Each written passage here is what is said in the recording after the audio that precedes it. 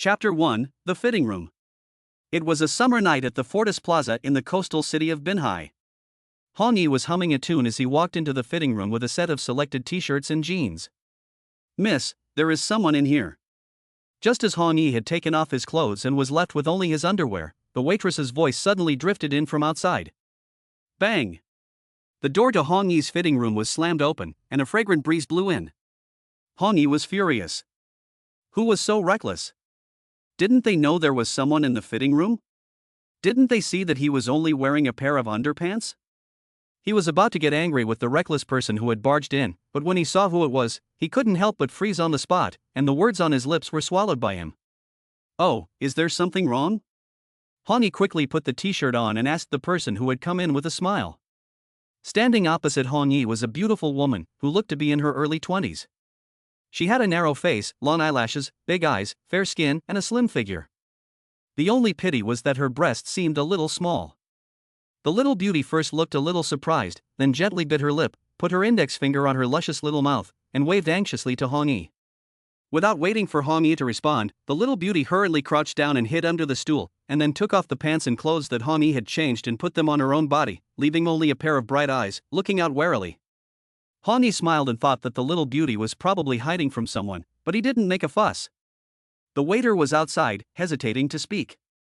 "It's fine, you go about your business," Hong Yi said in a neutral tone, and while he was talking, he quickly picked up the pants and put them on his legs. Hong Yi is not the type of exhibitionist who doesn't like to have his privacy seen by strange women, and of course he wouldn't do something dirty with his bare legs. However, there was a little beauty crouching in the room, staring at his key position without blinking, which suddenly made Hong Yi react. His pants, which had been raised to a certain height, suddenly got stuck. Hong Yi was embarrassed, and hurriedly turned around. Puff! Behind him, the little beauty couldn't help but laugh out loud, her voice as pleasant as a silver bell. Hong Yi was ashamed and angry. What's wrong with girls nowadays? He was a real man, and it was as if she had molested him. After finally putting on his pants, Hong Yi glanced back at the little beauty. The little beauty, however, winked playfully and made a shushing gesture again. At this moment, a loud noise came from outside, and the little beauty's face turned pale, and she squatted even lower in the gap between the stools. "Sir, you can't go in." The waitress outside stammered and tried to dissuade them. "Hey, come over." The little beauty hurriedly waved her hand at Hong Yi. Hong Yi scratched his head and walked over. "Quick, sit on top of me," the little beauty urged. "This is not good." Hong Yi glanced at the position the little beauty was talking about. If he sat on it, his butt would be right in front of her head. That kind of action was a bit suggestive. The little beauty glared at him, as if she would come out and fight if he didn't sit on it. Hong Yi had no choice but to sit down, with his legs slightly apart, looking down on her, just in time to witness the little beauty's beautiful black hair. However, in doing so, Hong Yi completely covered the little beauty's body. Feeling the faint fragrance coming from below from time to time, Hong Yi looked at his nose and his nose looked at his heart. Calm down, calm down. Buddha said, "Form is emptiness, emptiness is form," the aureole on the river island, the slender lady. Bang! Hong Yi was struggling with his inner lust when suddenly the door to the fitting room was kicked open. In fact, the wooden door was shaking so hard because the person who kicked it was so strong. I have something to ask you." A hoarse-voiced man pointed at Hong Yi and shouted in a stern voice. Hong Yi looked at him angrily and saw that the man had a long scar on his face and his head was bald, so he was obviously a local thug. Behind the bald man was a young man with shifty eyes, also staring at Hong Yi with a murderous look. Hong Yi's eyes narrowed slightly, and just as he was about to act, he found that his calf was tightly grabbed by the little beauty, as if she was afraid that he would get up and expose her. "I'm asking you, did you see a woman come in just now?" The bald guy walked in with a dark face and asked. "Yes." Hong Yi smiled. However, as soon as he finished speaking, Hong Yi felt a stabbing pain in his calf. It was obvious that the little beauty thought he was going to betray her and was already using the most primitive weapon of a woman, her nails. "Where?" The bald guy's face lit up with joy and he hurriedly asked. "Come here." Hong Yi waved to the bald man, and at the same time, he felt the little beauty's grip on his calf tighten. He moved his calf, but he couldn't break free. The bald man didn't suspect any trickery, and he stepped forward, threatening him with a stern voice, "You'd better not play tricks with me. If you dare to talk nonsense, I'll talk," while pointing at Hong Yi arrogantly. Hong Yi's eyes flashed, and he grabbed his arm with a little force. Ah! With a squeal like a pig being slaughtered, Guangtou immediately knelt on the ground. However, his kneeling was not important. He suddenly discovered the little beauty hiding under the stool and couldn't help but be dazzled. He shouted, "Good, you're here. Zhou Gege, you." Bang! Hong Yi kicked him, and before Guangtou could finish his sentence, he kicked Guangtou to the ground. Guangtou was caught off guard by this blow and immediately became furious. The young thief next to him was scared and shivered. At this moment, Hong Yi noticed that the young beauty had moved her hand from his calf, so he decided to step on the bald man's chest. "What are you doing here, you idiot? Hurry up and call someone to help me." The bald man felt his bones were about to fall apart, and he found that his subordinate was acting like a fool, so he shouted angrily. Chapter 2, The Beauty Sends Off. Seeing this, the young man turned and ran. Hong Yi grabbed him by the back of the neck and dragged him back like a puppy, and then suddenly kicked him in the knee. Ouch! The young man let out a scream, covering his lower back, his face distorted, and he lay on the ground in pain. Hong Yi was about to give him a few more kicks to get his revenge, but then he saw the little beauty, Zhou Gege, who had already run out from underneath and grabbed his arm, anxiously saying, "Hurry up, there are too many of them." While saying this, Zhou Gege didn't care whether Hong Yi agreed or not, and dragged him out of the house. "Wait, my clothes!" Hong Yi quickly said. "What clothes? Aren't you wearing clothes?" Zhou Gege looked at Hong Yi and asked, but perhaps she thought of the situation where Hong Yi was only wearing a pair of underpants, and her face could not help but turn red. "My clothes," Hong Yi explained. "Okay, it's just 2 clothes.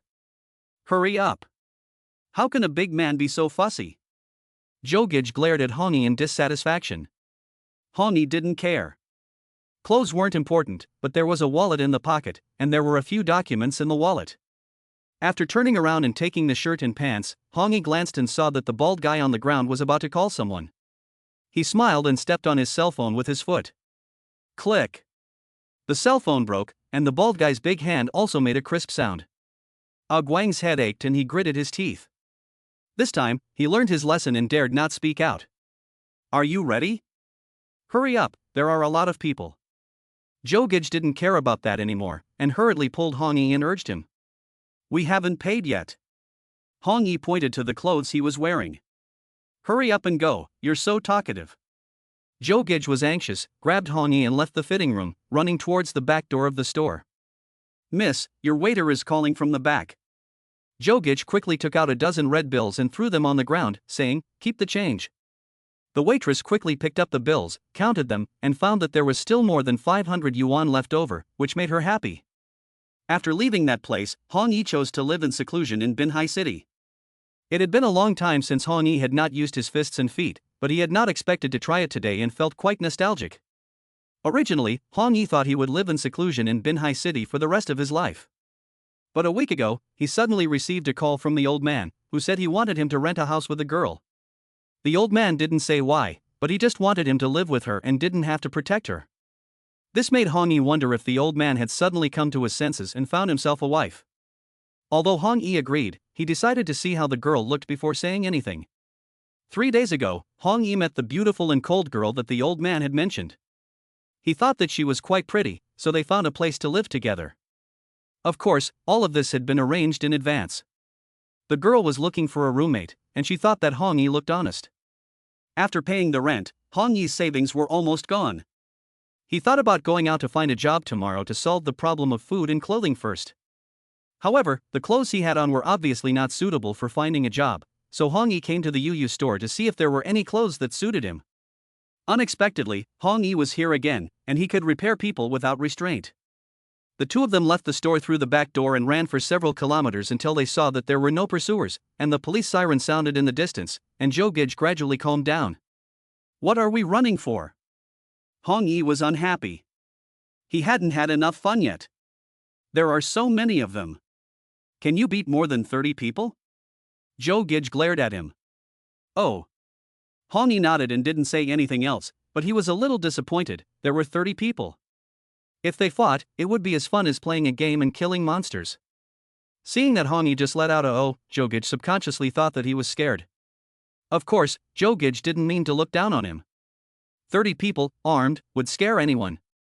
Zhou Gege was probably exhausted from running too fast just now, and at this moment she was hunched over and panting heavily. Hong Yi glanced at her, and in the darkness of the night, he just happened to see the hazy gap between Zhou Gege's breasts.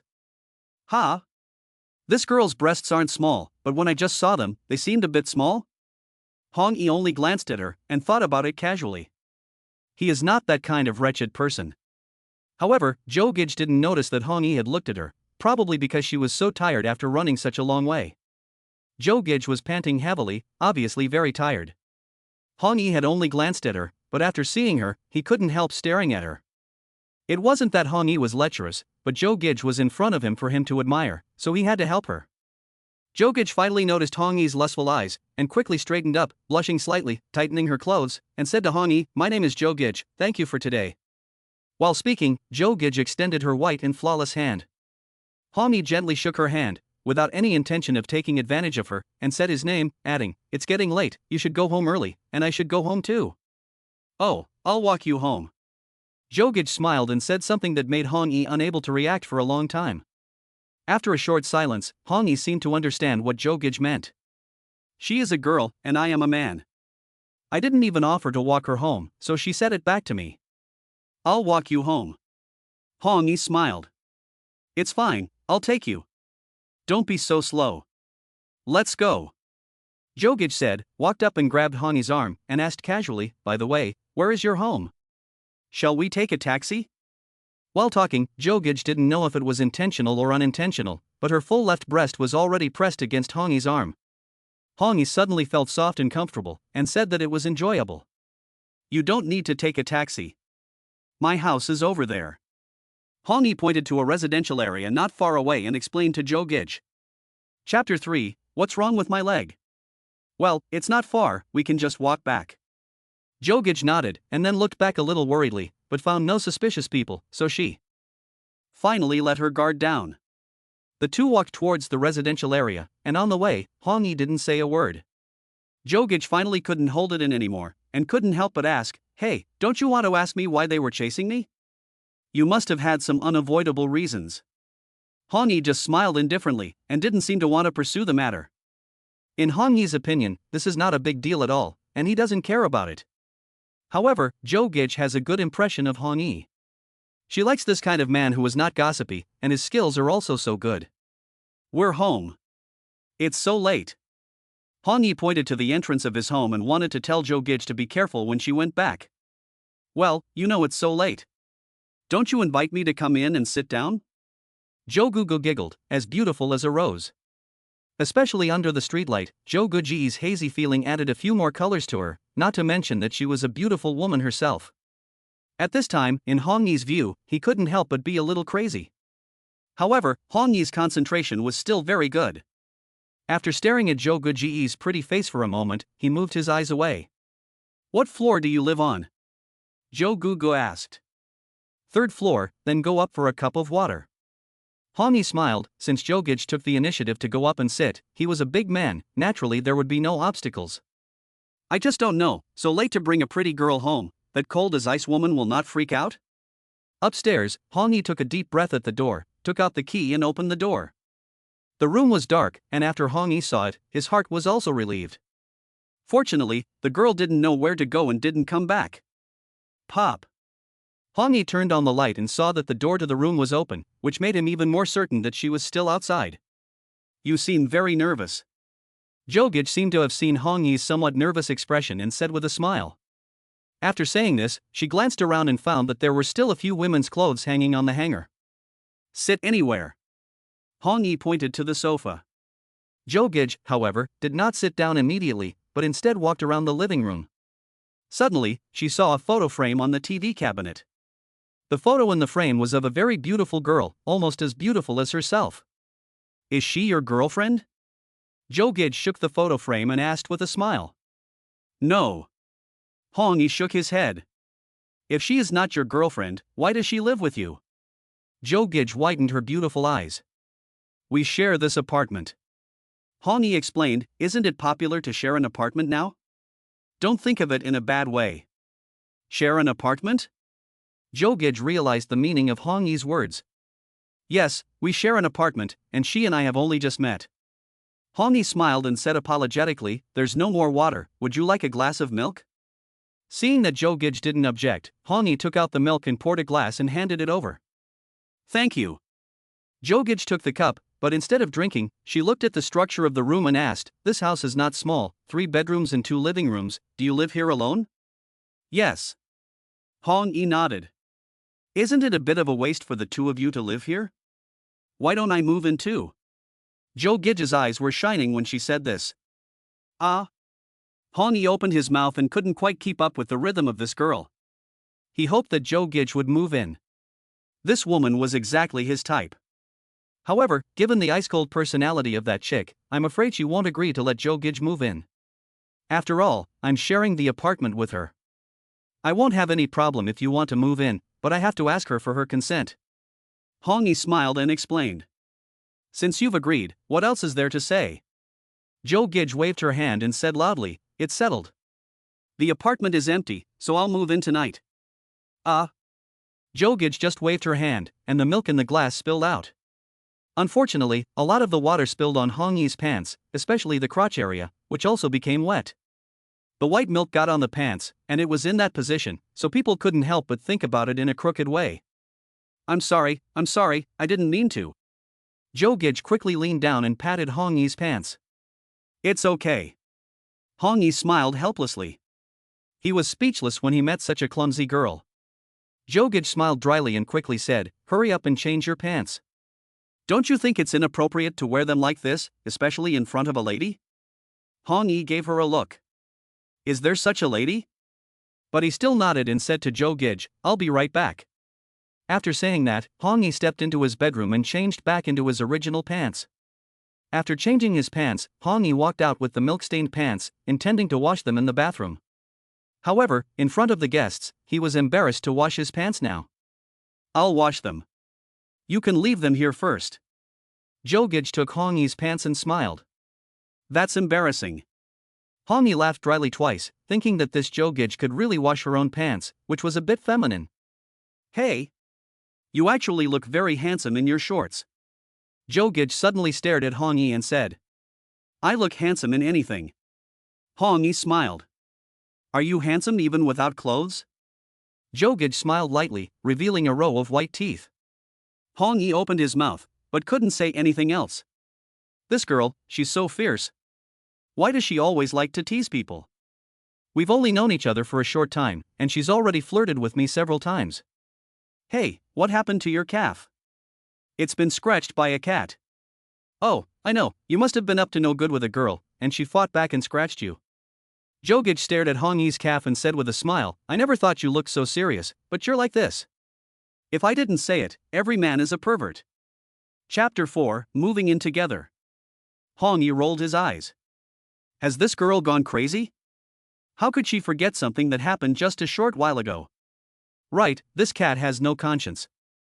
It scratched and clawed at its benefactor. Hong Yi smiled. Then you should lock it up and not feed it, so that it knows what gratitude is.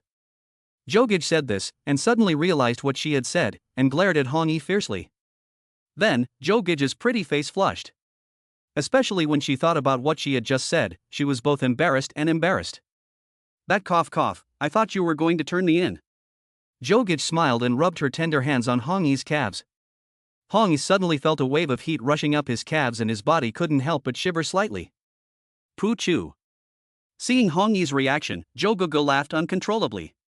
However, when she looked down and saw a certain bulge in Hong Yi's underwear, she was confused for a moment and quickly let go of his hand.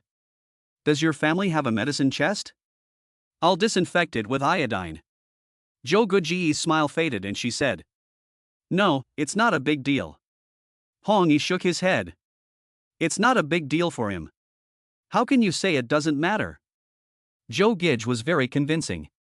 This injury doesn't look serious, but I have nail polish on my hands. Nail polish on the body is bad for the skin and may even leave a scar. As she spoke, Zhou Gege didn't care whether Hong Yi agreed or not, and she ran over to rummage through the drawers. It turned out that she really found the iodine. Come, sit down. Zhou Gege commanded. Hong Yi was unable to refuse her hospitality and had to sit on the sofa. Zhou Gege sat down next to Hong Yi and put his legs on top of her own legs. She took a cotton ball, lightly dipped it in the iodine, and evenly applied it to the nail marks. As she was applying the iodine, Zhou Gege noticed that Hong Yi was silent and looked at him curiously. Upon seeing this, she saw that Hong Yi was blushing, as if he were a little boy, and couldn't help but feel happy in her heart. The unpleasant things that happened today were almost swept away. After applying the medicine, Zhou Gege looked carefully in the room she had chosen, and then thoughtfully walked out, muttering, "That room is good, the bed is ready, but unfortunately there are no mattresses or quilts." Hong Yi shook his head. Where would he have any extra bedding? Hong Yi wanted to say that the girl he lived with should have extra bedding, but he didn't think it was appropriate to say that. He had already let Zhou Gege move in without her consent. If he requisitioned her mattress and quilt, he thought the girl would probably release a cold breath. "I'll go out and buy some now. I found a supermarket in your neighborhood, it's very close, I'll be back in a while." Zhou Gege's eyes lit up. After saying this, she quickly opened the door and left. Hong Yi looked at Zhou Gege's disappearing back, and didn't even figure out if this girl really wanted to live here. Zhou Gege went downstairs, walked forward for a while, looked around to see if anyone was around, and then picked up her phone and dialed a number. "Gege, where are you now? Are you okay?" On the other end of the phone, a voice asked with concern. "Nothing, I'm fine." Zhou Gege replied with a smile.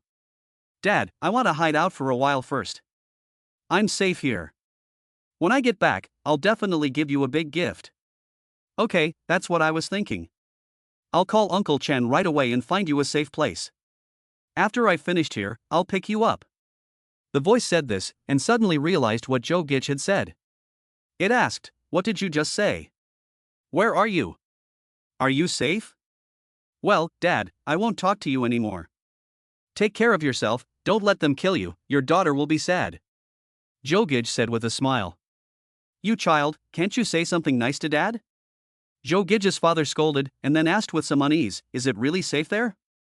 "Don't worry, that's it." Zhou Gege hung up the phone after saying that.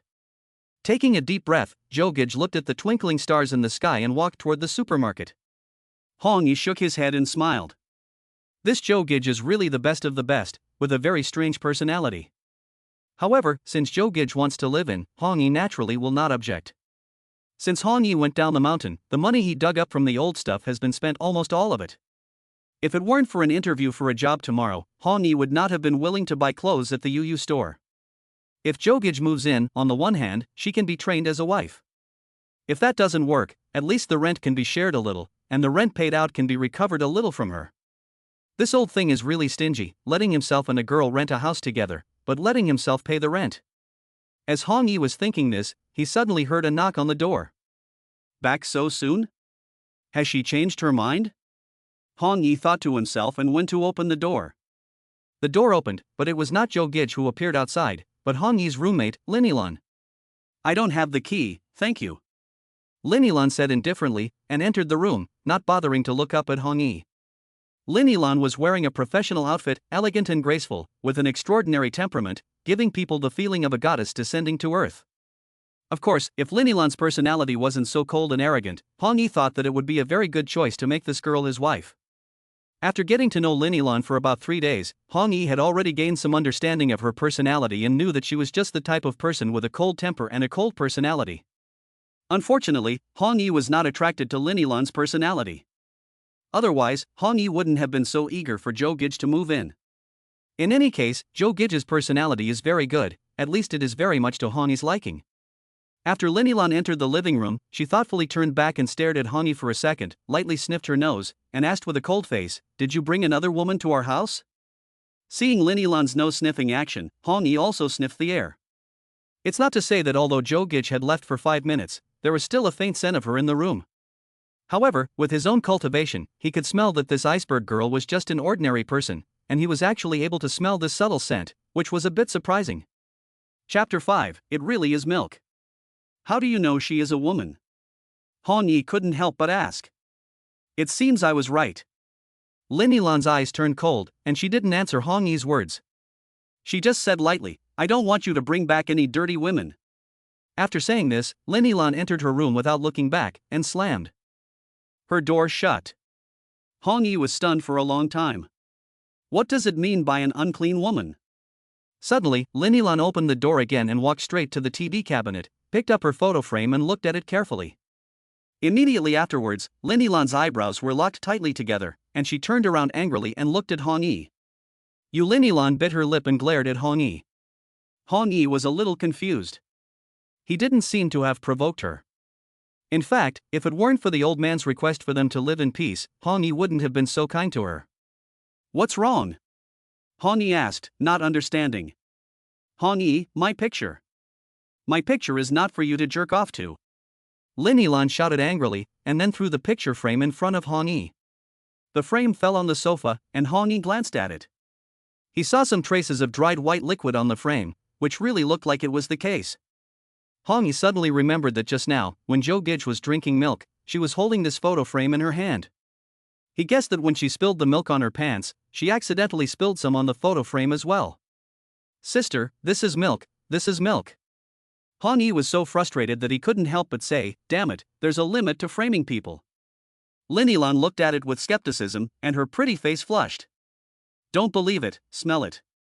Hong Yi was afraid that she wouldn't believe it, so he deliberately held up the photo frame. Lin Yilan was even more embarrassed. If this thing was really that thing, how would she know? "Okay, this is milk." Lin Yilan gave Hong Yi a look and asked in return, "But why did you drink milk and why did you take my picture? Why did you spill milk on my picture?" Hong Yi was speechless. He wanted to say that he had never taken her photo, but she would definitely not believe him if he said that now. Hong Yi felt that Lin Yilan was about to say, "Do you want to drink my milk?" Hong Yi was so frustrated. Nima, he could not clear himself even if he jumped into the Yellow River. "Could it be that the milk on your pants is also milk?" Lin Yilan said this, and her eyes looked at the pants that Hong Yi had changed. Hong Yi slapped his head. "This thing is done." "No words to say?" Lin Yilan coldly said. "This is really milk." Hong Yi was sure to answer with certainty. Lin Yilan did not pay any attention to Hong Yi's words, turned around and walked towards her room without looking back. When she was about to enter her bedroom, Lin Yilan said lightly, "I hope you can move out tomorrow." "What did you say?" No matter how good Hong Yi's temper was, Lin Yilan's repeated unreasonable behavior made him angry, and he stood up from the sofa at that time. "Okay, I'll move out." Lin Yilan replied lightly, and after saying that, she glanced back at Hong Yi, her eyes drifting to the photo on the sofa, and continued, "If you like the photo, I'll give it to you." "I'm sorry I can't see you off." Hong Yi suddenly felt that he had no reason to be angry with this girl. Lin Yilan stopped, turned around and glared at Hong Yi viciously, opened the door and entered the bedroom, and then slammed the door shut.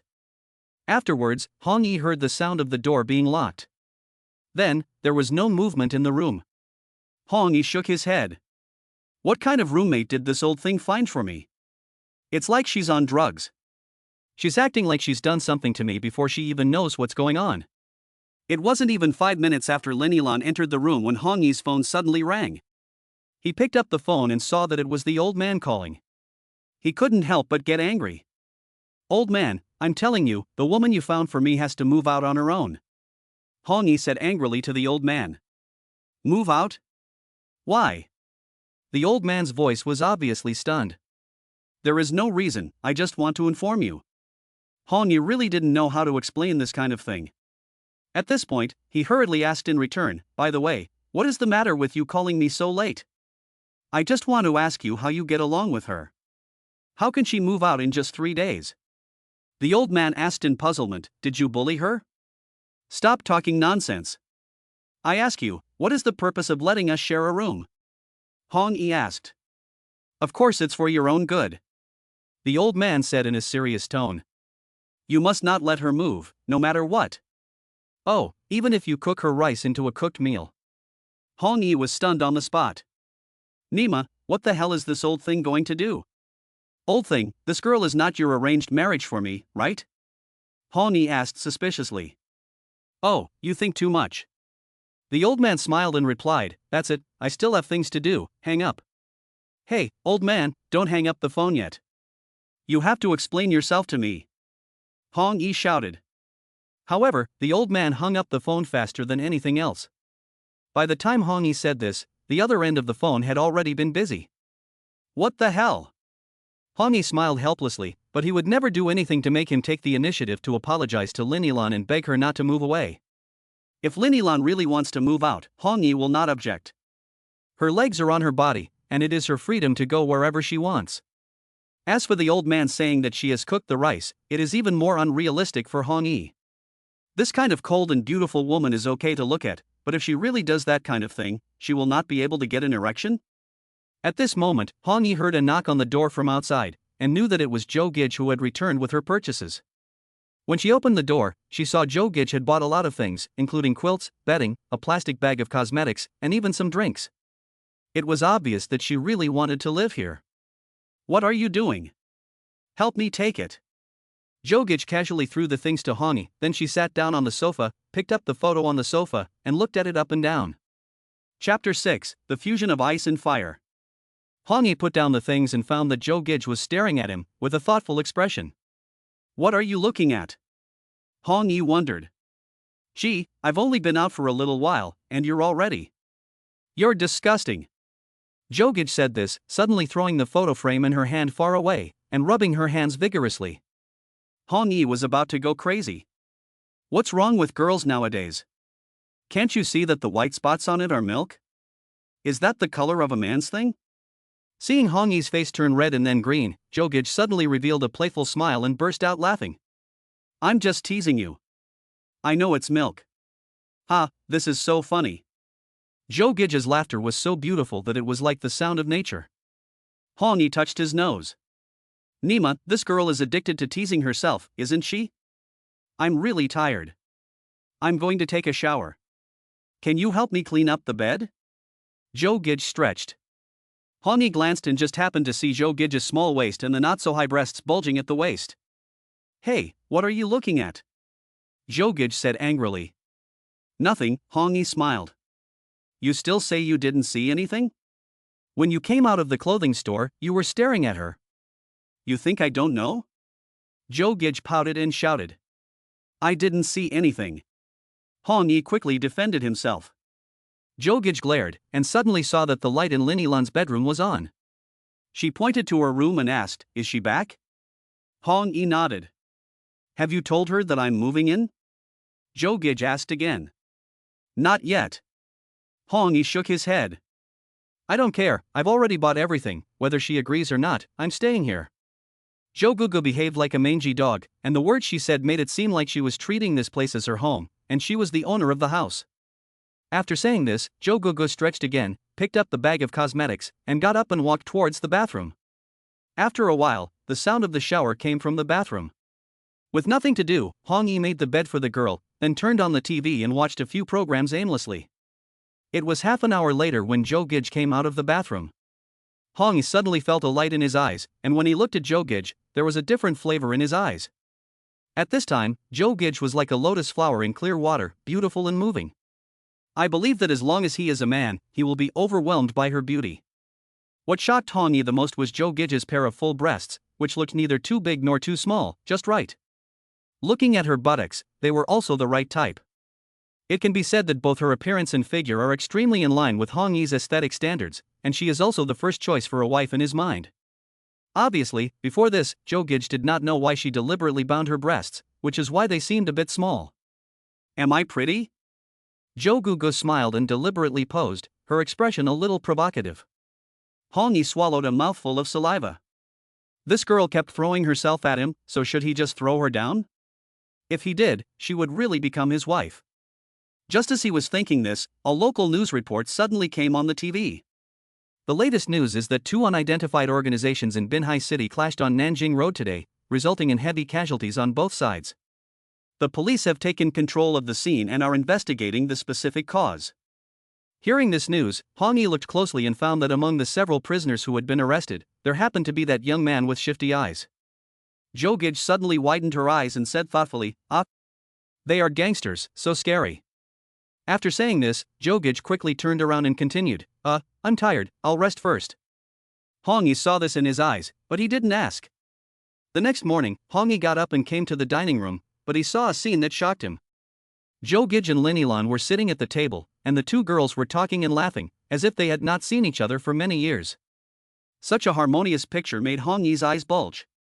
In Hong Yi's opinion, these two women with different personalities, one is an iceberg and the other is a sea of fire, which should be incompatible. How could they get along so well when he was sleeping? Seeing Hong Yi appear, Lin Yilan suppressed her smile, gave him a dirty look, and lowered her head to eat her breakfast in small mouthfuls. Sister, I'm really sorry. I moved in without your consent yesterday, Zhou Gege said with some embarrassment. It's okay. I live with him, and I'm not angry enough. Now that you've moved in, I won't be lonely. Lin Yilan smiled lightly. Hong Yi shook his head. A woman's mind is really unfathomable.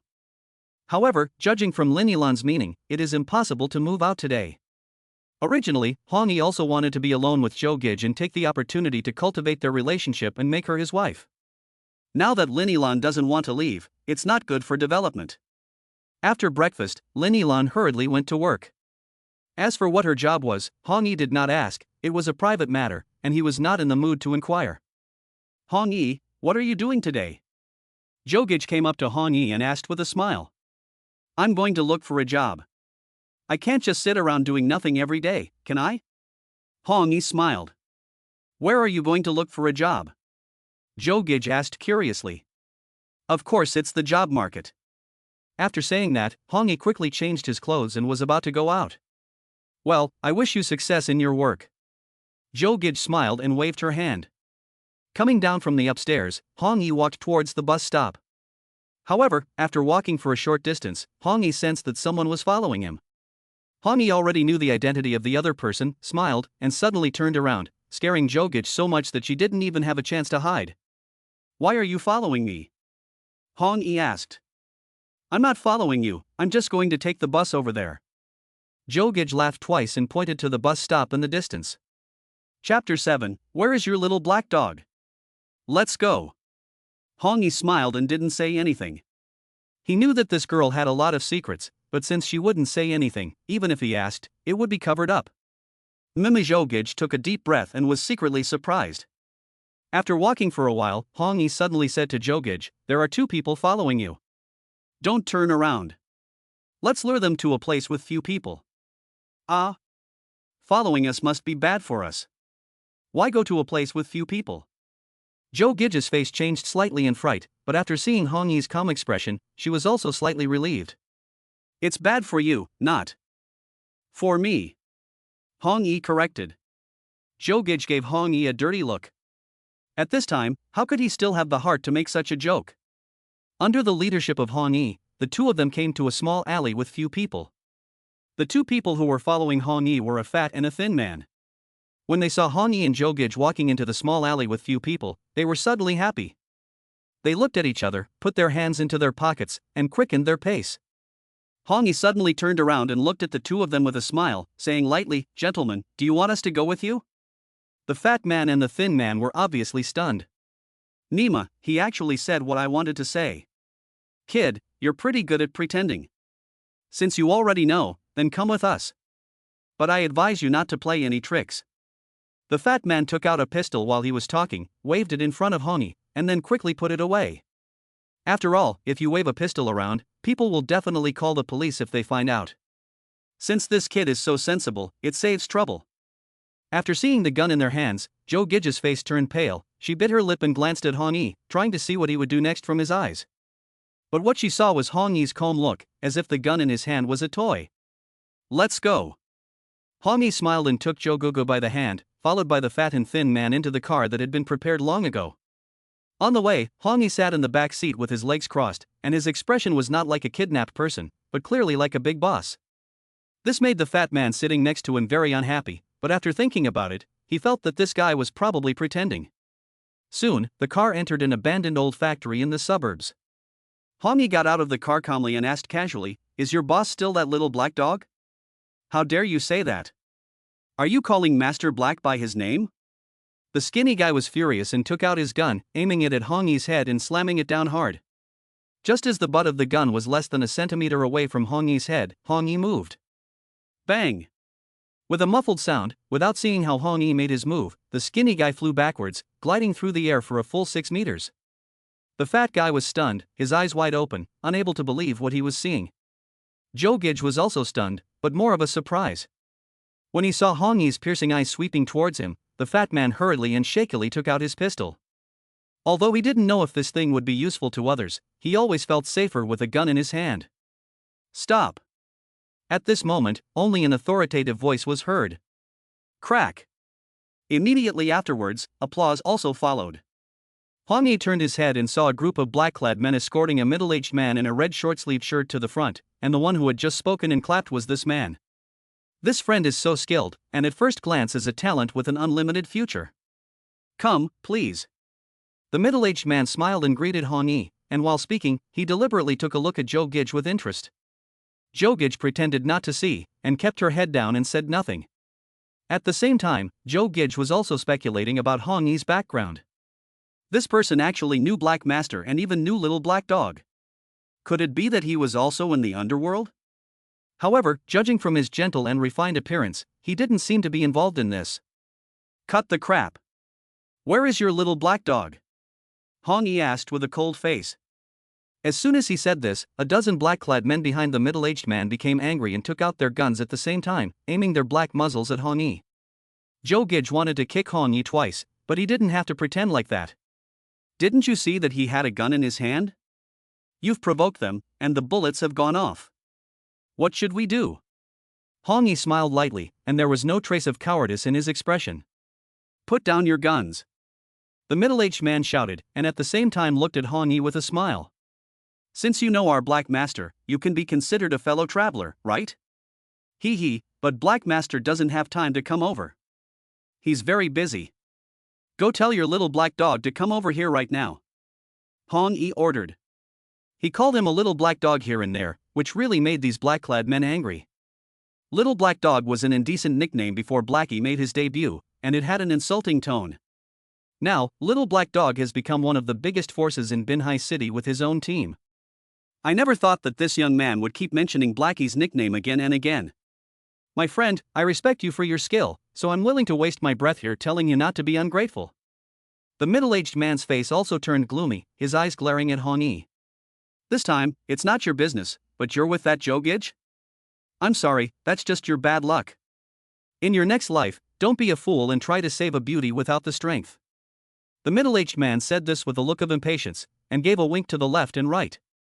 The two strong men next to him understood, put away their pistols for the time being, and walked toward Hong Yi with clenched fists and smiling faces. This has nothing to do with him, let him go.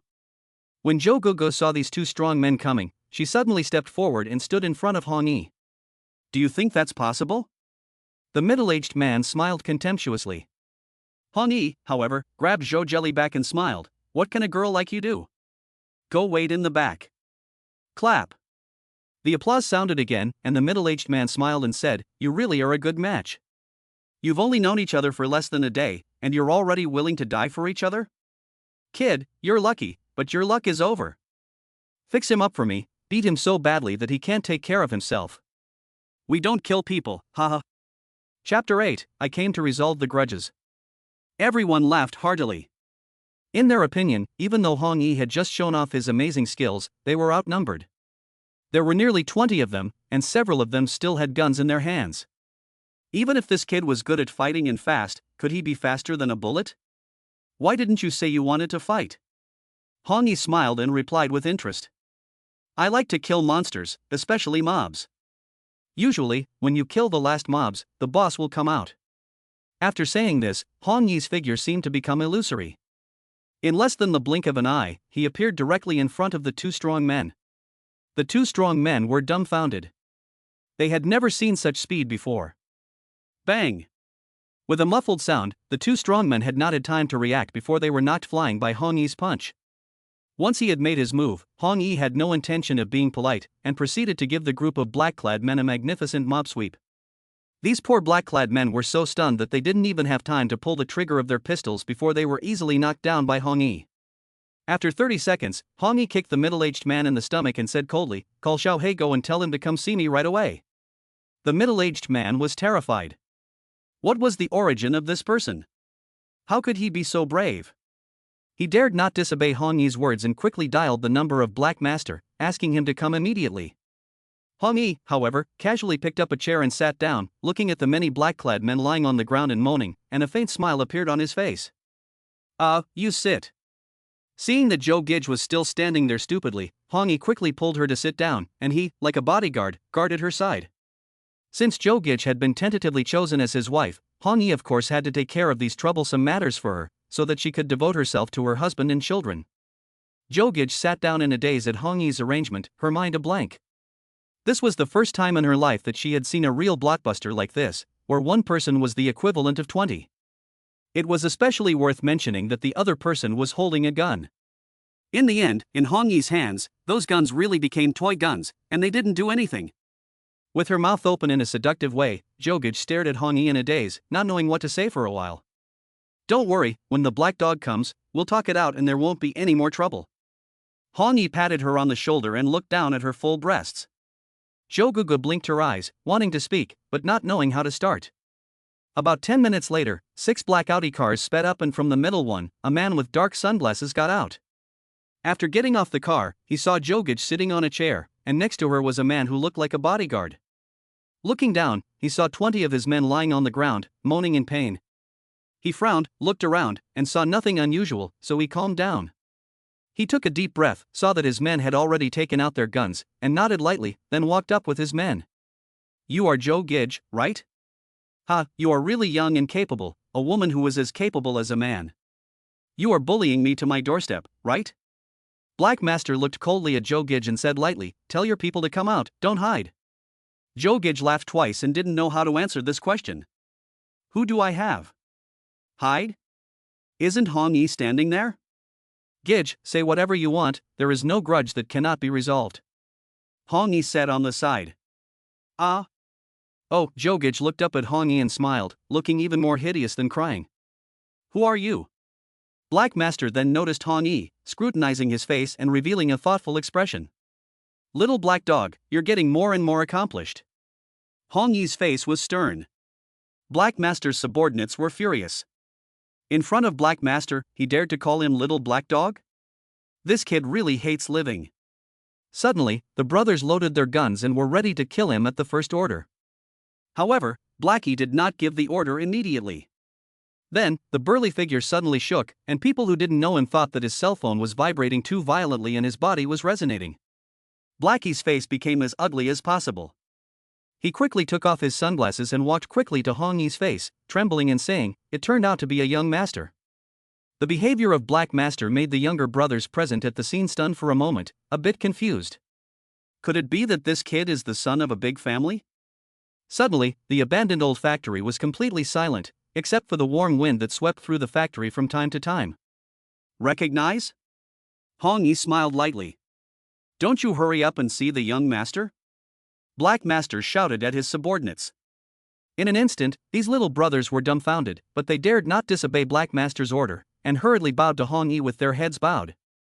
"It's okay, these rituals can be put aside." Hong Yi waved his hand. "Is there any instruction for this visit?" Black Master asked cautiously, and while asking this question, he looked at Zhou Gege sitting next to him, and quickly guessed the relationship between the two. Black Master was shocked here, and Zhou Gege was not feeling very good either. She was even more shocked in her heart. "Young Master E? Who is this guy? Why have I never heard of this person before? Is there a young Master E in Binhai?" Especially when she saw Black Master's respectful attitude towards Hong Yi, Zhou Gege was even more shocked and confused. Could it be that Hong Yi is also one of them? "I'm not here to give instructions, I'm here to resolve the feud." Hong Yi said with a smile, "I know a little about the feud between your two families from the news. I don't want to say anything else. The feud between you is your own business, but if anything happens to Zhou Gege, I don't mind destroying your Dongxing group." When he said this, everyone gasped.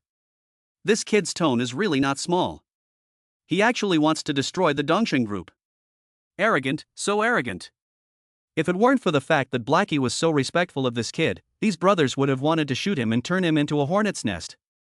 Blackie's face broke out in cold sweat, but after thinking about it carefully, it seemed that there was something wrong with this statement.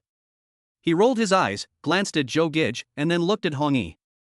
He didn't dare to look into his eyes, but whispered, "Mr. E, can I borrow a moment to talk?" Chapter 9, Are you with them? Hong Yi frowned. "Just say one sentence." Black Master said with a smile. Seeing that the other party's attitude was sincere, Hong Yi nodded and walked to the side. Of course, Hong Yi kept an eye on the movements of Zhou Gege. If anyone dared to shoot, he would shoot them without hesitation with the pistol he had just taken from the middle-aged man.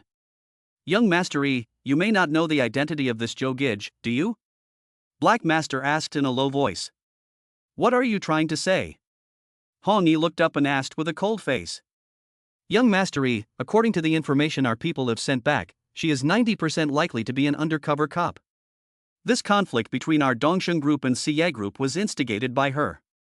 Blackie lowered his voice, so it's not that we want to do anything to her, it's that she wants to take advantage of our mutual destruction and work with the police to wipe us out.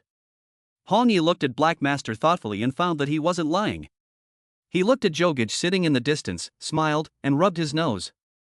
As long as Mr. E is willing to advise Miss Zhou not to interfere with our affairs, we will also turn a blind eye to what she has done in the past. Black Master said again, with a few wrinkles on his seemingly old face. However, this matter involves the police, and I think Zhou Gege will not let it go. Are you trying to bargain with me? Hong Yi's eyes grew cold and he looked at him with authority. No, I'm just stating the facts. Black Master gritted his teeth and bowed. Okay, I'll repeat it again. I don't care about your business, but Zhou Gege is my woman, so you figure it out yourself. After Hong Yi finished speaking, he ignored Black Master and walked over to Zhou Gege, then strode out of the room. Black Master was at a loss for a moment. Could it be that the only disciple of that person was going to become the police's son-in-law? Nima, what is going on? Hong Yi led Zhou Gege to an Audi and ordered the black-clad man who was looking at the car, "Come here and bring me the car keys." The black-clad man was already dumbfounded. After looking at Black Master and receiving his affirmation, he hurriedly handed over the car keys with both hands. If you don't mind, this car is yours. Black Master walked up and said sincerely. It's not a black car, is it? Hong Yi asked with a smile. No, the paperwork is all in order. I'll have someone transfer the ownership for you this afternoon. The black-clad man laughed nervously and hurriedly replied. Thank you very much. Hong Yi didn't mean to be rude, and pulled the surprised Zhou Gege into the car. In less than a minute, the black Audi drove away with Hong Yi and a stunned Zhou Gege. The middle-aged man who had been beaten up by Hong Yi struggled to get up and came to the side of Black Master. Seeing the other person's ashen face, he couldn't help but ask, Black Master, who is this person? Have you heard of the Big Evil? Black Master looked up and asked the crowd. Upon hearing this, a small number of people present shuddered. Who didn't know the name of the Big Evil back in the day? However, times have changed, and the Big Evil has washed his hands of it and returned to his hometown. Therefore, most of the people present did not know such a person as the Big Evil. He is the Big Evil? The middle-aged man was shocked, but thoughtfully said, he is not the Big Evil, but he is the Big Evil's only disciple. Black Master said coldly. So, is this matter settled? The middle-aged man said angrily, and besides, this is in Binhai, even if the Big Evil himself came here, he would have to give way, right? He is only the Big Evil's disciple, so what's so great about him?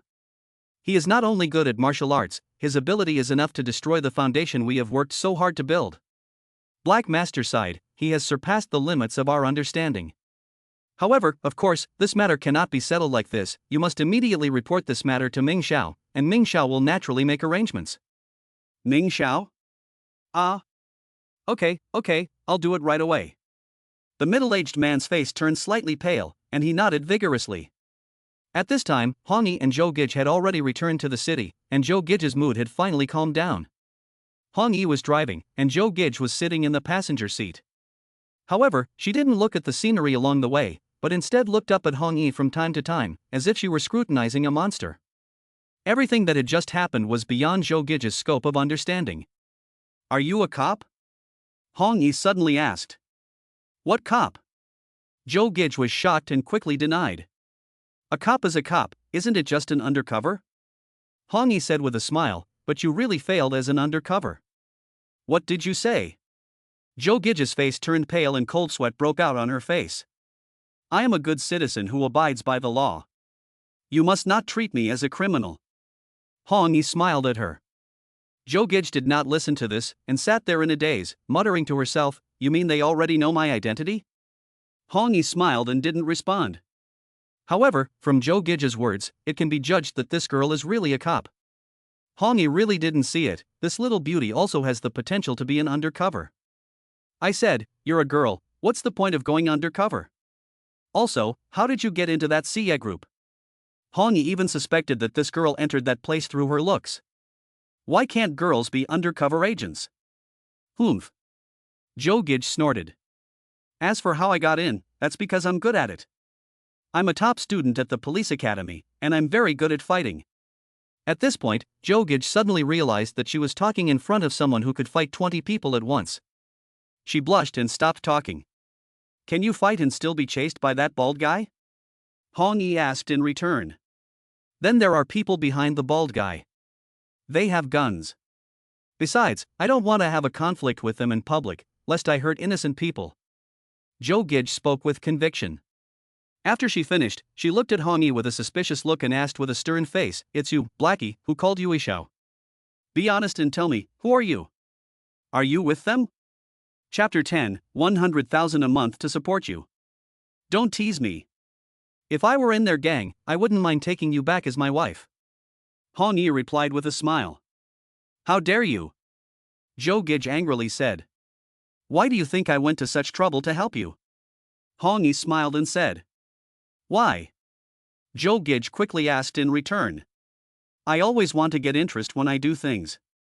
Hong Yi explained seriously, I found that you have a big butt and big breasts, so you are definitely the perfect wife for me. So I decided that from today on, you don't have to be an undercover or a cop anymore.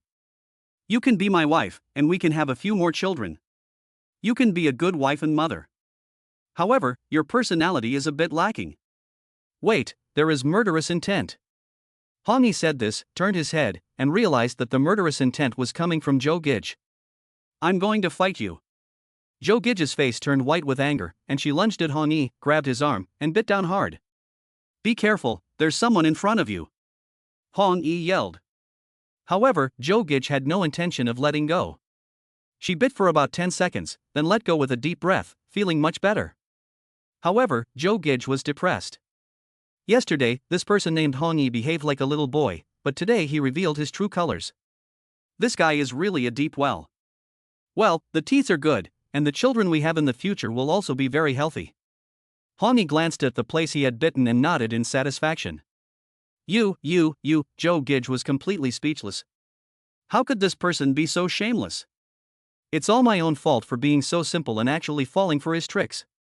This guy is completely different from yesterday. If you didn't know, you'd think he had a twin brother. She wanted to leave Hong Yi right away, but then she suddenly thought about the way Blackie behaved today. After thinking it over, she decided to stay with Hong Yi for the time being. Humph, you little thief, just wait until I get my hands on you. Hong Yi parked the car in front of his house and turned off the engine. Aren't you going to look for a job? Zhou Gege asked, puzzled. Hong Yi should have driven to the job market in this car.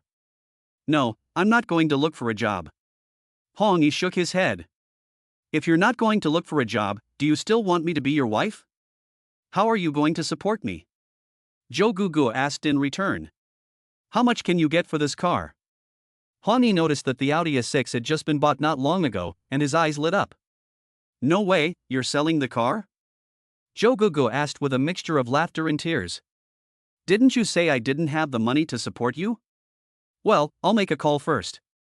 Hong Yi smiled and then took out his mobile phone and dialed the number of Blackie.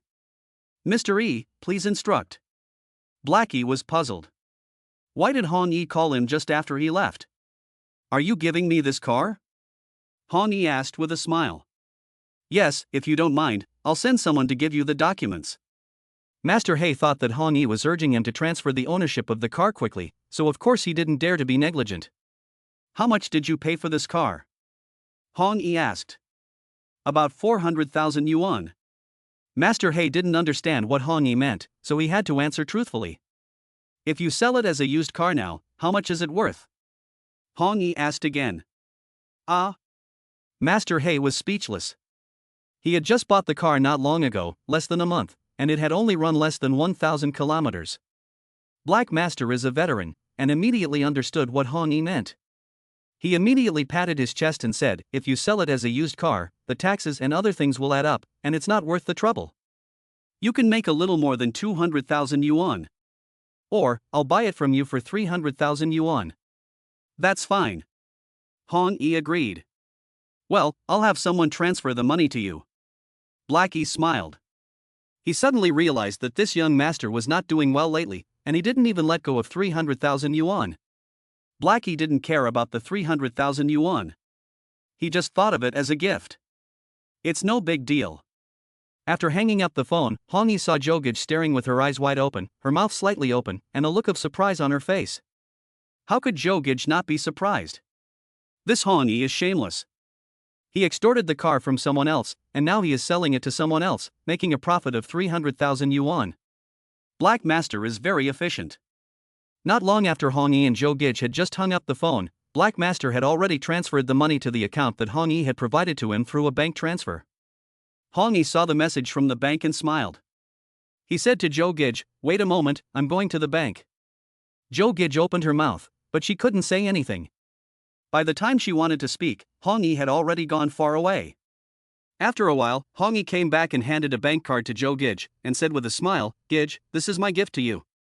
Please accept it." Zhou Gege took the bank card with a blank expression. She didn't accept it with a smile, she accepted it blankly. "What are you giving me this for?" asked Zhou Gege, raising her head. "Didn't you say I wouldn't be able to support you without a job? This is 100,000 yuan for a month. You can spend it first, if it's not enough, I'll think of something." Hong Yi said with a smile. "I don't want it." Zhou Gege's heart trembled, and she refused without thinking. Then she pouted and said, "This is black money, I won't take it." "What do you mean by black money?" "It was obtained through regular channels. A fool gave me a car, and I sold it." "Isn't that normal?" Hong Yi said seriously. Zhou Gege really had nothing to say to Hong Yi's sophistry. Anyway, she would never take the bank card. "If you don't want it, I'll throw it away." After Hong Yi finished speaking, he planned to throw it away. Wait. Zhou Gege suddenly had a thought in her mind. She took the bank card and said, "I want it." "Of course I want it." Chapter 11, Inspect and then decide. Hong Yi smiled and handed the bank card to Zhou Gege. Zhou Gege opened the small bag and put the bank card neatly into the card pocket. Right, if they already knew my identity, why did they still fight? Zhou Gege was thinking about this question. To be honest, this incident felt like it was caused by Zhou Gege herself. But since the Black Master knew she was an undercover, why would he fall for it? That doesn't seem to make sense. You're too young, silly girl, you can't understand such simple truths. Hong Yi shook his head and sighed. Come on, don't pretend to be so mature. Zhou Gege glared. At least I'm better than you. Hong Yi smiled. Then tell me, why did they do it? Zhou Gege asked angrily, obviously angered by Hong Yi. First of all, it's normal for the two groups to fight. Hong Yi explained. What do you mean by normal? You should know that before I infiltrated the CA group, the two groups got along very well, and there were many cooperative projects. If it weren't for me, they would have probably merged together. When Zhou Gege said this, she looked very pleased. Since I successfully entered the CA group, this phenomenon has finally changed. How about it? Am I great? Hong Yi gave him a look and continued, that's a superficial phenomenon. The two groups cooperated because they had a connection of mutual interest. Once this relationship of interest is broken. What do you mean by superficial phenomena? This is the truth. Zhou Gege snorted, don't you dare take all the credit for me. Hong Yi stopped talking and silently admired Zhou Gege's beautiful face. Not to mention, Zhou Gege's serious look when she spoke just now was really heart-stirring, especially her little mouth moving back and forth, as if she was carrying an endless fragrance in her mouth, making Hong Yi feel intoxicated. What are you looking at me for? I'm beautiful, but you can't look at me like that. Zhou Gege was uncomfortable being stared at by Hong Yi and couldn't help but shout angrily. Hong Yi still didn't say anything, and his gaze dropped. Where are you looking? Zhou Gege was furious. Hong Yi turned his head and didn't say a word. Are you mute? Say something, keep going. Zhou Gege suddenly realized that Hong Yi wasn't talking and she was puzzled. You say it. Hong Yi replied lightly. What do I say? Zhou Gege said angrily, and I won't be polite if you keep talking. It is normal for two parties to fight because of their interests. You are just a fuse. Hong Yi didn't want to argue with a beautiful woman, so he smiled and continued. However, as soon as he finished speaking, Zhou Gege took over again. What do you mean by fuse? It's my credit, isn't it? If I hadn't set a trap on purpose, they. Zhou Gege suddenly realized that she had interrupted him again, and couldn't help but stick out her tongue and smile. She waved her hand and said to Hong Yi, "Oh, you continue, I'll shut up, okay?" Zhou Gege covered her mouth with her tender hands, her big, intelligent eyes twinkling, waiting for Hong Yi to continue. "If you interrupt again, I'll have to implement the family law." Hong Yi glared at her. He. Zhou Gege nodded. "You silly girl, don't you think you've just fallen into their trap? Think about it, now that both groups know that you're the one who started the conflict, do you think they'll let you off?" Hong Yi smiled and analyzed, "Not to mention Dongsheng Group, even Siye Group wants to get rid of you. As for your undercover identity, if it were me, I wouldn't have made it public. I could have treated you as an employee of Siye Group and found an opportunity to get rid of you." Hearing Hong Yi's words, Zhou Gege's pretty face suddenly turned pale, and she couldn't help but shiver. It turned out that she was too naive and thought she had hidden her identity well. As a result, the two major groups had already targeted her. So what should I do now? Zhou Gege was a little scared. Although she had previously infiltrated the Siye Group to work as an undercover, she wasn't scared at the time. However, after learning about the ruthless tactics of these groups, Zhou Gege was indeed a little scared. Moreover, Zhou Gege is still a girl, a pretty girl. If they really get caught, the consequences are unimaginable. "Let me investigate and then make a decision," Hong Yi said indifferently. "Investigate? What do you want to investigate? Go to their group to investigate?" Zhou Gege was stunned and didn't understand what Hong Yi meant. What is the point of investigating their group? It's meaningless. Hong Yi shook his head. What do you mean? Zhou Gege was puzzled. Investigate you to see how your character is. If there is no major problem, I will marry you as my wife. As long as you become my wife, no one will dare to bully you. When Hong Yi said this, his face changed slightly and he suddenly pounced on Zhou Gege. The next moment, Hong Yi was already on top of Zhou Gege. "You, Zhou Gege, almost said something like a rogue animal." Bang! At this moment, there was only a gunshot, and the bullet passed through the back window and hit the glass of the front window, bringing out several pieces of tempered glass. How could Zhou Gege not know what had just happened?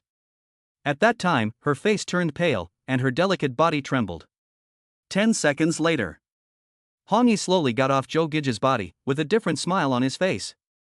Zhou Gege took a deep breath, but she didn't dare to look up. After glancing at the trajectory of the bullet, she was even more frightened. If it weren't for Hong Yi's quick reaction, the bullet would have shot into the back of her head. Zhou Gege felt her head buzzing, but after seeing Hong Yi's smile, she couldn't help but angrily say, "Hey, what time is it, and you're still smiling?" "Don't worry, the killer is gone." Hong Yi smiled. "Gone? Is that true?" Zhou Gege still didn't dare to get up. She was really scared. "Don't worry. A killer like this will definitely move on if he can't kill his target with one shot," Hong Yi explained with a smile. Zhou Gege seemed to believe it. At least, she saw that Hong Yi had straightened up and had not been assassinated by the gunman. After a brief hesitation, she also sat up from her seat.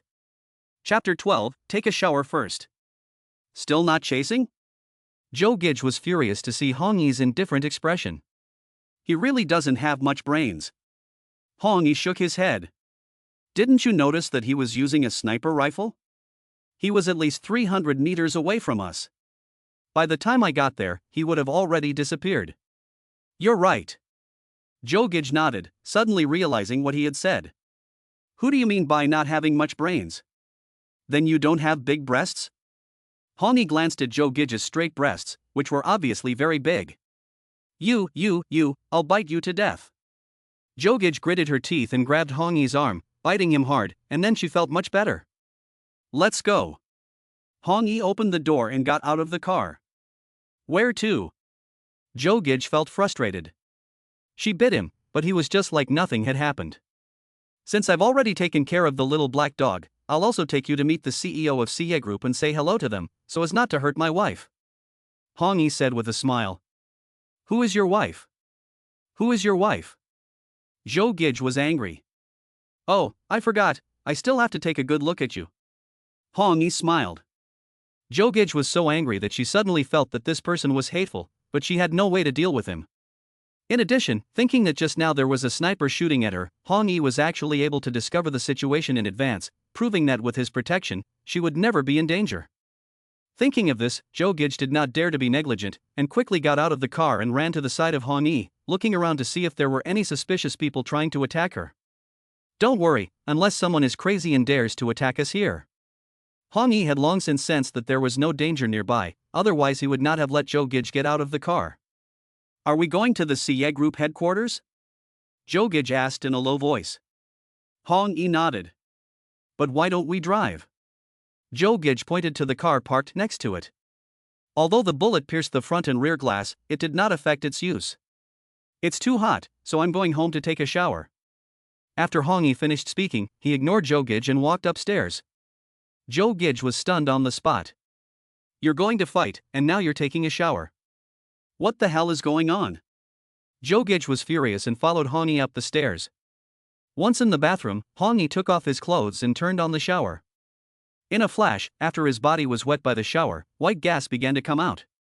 These gases looked no different from ordinary water vapor, but if you looked closely, you would see that the white gas was coming from his body. At this time, Hong Yi was like a large steamer, with white gas constantly spreading and rising in the bathroom, which was less than 6 square meters. After 5 minutes, the white gas seemed to have eyes, suddenly converging on Hong Yi's body and seeping into his body through his skin. Hong Yi's eyes flashed with brilliance and he was full of energy. Hong Yi clenched his fists, feeling the energy rising in his body, and smiled contentedly. Since Hong Yi became sensible, his body has had this strange change, and he doesn't know what caused it. After every fierce fight, Hong Yi has to replenish his energy through this water method. As long as he soaks his body in water or takes a shower, his energy will be replenished. Otherwise, his physical strength will recover extremely slowly. Just now, although Hong Yi calmly knocked down more than 20 black-clad men, it also consumed a lot of his energy. Since he was going to the CA Group, Hong Yi of course had to replenish his energy. If he encountered an ordinary person, it would be fine, but if he encountered a master or something, with the amount of energy in his body just now, it would be very troublesome to deal with. The conflict with the Dongxing Group only consumed 30% of Hong Yi's energy, so it can be quickly replenished by just taking a shower. After waiting outside for Hong Yi for half an hour, Zhou Gege finally saw Hong Yi come out of the bathroom wrapped in a large towel, covering his lower body, looking refreshed. Are you a man? Zhou Gege asked angrily. What do you think? Hong Yi glanced at her. It took you 30 minutes to take a shower. Which man takes this long to shower? And it's summer. Zhou Gege had been waiting for so long that she was in a bad mood, and her temper came up. She then added, I really doubt that you're a man. Whether you're a man or not, you'll know if you take a look. Hong Yi smiled and said this, and suddenly opened the large towel. Ah! Zhou Gege let out a cry of surprise, quickly covering her eyes with her hands and turning around in a flash. Hong Yi smiled, with a different flavor on his face. You pervert! Zhou Gege shouted angrily. However, while Zhou Gege was talking, she turned her head slightly, out of curiosity, and looked at Hong Yi through her fingers. At a glance, she saw that behind the large towel, Hong Yi was still wearing a pair of boxers. He had not completely exposed his body to himself. Zhou Gege's face turned red, knowing that she had been fooled. She immediately frowned, staring at Hong Yi without blinking. Crack! Just as the two were facing off, suddenly, they heard the sound of the door opening from outside. The door opened, and Lin Yilan stepped in from outside. She glanced and just happened to see the upper half of Hong Yi's bronze-colored muscles and his thighs wearing only boxers. Lin Yilan was stunned on the spot. After a short silence, she hurriedly ran to her room and slammed the door shut. Hong Yi also never expected that Lin Yilan, who had already gone out to work, would suddenly return and happen to see the scene of her bathing and dressing. Hong Yi suddenly felt that he had lost a bit, and his body had been seen by both girls. He hurriedly put on his clothes, and when he saw Zhou Gege laughing non-stop, he glared at her. Unexpectedly, Zhou Gege laughed even more happily, and her image of shaking like a flower stalk made Hong Yi feast his eyes. Look at how you scared Lin Yilan, and don't you hurry up and apologize to her? Zhou Gege smiled. You looked at me, but you didn't apologize to me. Hong Yi was eloquent. Cut it out, what's there to see in someone like you? Zhou Gege gave Hong Yi a look, but couldn't help but secretly glance at Hong Yi's upper body. Chapter 13 I just want to see you look silly. Seeing Hong Yi's muscular body, Zhou Gege's face turned slightly red and her heart pounded. Hong Yi is not the type of exhibitionist, so he quickly pulled his clothes over and quickly put them on. As soon as he finished dressing, Lin Yilan walked out of the room, holding 2 books in her hands, staring at Hong Yi with a frosty look on her face, not saying a word, and then opening the door and leaving. Hong Yi shook his head. What is this all about? You suddenly barged in and looked at me, and now you're glaring at me. If it weren't for the old thing, Hong Yi really wanted to kick this girl out. Hey, hey, hey. Zhou Gege elbowed Hong Yi with her elbow and looked at him with a smile. What's the matter? Hong Yi asked. You're not interested in Lin Yilan, are you? Zhou Gege asked in a very gossipy way. Do you think that's possible? Hong Yi asked in return.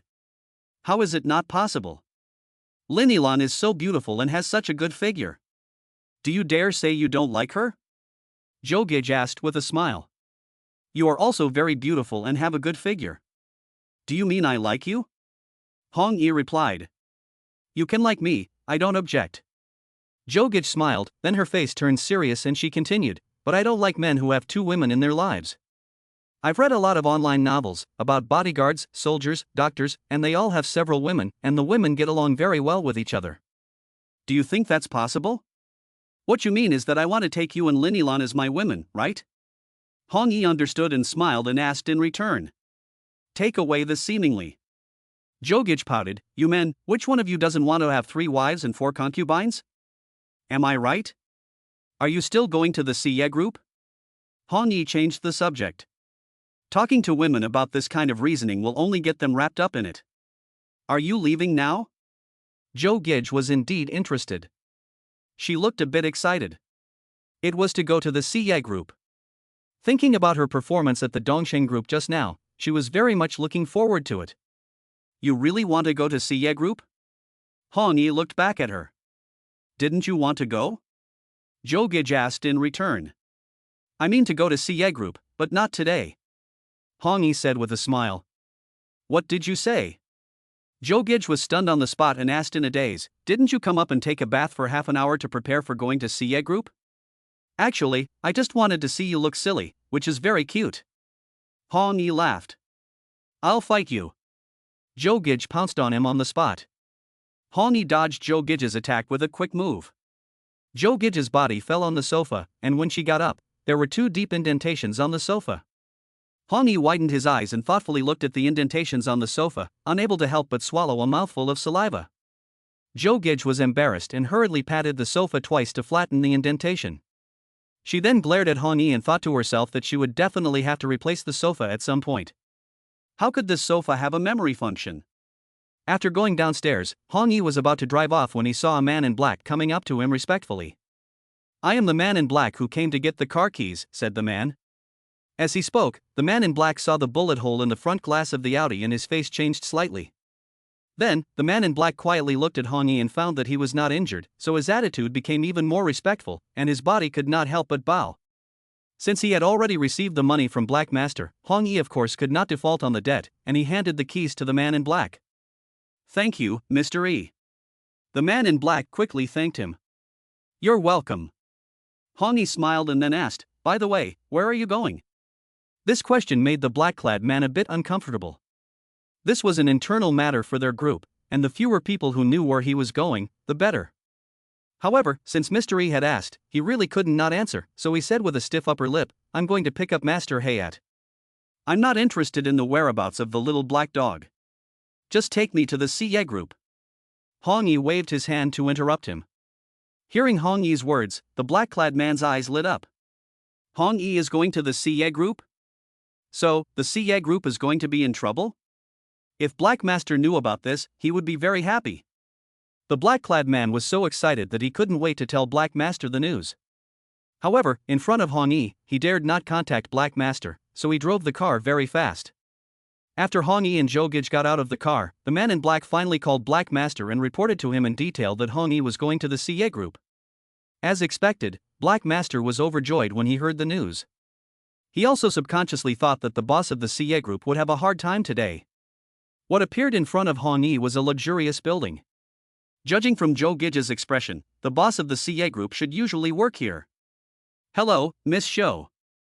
The 2 young men at the door greeted Zhou Gege respectfully when they saw her. Is Master Tang here? Zhou Gege was stunned for a moment, realizing that her identity had not yet been fully revealed at Siye Group. Master Tang is out, but Miss is inside. One of the young men said. Miss? She's back? Zhou Gege's face was thoughtful, and her delicate body could not help but tremble. Miss just got back and is having a meeting in the conference room. The young man looked at her and suppressed a laugh. Zhou Gege took a deep breath, nodded, and entered the hall with Han Yi, and asked in a low voice, "What should we do now? Tang Haotian is not here, and they don't seem to know my identity." "Your identity will be revealed sooner or later." Han Yi smiled lightly and then asked, "Who is the lady in the person's mouth?" "She is Tang Haotian's only daughter. This woman and I have a good relationship. She left Binhai some time ago and I don't know what she's doing." Zhou Gege simply told Han Yi what she knew. However, when she said that they were on good terms, she paused for a second or so, and her face turned a little red. "My purpose for coming here is simple, I don't want anyone to bully you." Han Yi was a little puzzled by Zhou Gege's expression, but he didn't think much about it. He smiled and said, "Let's go. No matter who it is, as long as they get the message, they can do whatever they want." Chapter 14, A Girl's Transformation. "Humph, I'm a cop, who dares to bully me?" Zhou Gege pouted. Han Yi gave her a look and shook his head, not saying a word. This girl really thinks she's a cop and can use that identity to get protection? You have to know that her undercover work is very dangerous. Once her identity is exposed, it will inevitably anger the other party. Under Zhou Gege's leadership, the two arrived at the door of the conference room without any obstacles. Han Yi didn't mean to be rude, and he slammed the door of the conference room open, intending to rush in and explain the matter to them. However, as soon as Han Yi opened the door, he felt a fragrant breeze coming at him. Bang! Han Yi's step just happened to collide with someone who was walking towards him. Han Yi clearly felt the impact on his chest, and the feeling was very rewarding. At the critical moment, he didn't notice who the other person was, but he was sure that the person who had bumped into him was a beautiful woman. Han Yi looked carefully and was stunned. The other person was indeed a beautiful woman, with a face that was as beautiful as the moon and flowers, and a stunning beauty. This was a girl with big breasts, with a pretty face and big breasts. Any man who saw her couldn't help but want to take a second look. However, Han Yi only glanced at her and then smiled at the big-breasted girl. "Don't you have eyes? Who brought you here?" a man shouted at Han Yi. On the other side, a girl came forward and helped the big-breasted girl, asking with concern, "Miss, are you okay?" The big-breasted girl rubbed her waist. "Kneel down. You hit the lady and you're still laughing." The man who had just scolded Han Yi shouted again. Han Yi glanced at him and found that this person was about the same age as himself and looked quite refined, but the way he spoke was a bit hateful. Just about to fix this guy up, he heard the big-breasted girl speak up. "Shut up!" The big-breasted girl shouted. "Miss, I'll handle this guy," the young man said respectfully. Big-breasted girl no longer cared, just hit with Han Yi. She felt her breasts are like to be squeezed deformation, heart cannot help but angry. However, when the big-breasted girl saw Han Yi's appearance, her body trembled slightly, and then her face was filled with excitement and surprise. "Is it little E brother?" Big-breasted girl did not care about the young man, some excited to see Han Yi. Han Yi smiled weakly, and looked at the chest of the big-chested girl again, somewhat sighing. "When I last saw this girl, she was only about 15 years old. At that time, she had flat breasts and wore glasses. I hadn't seen her for more than 5 years, and I didn't expect her to have become such a fashionable girl." Han Yi was sure that if he took this girl to a fashion magazine, she would definitely be the most beautiful girl there. She really has changed a lot since she was a little girl. "Little E, I miss you so much." As she said this, big-breasted girl almost disregarded her image and threw herself into Han Yi's arms, holding him tightly. This scene stunned everyone present. Little E? When did Miss have such a brother? However, it was easy for discerning people to see that there was no trace of affection in Miss's eyes. In her bright eyes, there was clearly only endless love and lingering affection. The young man Qin Shiyu was angry, his fists clenched tightly. After 3 seconds, it seemed that he had thought of something, and he gradually loosened his fists, but he still glared at Han Yi with hostility. Zhou Gege, who was standing next to Han Yi, widened her eyes and quickly weighed the relationship between the two. She could see that Han Yi and the young lady had a good relationship. They were calling each other brother, so were they a couple? There was no mistake, was there? If they were a couple, then wouldn't Hong Yi be selling himself short by bringing her here? But on second thought, Zhou Gege didn't think it was likely. If Hong Yi really wanted to sell himself short, why would he wait until now? Zhou Gege's heart was in a whirl, and she was thinking all sorts of crazy thoughts. Especially when she saw Hong Yi and Miss tightly hugging each other, she felt a little uncomfortable. Zhou Gege's heart of bitterness lasted for about 5 seconds, and then a sudden flash of inspiration came to her mind. Zhou Gege, are you kidding? Are you falling in love with this person? Zhou Gege scolded herself in her heart. Impossible, impossible, how could I like this kind of person? Let them hug each other, and it's best that they never separate. Hong Yi was tightly embraced by the big-breasted girl and didn't know whether to resist. In fact, Hong Yi was thinking, if there was no one around, the big-breasted girl would definitely kiss him forcefully, right? After tightly hugging Hong Yi for 10 whole seconds, big-breasted girl Tang Yanran reluctantly let go. Little E, come with me. Big-breasted girl Tang Yanran, with a happy look on her face, grabbed Hong Yi's arm and led him upstairs. After thinking about it, Hong Yi knew that this was not the place to talk, so he agreed. Many of the senior executives who had originally come to the meeting were all shocked. However, seeing their lady and this strange man so intimate, they basically knew what was going on, so no one went up to make themselves look stupid. Zhou Gege froze in place. This kind of thing suddenly happened, and she didn't know what to do. Today, she came with Hong Yi to ruin the party, but who would have thought that the eldest daughter, Tang Yanran, actually had such a good relationship with Hong Yi? Zhou Gege couldn't leave, and she was prepared to stay and smile foolishly. It's Zhou Gege, get her for me.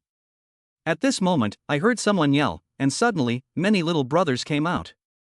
Mr. O, what's wrong?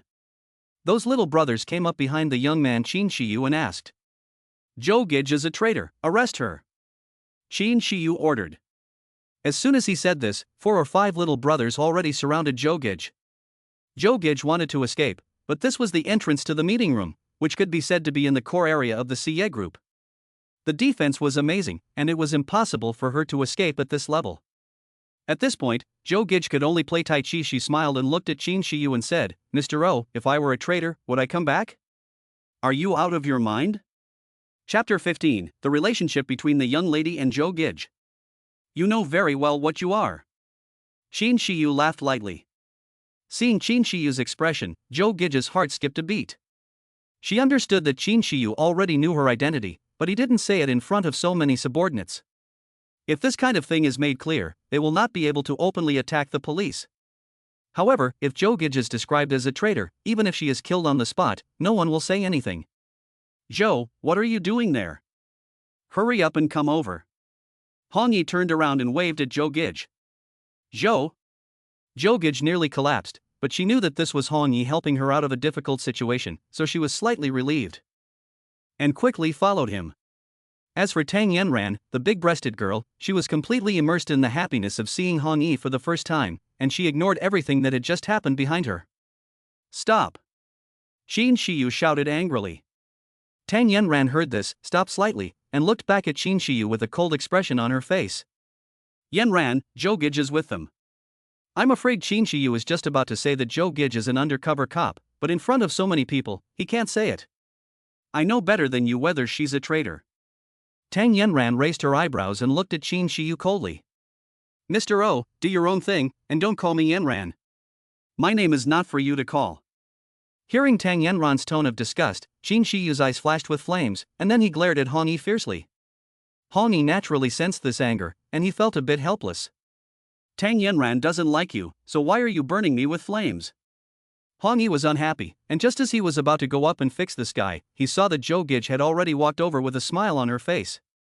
At the same time, Hong Yi felt his left arm tighten slightly, and Tang Yanran's full right breast was even more tightly pressed against it, feeling very gentle, very soft, and very inspiring. Anyway, there was no need to rush to fix that young man, so Hong Yi then stopped paying attention to him and, under Tang Yanran's leadership, walked upstairs. Zhou Gege was helpless and could only follow behind with a sad face. Gege, how did you end up with little E? Tang Yanran turned her head and looked at Zhou Gege, asking a question. We just met. I think he's good looking and has good skills, so I want to bring him into our group. Zhou Gege didn't know how to answer this question directly, so she just said something randomly. She came with Hong Yi to ruin the party today. Oh, it's not really ruining the party. Hong Yi told her that she wanted the people from CA Group to stop thinking about her from today on. As a result, Hong Yi met Tang Yanran, the daughter of the CA Group. Who knew that the two of them actually knew each other, and it seemed that Tang Yanran liked Hong Yi very much. Miss Tang, so you are the daughter of the CA Group's general manager. Hong Yi knew that Zhou Gege had a hard time answering the question, so he quickly changed the subject. For me, little brother E is the most important person in the world. Don't even think about the money. Tang Yanran said, leaning her head on Hong Yi's shoulder, her face beaming with happiness. Zhou Gege's delicate body shivered slightly, feeling a little bit mushy. What Zhou Gege never expected was that the young lady had such a gentle side. Zhou Gege shivered again, and the original idea made her a little embarrassed. When they went upstairs, they inevitably bumped into some employees within the group. These little brothers were shocked to see the young lady with a strange man. Didn't the young lady dislike men? Nima, today I really learned a lot. The young lady is actually so close to a man. In the past, the young lady's behavior was to reject men from afar. Seeing the young lady and Hong Yi so close today changed their minds. Many people secretly looked at Hong Yi and found that he was thin and delicate, with fair skin, and immediately classified him as a type of pretty boy. At this time, the three of them had already arrived outside a room on the third floor. Gugu, you can come in too. Tang Yanran walked up to open the door and said to Zhou Gege. Zhou Gege nodded lightly and couldn't help but glance at Hong Yi. As a result, Zhou Gege was depressed. Hong Yi didn't seem to see her and was there, not knowing what he was thinking. The door opened and the three entered the room. Pop. Zhou Gege closed the door. The room was very spacious and belonged to the type of hotel-style apartment. After Tang Yanran came in, she asked Hong Yi and Zhou Gege to sit down. Sister Gege, I'm really sorry. Some time ago, I deliberately showed you that kind of relationship. The purpose was to prevent men from coming to bother me. Now my little brother E has appeared, and I apologize to you. I shouldn't have kissed you in public that day. Tang Yanran said to Zhou Gege, getting straight to the point. As soon as she said this, Hong Yi was stunned on the spot, looking at Tang Yanran with a look of surprise, and then looking at Zhou Gege. Zhou Gege's face was flushed, a little annoyed. You kissed her, so what? How can you make her think about it? Little E, you won't blame me, will you? You see, Gege is so beautiful, I kissed her, you won't hate me, will you? Tang Yanran asked shyly. Zhou Gege wanted to cry. This sentence, as if she was a crooked melon, was kissed by Tang Yanran, would be hated? Hong Yi shook his head. Not to mention that he and Tang Yanran have nothing to do with each other. Even if there is a relationship between a boyfriend and girlfriend, it is still understandable for her to kiss such a beautiful Zhou Gege. Women, Hong Yi has seen a lot of them.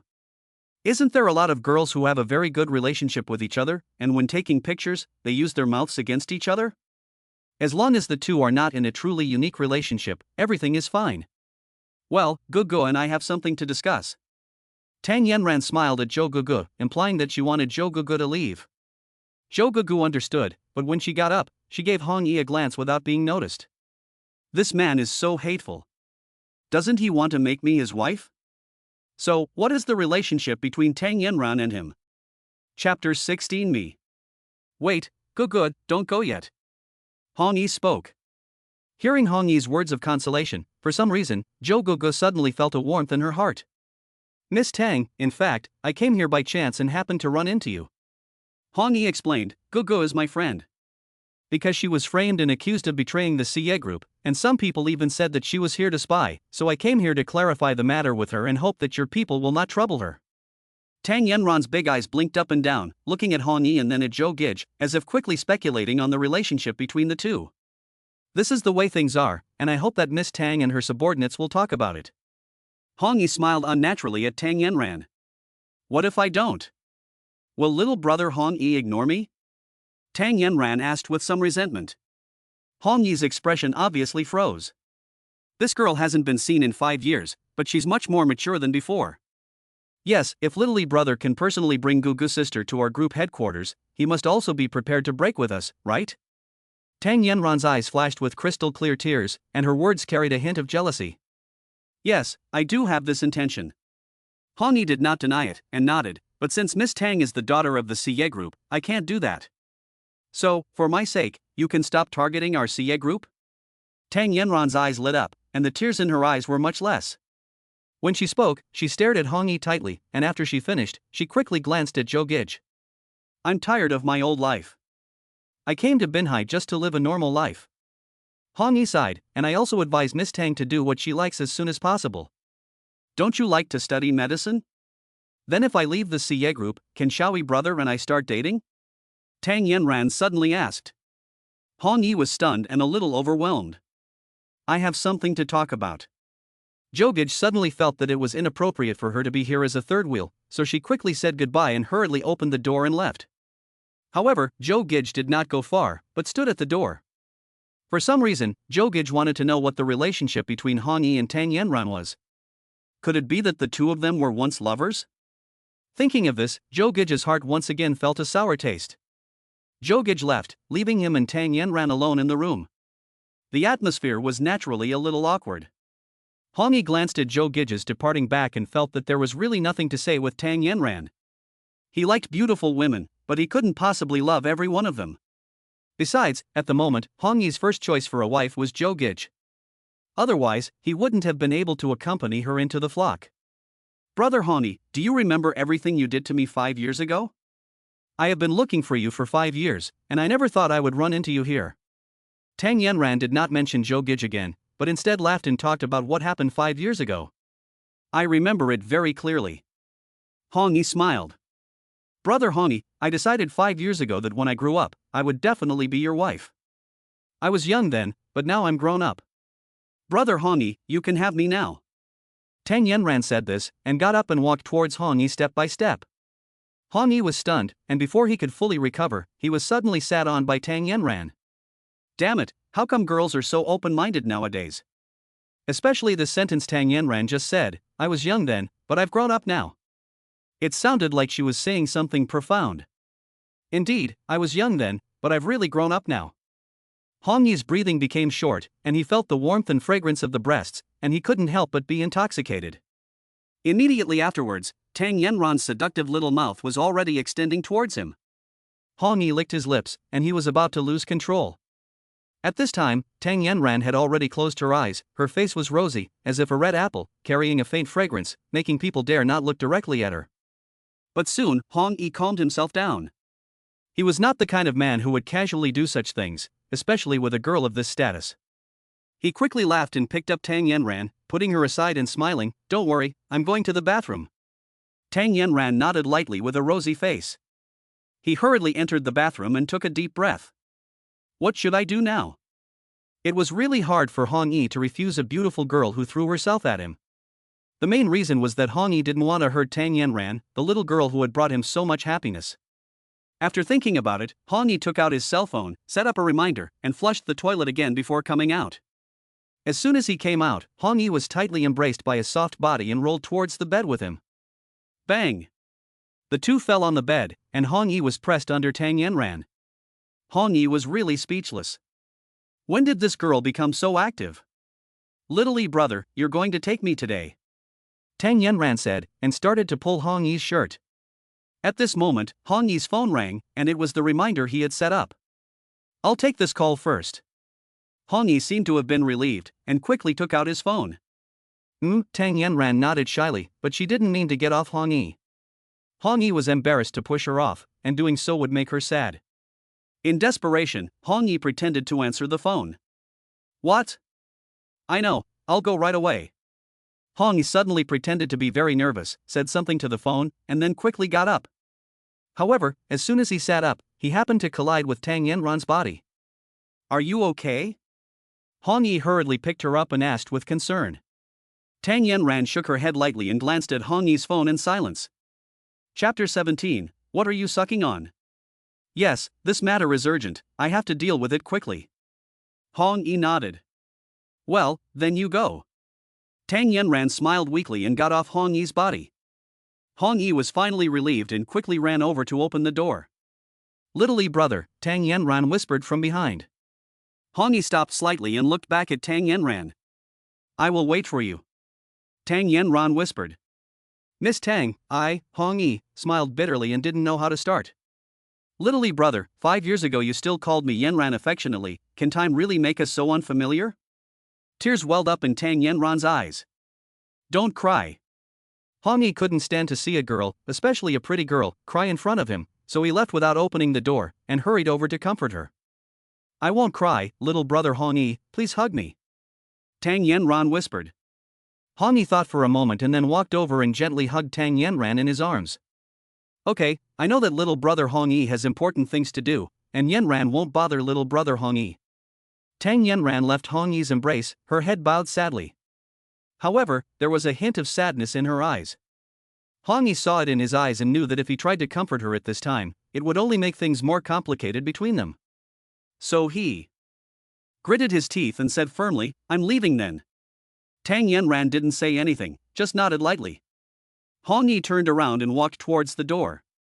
Shall we? I'll take care of Zhou Gege's affairs. Tang Yanran whispered from behind. Good. Hong Yi nodded. He opened the door and waved to Tang Yanran. Tang Yanran looked at him with a forced smile, her eyes a little moist. Hong Yi didn't dare to look into her eyes, and quickly closed the door. He looked left and right and found that Zhou Gege was standing on the side of the door, looking at him thoughtfully. Let's go. Hong Yi smiled wryly and called out. After that, he strode downstairs. Zhou Gege hurriedly chased after him and walked side by side with Hong Yi. In the room, Tang Yanran let the tears roll down like crystal, and whispered, Little Yi brother, this time, I will never leave you again. After about 10 minutes, Tang Yanran straightened up her clothes and her expression became solemn. Looking closely, she no longer had the tenderness she had just had for Hong Yi, and her beautiful face was also full of a dignified look. After coming down from the upstairs, Tang Yanran clarified to everyone that everything that Zhou Gege did was arranged by her. As for the undercover matter, it was simply someone planting evidence to frame her. At the same time, she also warned everyone not to do anything to harm Zhou Gege. Xinsho, however, said with a cold face, Miss Yen, Zhou Gege's identity as an undercover is a fact that is already set in stone. The Dongsheng group already knows about this. What do you want to do? Tang Yanran asked with a cold face. Since she is an undercover, she knows a lot of our secrets. Of course, she must be dealt with. Xin Shiyu smiled, and the meaning of his words was obviously that she was going to be dealt with. I said that nothing should be done to harm Zhou Gege. That's it, the meeting is over. Tang Yanran coldly glanced at Xin Shiyu and left without turning her head. Xin Shiyu looked at Tang Yanran's slender figure, swallowed a mouthful of saliva, and his eyes were full of lustful flavor. After Hong Yi and Zhou Gege left the CA group, they both breathed a sigh of relief. Zhou Gege didn't say anything, but she looked at him curiously. The matter has been resolved, and CA will not make things difficult for you again. Hong Yi said. Thank you. Zhou Gege smiled and looked at her watch. It's almost noon. Shall we go eat? To thank you, I'll treat you. What do you want to eat? You can choose whatever you want. Eat you. Hong Yi smiled. Come on, you just ate Yanran, and now you want to eat me? Zhou Gege grunted. When did I eat Yanran? Hong Yi glared. I heard everything. You were giggling in the room. Tell me the truth. What did you two do? Zhou Gege asked in a low voice, but somehow, when she asked this question, her heart was pounding, and she didn't know why she was so nervous. You left the room for less than 5 minutes. What do you think we could have done in 5 minutes? Hong Yi asked in return. How would I know what you did? Zhou Gege gave Hong Yi a cold stare, then lowered her voice and said, But Hong Yi, Yanran is so cute and pretty, and she is willing to throw herself at you. Who says I'm not considering it? Hong Yi smiled and said to Zhou Gege, You're currently in the assessment period. I think, if it doesn't work out, you should add Yanran to the assessment. What do you think? What did you say? Zhou Gege's face suddenly turned gloomy and her face was full of anger. Don't you two have a good relationship? By the way, she kissed you, too. Where did she kiss you? Hong Yi asked curiously. You still dare to say that? Zhou Gege was furious and gave Hong Yi's arm a hard twist. However, Hong Yi was as if nothing had happened, as if he didn't even know the pain. If it was just a simple kiss on the cheek, it shouldn't make people think that you two have a special relationship, right? Hong Yi smiled and analyzed, so your first kiss was given to Yanran, that girl? Zhou Gege's face turned pale and her eyes were full of fire. There is murderous intent, be careful. Hong Yi suddenly pointed at something with his finger and hurriedly pulled Zhou Gege and ran. Zhou Gege's heart thumped, and she didn't even care about the words Hong Yi had just said. She let Hong Yi pull her and hid everywhere. After running about 50 meters, Zhou Gege looked around in horror, trying to see if anyone was sneaking up on her. Looking at Hong Yi, she also revealed a nervous expression. Where? Zhou Gege asked in a low voice. Because Zhou Gege was afraid, she leaned very close to Hong Yi. When she spoke, her mouth opened slightly, and the faint fragrance made Hong Yi feel intoxicated. He took a deep breath and said, it smells good. What are you breathing in? Zhou Gege asked angrily. How could she not know that Hong Yi was taking advantage of her? However, this time, Zhou Gege did not reject him as she had in the past. Instead, she felt a little happy. Chapter 18, It tastes good. That person has already left, it's fine. Hong Yi said with a serious expression. Really? Zhou Gege didn't believe it, looking at Hong Yi with a suspicious look. Can I lie to you? Hong Yi smiled, then said thoughtfully, something's wrong. The people who tried to kill you this morning didn't seem to be sent by the CA group. I've thought about it too, it couldn't have been them. If it really was them, they wouldn't have that expression when they just saw them. Zhou Gege nodded in agreement. Do you think it could be Dongsheng? It's unlikely. I just warned Dongsheng, unless they don't want to stay in Binhai anymore. Hong Yi said coldly. It's precisely because you think it's impossible for them to do it that they would do it. Zhou Gege analyzed. Don't worry, I will find the person who tried to kill you one day. He won't be able to hide for long. Hong Yi smiled confidently and then asked, by the way, how are you going to repay me? If you really find the person who fired the gun this morning, you can do whatever you want. Zhou Gege giggled, with a hint of flirtatiousness on her face. Hong Yi saw it in his eyes and wanted to hold the girl and taste her. The ambiguous situation that just happened in the room with Tang Yanran made Hong Yi a little daydreaming. However, he knew that he could not have a real relationship with Tang Yanran. He currently only treated Tang Yanran as his own sister and he did not want to hurt her. I can see the colors in your eyes. Zhou Gege said word by word. Have you ever seen a beautiful woman? Hong Yi smiled. Come on. Zhou Gege glared, then saw a noodle shop not far away, and said to Hong Yi, I'll treat you to noodles, so it's settled. After saying that, she walked towards the noodle shop without waiting for Hong Yi to agree.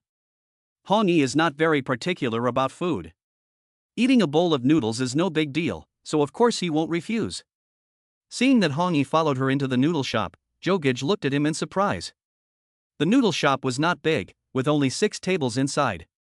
It was not a branded snack, but the only thing worth affirming was that the shop was very clean and hygienic. In Zhou Gege's opinion, someone like Hong Yi would probably disdain such a small place. What she didn't expect was that Hong Yi didn't show the slightest sign of disgust, and instead seemed to be eating here as if it were a regular occurrence. This made Zhou Gege's favorable impression of Hong Yi increase a lot. Our shop has just launched a new couple's set meal, which is affordable. The proprietress was a very pretty woman, who looked to be in her late 20s. Seeing that Hong Yi and Zhou Gege were a perfect match, she recommended a set meal to them. We're not Zhou Gege, she quickly explained. Okay, this one. Hong Yi didn't even wait for Zhou Gege to finish speaking before he agreed. Zhou Gege then thought, why bother explaining so much to a stranger? Since it was a set meal, there would of course be 2 bowls of noodles, so there was no need to worry about it. Once she had figured this out, Zhou Gege nodded in agreement. However, when the set meal arrived, Zhou Gege was dumbfounded. It was a giant bowl, and the noodles in it were enough for 2 people. There were also 2 small appetizers, which looked very delicious. However, it was impossible for Zhou Gege to agree to eat with Hong Yi in a large bowl. Beauty, is this the only bowl of noodles? Zhou Gege asked with a smile. Yes, this is a couple's set meal. It's romantic for you two to eat together. The proprietress smiled and said. But you've misunderstood, we're not in that kind of relationship. Zhou Gege had to explain. Sorry, the boss smiled apologetically and said, Beauty, would you like another small bowl of noodles? Hong Yi overheard the conversation between the two and couldn't help but laugh. These 2 women, calling each other Beauty all the time, it really sounds ridiculous. However, these 2 women are really beautiful, that's for sure. Zhou Gege was about to nod in agreement, but then she heard Hong Yi say, I can't eat all this myself, it's a waste of food. The proprietress looked at Zhou Gege, meaning to ask for her opinion. Zhou Gege thought about it for a moment. After all, they weren't eating the noodles in the same bowl at the same time, and it didn't seem so ambiguous when they were in separate bowls. The proprietress quickly put a small bowl in front of Zhou Gege. Hong Yi scooped up some noodles, put them in the small bowl, and handed it to Zhou Gege, asking if it was enough. Yes, it's enough, Zhou Gege replied. Hong Yi didn't hesitate, picked up the large bowl and began to eat. Zhou Gege, however, ate in small bites, and couldn't help but laugh at Hong Yi's eating style. You must have been a hungry ghost in your previous life, you really can eat, Zhou Gege said with a smile. Food is the most important thing in life, enjoy your meal, Hong Yi said, and already finished the large bowl of noodles. Not to mention, the noodles in this small restaurant are very good, and the soup is also very flavorful. In fact, Hong Yi drank the soup, and the bowl was clean at this time. After eating, Hong Yi waited silently for Zhou Gege. I'm full. Zhou Gege really couldn't eat anymore. Girls generally have small appetites, and she was also a bit shocked today. At this time, she had only eaten half of it, but there was still a lot of noodles left in it. 80% full. Hong Yi touched his stomach. What? You ate so much and you're still only 80% full? Zhou Gege widened her beautiful eyes and casually pushed her small bowl over to Hong Yi, smiling and saying, then help me finish it off. Hong Yi nodded and took the bowl of noodles, but instead of eating it right away, he leaned over and sniffed it. This little action made Zhou Gege blush and angrily said, What are you doing? I didn't do anything. Hong Yi looked up. What are you smelling? Zhou Gege angrily said, subconsciously thinking that Hong Yi was disgusted with her. She was such a beautiful woman, and she gave him the leftover noodles, but he still didn't like it. What are you smelling? Hong Yi was confused. He just had a little discomfort in his nose and sniffed his nose. He really didn't mean to be disgusted with Zhou Gege. Afterwards, Hong Yi did not continue to say anything, but picked up Zhou Gege's bowl of noodles and started to eat it. It tastes good. Hong Yi finished eating the noodles and took a deep breath. Chapter 19 The Noodle Shop Owner. This sentence originally had no particular meaning, and what Hong Yi said was that the noodles were delicious. However, it seemed to Zhou Gege that it was only because Hong Yi had eaten the noodles that she had left behind that she thought they tasted good. Unable to help herself, Zhou Gege's face flushed, and she lowered her head shyly. Hong Yi didn't notice the girl's shy expression, and he was still there tasting the leftover noodle soup. Just as Hong Yi was enjoying his meal, he saw a young man with a mustache and 3 other young men approaching the restaurant. Bang! The door was kicked open. Then, the mustachioed man didn't waste any time, stepping on the table with a fierce look on his face. Zhou Gege saw this and wanted to stand up at once. She was a police officer and couldn't stand this kind of thug. However, the proprietress was even faster, and she ran over to him, smiling and saying, Brother Bao, can you give me a little more time? My father recently had a serious illness and urgently needs money. I will pay you back in full within a week. A week? Brother Bao, the man with the mustache, looked at the proprietress and said, No way. The 3 young men behind him understood, and greeted Hong Yi, who was eating, saying, You too, this shop is about to be cleared out. As he said this, one of the young men kicked a stool flying off the ground. Because it was close to 11 a.m., and it was not yet time for lunch, there were no other customers in the shop except for Hong Yi and Zhou Gege. Hong Yi frowned. How can you encounter such a funny person when you are having a meal? If you want to collect protection fees, just go ahead and collect them. What are you doing to the customers who are eating in the restaurant? Fortunately, the young man was polite in his speech and didn't use any foul language, so Hong Yi didn't bother to argue with him. Hong Yi was drinking the bowl of noodle soup. Of course, he couldn't leave because he was being disturbed. Brother Bao, 3 days, is that okay? The proprietress had to bite her teeth and change her words. 3 days? You say 3 days and it's 3 days? Brother Bao snorted, Today, it's today. If I change my mind every day, I'll lose face. But, my father is really sick. I'm not lying to you, Brother Bao. The proprietress begged. Okay, 3 days is fine, but stay with me for 1 night. Don't say 3 days, 3 years is fine. Brother Bao glanced at the proprietress's beautiful face and fixed his gaze on her plump breasts. The boss's face turned white, and she hurriedly and unconcealedly put her arms together to cover up the uprightness of her breasts, but she dared not act. Brother Leopard smiled. Obviously just now's words were just teasing, and he didn't really intend to molest the other party. The 3 young men had already understood Brother Leopard's meaning and began to sabotage the operation. Seeing that Hong Yi was still sitting there, they couldn't help but get a little angry. The place was clearing out, but he was still sitting there, and there was a woman with a better figure sitting across from him. Are you talking about me? The young man who had just spoken walked up and shouted at Hong Yi. As he said this, the young man glanced at Zhou Gege, who was sitting across from Hong Yi. Because Zhou Gege was sitting with her back to the young man, they had not seen her face when they came in. At this moment, the young man couldn't help but stare at Zhou Gege's beautiful face, his eyes shining, swallowing a mouthful of saliva, and becoming more and more fond of her. However, such a beautiful girl, of course, is to let Brother Bao take a look first. The young man shouted to Brother Bao, this girl is not bad. Brother Bao was stunned, and his pair of triangular eyes looked over here. Just looking at Zhou Gege from behind, her figure is already very rare, and I believe her front side must be even better. Turn around and let Brother Leopard take a look. The young man smiled and said to Zhou Gege. Zhou Gege's face turned pale. Seeing that Hong Yi was indifferent to the matter, she couldn't help but rise in anger and shouted, "You still want to eat?" "I haven't finished yet." Hong Yi smiled. "Hey, didn't you see them bullying me?" Zhou Gege said angrily. "Oh." Hong Yi said, then looked up, looked at the young man seriously, and said, "This woman is not easy to deal with, you'd better be careful." Zhou Gege glared at Hong Yi fiercely, slowly turned around, and swept towards Brother Bao. Brother Bao's body suddenly trembled, and his expression became serious. "Zhou, why are you here?" Brother Bao's attitude changed dramatically. "Are you in charge of this generation?" Zhou Gege was stunned. She didn't expect him to be from Siya, and then asked coldly. Yes. Brother Bao nodded vigorously. "Get out!" Zhou Gege shouted with a stern face. Yes, I'll leave right away. Brother Bao didn't dare to be rude, and quickly called on 3 subordinates to leave. Before leaving, Brother Bao looked deeply at Hong Yi, already classifying him as a pretty boy. After the 4 left, Zhou Gege pouted and mumbled.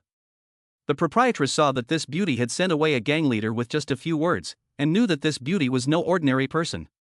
"Siya Group?" Hong Yi asked while eating. Zhou Gege nodded. "Does Siya often come out to collect protection money?" Hong Yi asked again. In fact, the collection of protection money is only the bottom-level gangsters of the Siya Group. This kind of thing is prohibited repeatedly, and it is difficult to eradicate. Zhou Gege explained that although Tang Haotian had already ordered that these so-called protection fees should not be collected, there were still people operating secretly below. In fact, the group has done so much today that there is no more profit in protection fees. Good analysis. Hong Yi finally finished eating, put down the bowl, took a deep breath, and imitated Zhou Gege's tone, saying to the proprietress, "Beauty, your noodles are delicious. If you want to eat, you are welcome any time." The proprietress said this, quickly glanced at Zhou Gege, then looked back, and smiled kindly. "Beauty, if anyone comes to collect protection money in the future, just mention the name of this Miss Zhou, and I believe no one will come to cause trouble." Hong Yi said with a smile. Thank you very much." The proprietress was delighted and nodded in thanks. "You're welcome, it's only right, and it's what she should do." Hong Yi said with a smile, "Right, Miss Gege." Chapter 20. Brother Bao is so nice. Zhou Gege glared at him, feeling that Hong Yi had done all the good deeds, but there was nothing wrong with what he said, and she had no choice but to nod in agreement. When it came time to pay, the proprietress said she wouldn't dare accept it, and Zhou Gege was about to force the money into the proprietress's hand when her cell phone rang. Zhou Gege handed the money to Hong Yi and ran out to answer the call. "Take the money, beautiful lady." Hong Yi reached out his hand. "No need, it's just a bowl of noodles, not much money." The beautiful proprietress hurriedly said, "Besides, you helped me, isn't it better for me to treat you?" "It seems like that makes sense." Hong Yi thought to himself. "Also, handsome guy, that little beauty is not bad, you have good taste, next time you bring her over, I'll help you get together." The bossess laughed and patted Hong Yi on the shoulder. In her opinion, the one with status is that Zhou's sister, not this little handsome guy. After patting his shoulder, she whispered, "And I can tell that she should have some feelings for you. At least, if it were me, I wouldn't give my leftovers to a strange man to eat." "Thank you, beautiful sister." Hong Yi said sweetly. "Beautiful sister? I like that." The boss lady smiled happily. "Then beautiful sister, I'll leave first." Hong Yi waved his hand. "Okay, handsome." The boss lady waved her hand. After leaving the noodle shop, Hong Yi came out and found that Zhou Gege had just put her phone down, so he walked over to her. let's go. Zhou Gege put her phone away, looked at Hong Yi with a smile, and then asked, right, did you give the money to that beautiful woman? No, she didn't want it. Hong Yi replied truthfully. She doesn't want it, so you won't give it to her? Really? Zhou Gege glared. It's just the price of a bowl of noodles. Let's talk about it next time. Hong Yi smiled. Forget it. Zhou Gege thought about it. It's not like she's eating sea cucumbers and abalones. The noodles she ate only cost about 30 yuan. It's not embarrassing to haggle over such a small amount of money. At the same time, Brother Bao and the three younger brothers stood respectfully in front of Qin Shiyu. You mean? That bitch Zhou Gege was just having dinner with a man? That man, is he clean looking? Looks weak and fragile? Qin Shihu's eyes narrowed and he asked with a sneer. Right. Do you know him, Mr. O? Brother Bao asked with a bow. Qin Shihu's eyes lit up and he thought of a plan. He wanted Brother Bao to teach Hong Yi a lesson in front of Zhou Gege. Don't worry, Mr. O, we're the best at teaching people a lesson. Brother Bao patted his chest and said with some embarrassment, but we can't explain to Sister Zhou. What's Sister Zhou? Zhou Gege is a traitor. Qin Shiyu said this, his eyes flickering, and then finally made up his mind. He continued, that Zhou Gege, you guys have to think of a way to get rid of her. Then Qin Shiyu whispered a few words in Brother Bao's ear. Mr. O, I understand. Brother Bao nodded in understanding. If you do a good job on this, the street next door will be yours. Qin Shiyu smiled and patted Brother Bao on the shoulder. Yes, we will definitely complete the task. Brother Bao was delighted and hurriedly replied. After Qin Shiyu had finished giving his instructions, he left on his own. In fact, Qin Shiyu had long coveted Zhou Gege, but he had never dared to do anything to her because of Tang Yanran, the eldest daughter. After all, Zhou Gege was Tang Yanran's girlfriend in name only. Qin Shiyu was also interested in Tang Yanran, and what made him suffer was that these two women were actually involved with each other. You two beautiful women playing together, how can you let men live? Qin Shiyu sometimes really wanted to play with these two women together, but he didn't have the guts, especially with Tang Yanran's status there, offending this young lady, it would be no good. However, after seeing Hong Yi today, and seeing Tang Yanran's performance, Qin Shiyu suddenly felt like he had been cheated. This Tang Yanran, where is she like a woman? Judging from her attitude towards that little white face, it seems that the two have been in a relationship for more than a day or two. This made Qin Shiyu's heart, which was itching to move, jump again. Of course, Tang Yanran still dared not offend him, but getting Zhou Gege into bed would never be said by anyone. Even if the young lady objected, Zhou Gege was an undercover agent, and this was clear to the core members of the CA group. The thought of playing with a police flower soon made Qin Shiyu a little excited. Since he had to get rid of Hong Yi and get Zhou Gege into the room of the young master without being noticed, he had to use his skills of deception in broad daylight. Fortunately, Brother Bao was a great deceiver, and his ability to deceive people was still very good. Just as the four of them saw Hong Yi and Zhou Gege coming out, the four of them hurriedly walked over. What are you doing here? Zhou Gege asked coldly. If you dare to collect protection fees in this store, I won't be polite. Sister Zhou, I'm really sorry for what I said earlier. Brother Bao quickly replied, we came here to apologize, and we also want to invite you to the bar that Mr. O just opened. We've heard that you're very good at decorating rooms, so we hope you won't refuse. No, I'm busy. Sister Zhou rejected without hesitation, and then lightly said, you can go now. After that, Sister Zhou took Hong Yi's arm and planned to leave. Since her identity had been exposed, Zhou Gege didn't want to have too much contact with these rascals. Okay, some other time. Brother Bao said with some disappointment, and then deliberately in a voice that Zhou Gege could hear, he told the three younger brothers, let's go. Brother Lu from Mr. O's side has left me a few good things, so this time I'll let you enjoy them too. Haha, Brother Bao is so considerate. The three were overjoyed. Zhou Gege frowned, and her heart suddenly brightened. Could the good things that Brother Bao was talking about be drugs? At this thought, Zhou Gege was a little excited. If it really was drugs, then when the time came to contact the police, they could think of a way to take down the den. This was a once-in-a-lifetime opportunity. Wait a minute, I'm a little bored too, so let's go to the bar and have a look. Zhou Gege stopped Brother Bao and said with a smile. Chapter 21 You will protect me. Okay, no problem. Brother Bao nodded, but was secretly pleased. Hong Yi shook his head helplessly. This girl is so dumb. I don't know how she became an undercover agent. With this IQ, she's been an undercover agent for so long? Didn't you see that Brother Bao and the others were obviously setting a trap for her to fall into? And drugs? Since everyone knows you're an undercover agent, how could you possibly expose the news about the drugs? However, Hong Yi happened to be free and had nothing to do, so it was not a problem to accompany Zhou Gege on a trip. In this way, if someone who wanted to target Zhou Gege was discovered, they could deal with it together, so that these unruly people would stop sooner.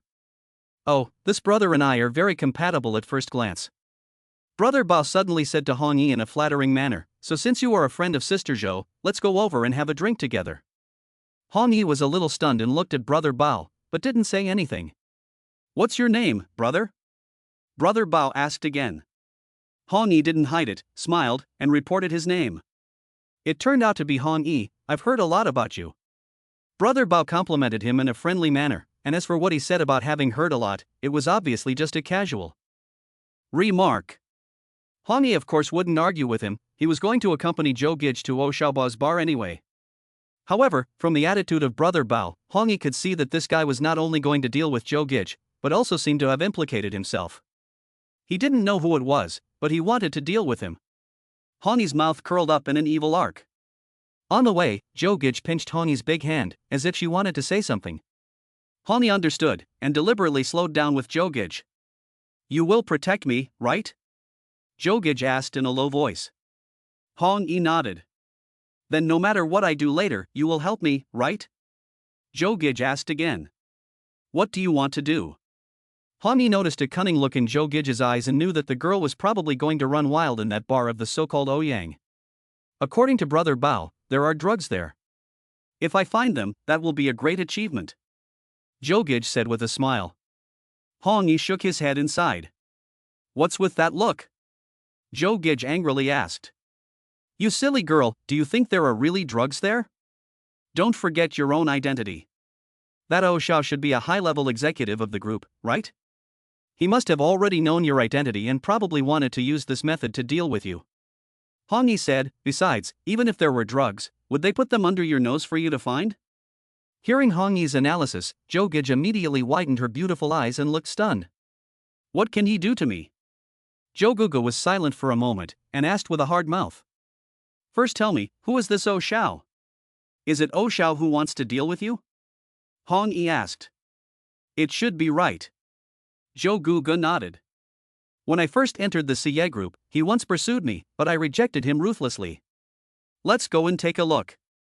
Remember, don't eat anything you shouldn't. Hong Yi reminded. Are they going to poison us? Zhou Gege asked in return. It's not that they'll poison you, but it's not unreasonable to give you some aphrodisiacs. Hong Yi smiled and lowered his voice. Zhou Gege's face turned rosy at the mention of this.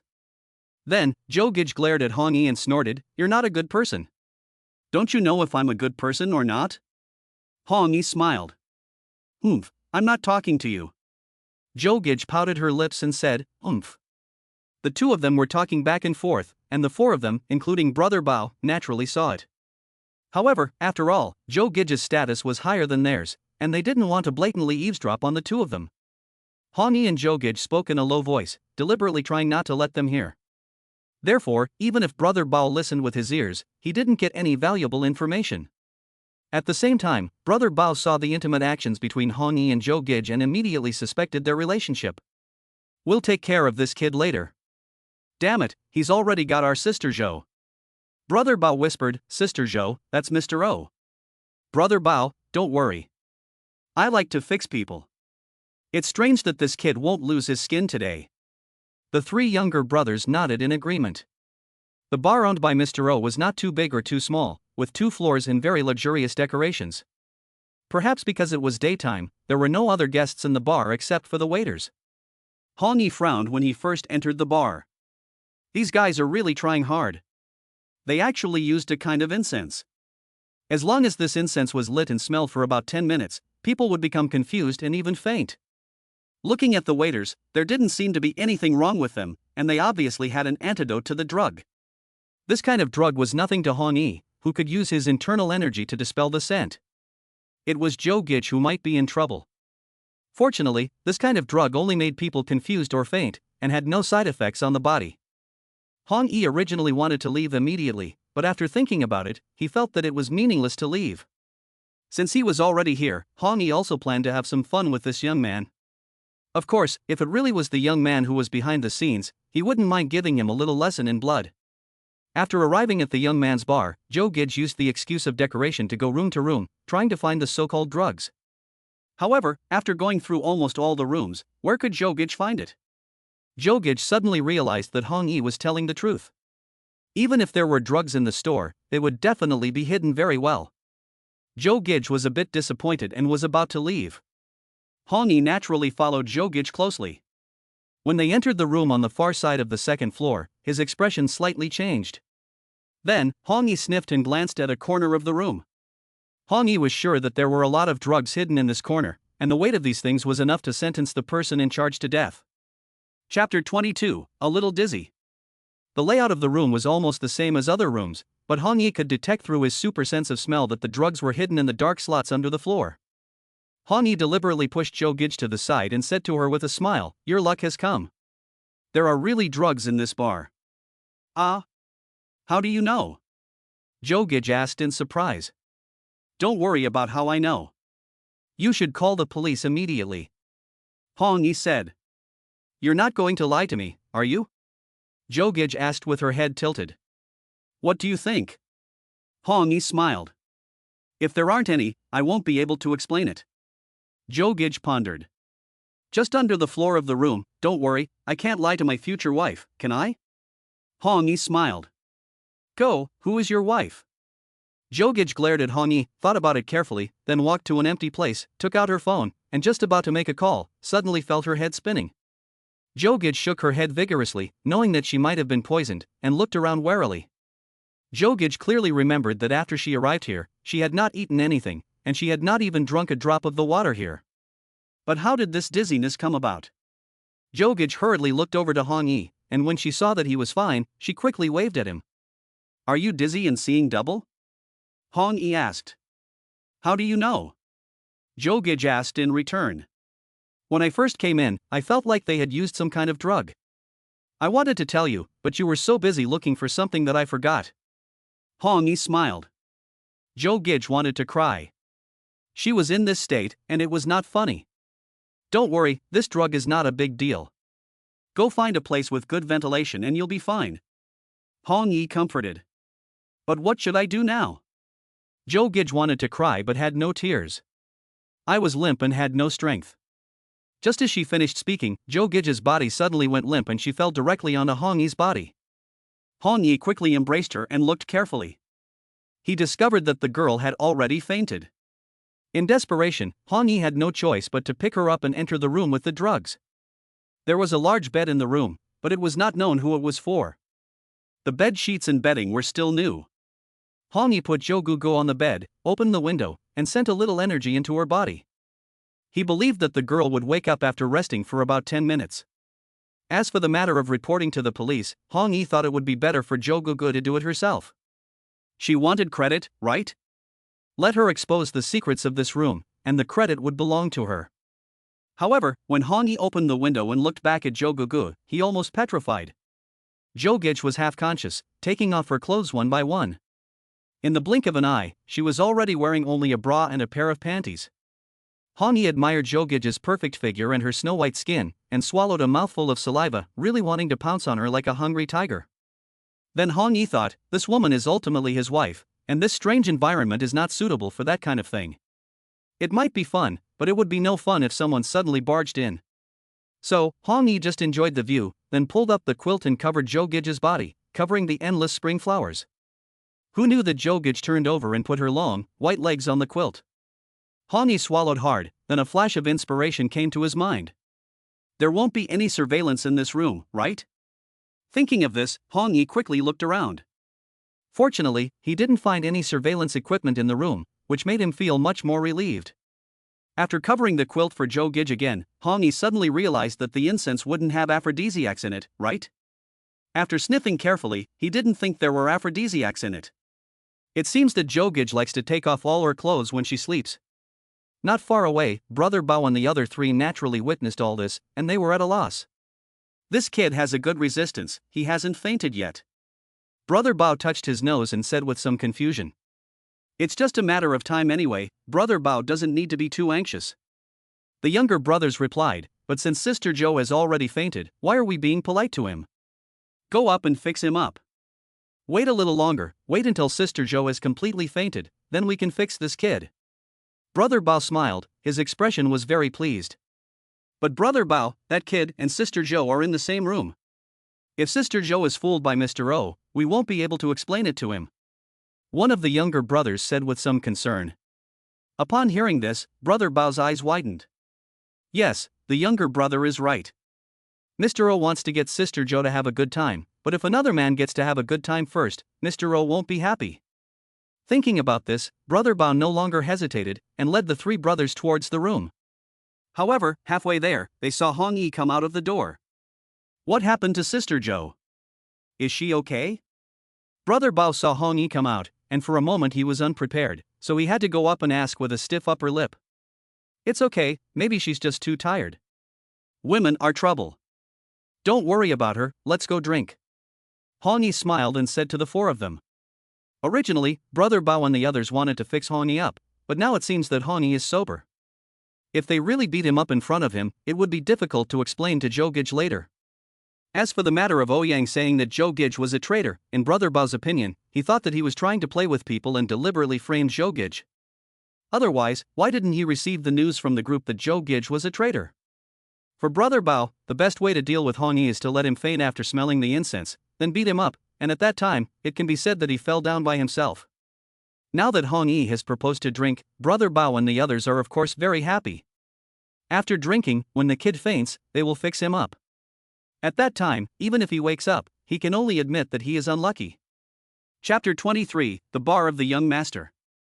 The five of them sat at the bar, drinking glass after glass. Hong Yi was in a position where he could see Zhou Gege's room. He had to make sure that Zhou Gege was safe, and of course he couldn't let anyone go into that room.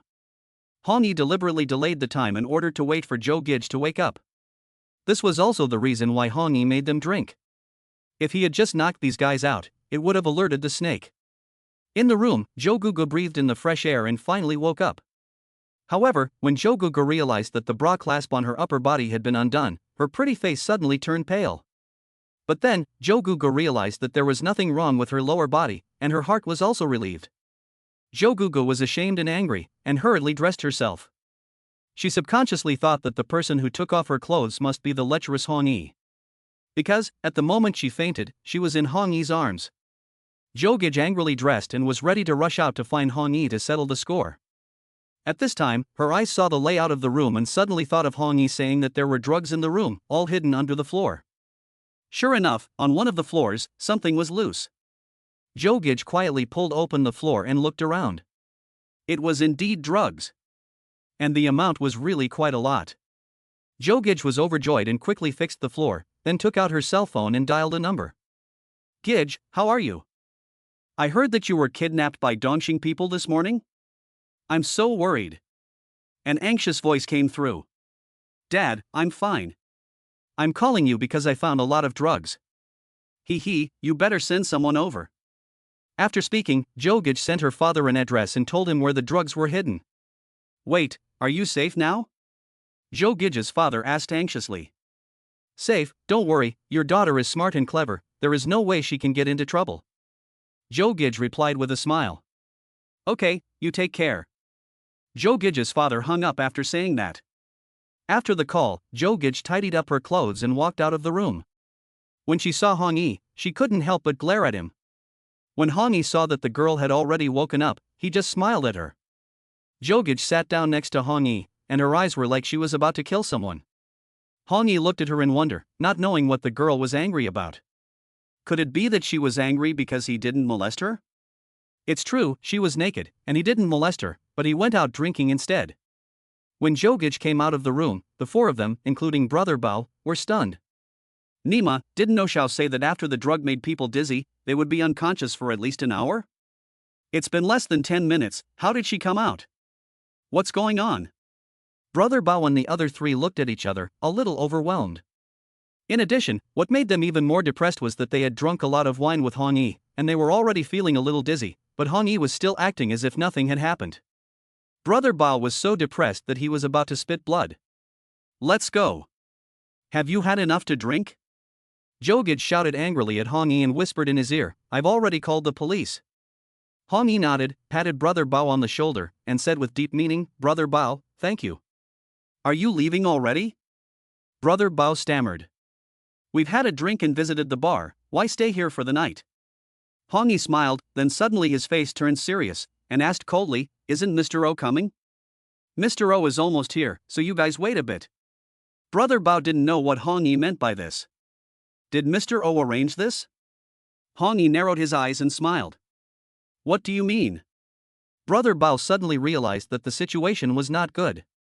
Hong Yi chuckled and didn't say anything, but the meaning in his eyes was already very clear.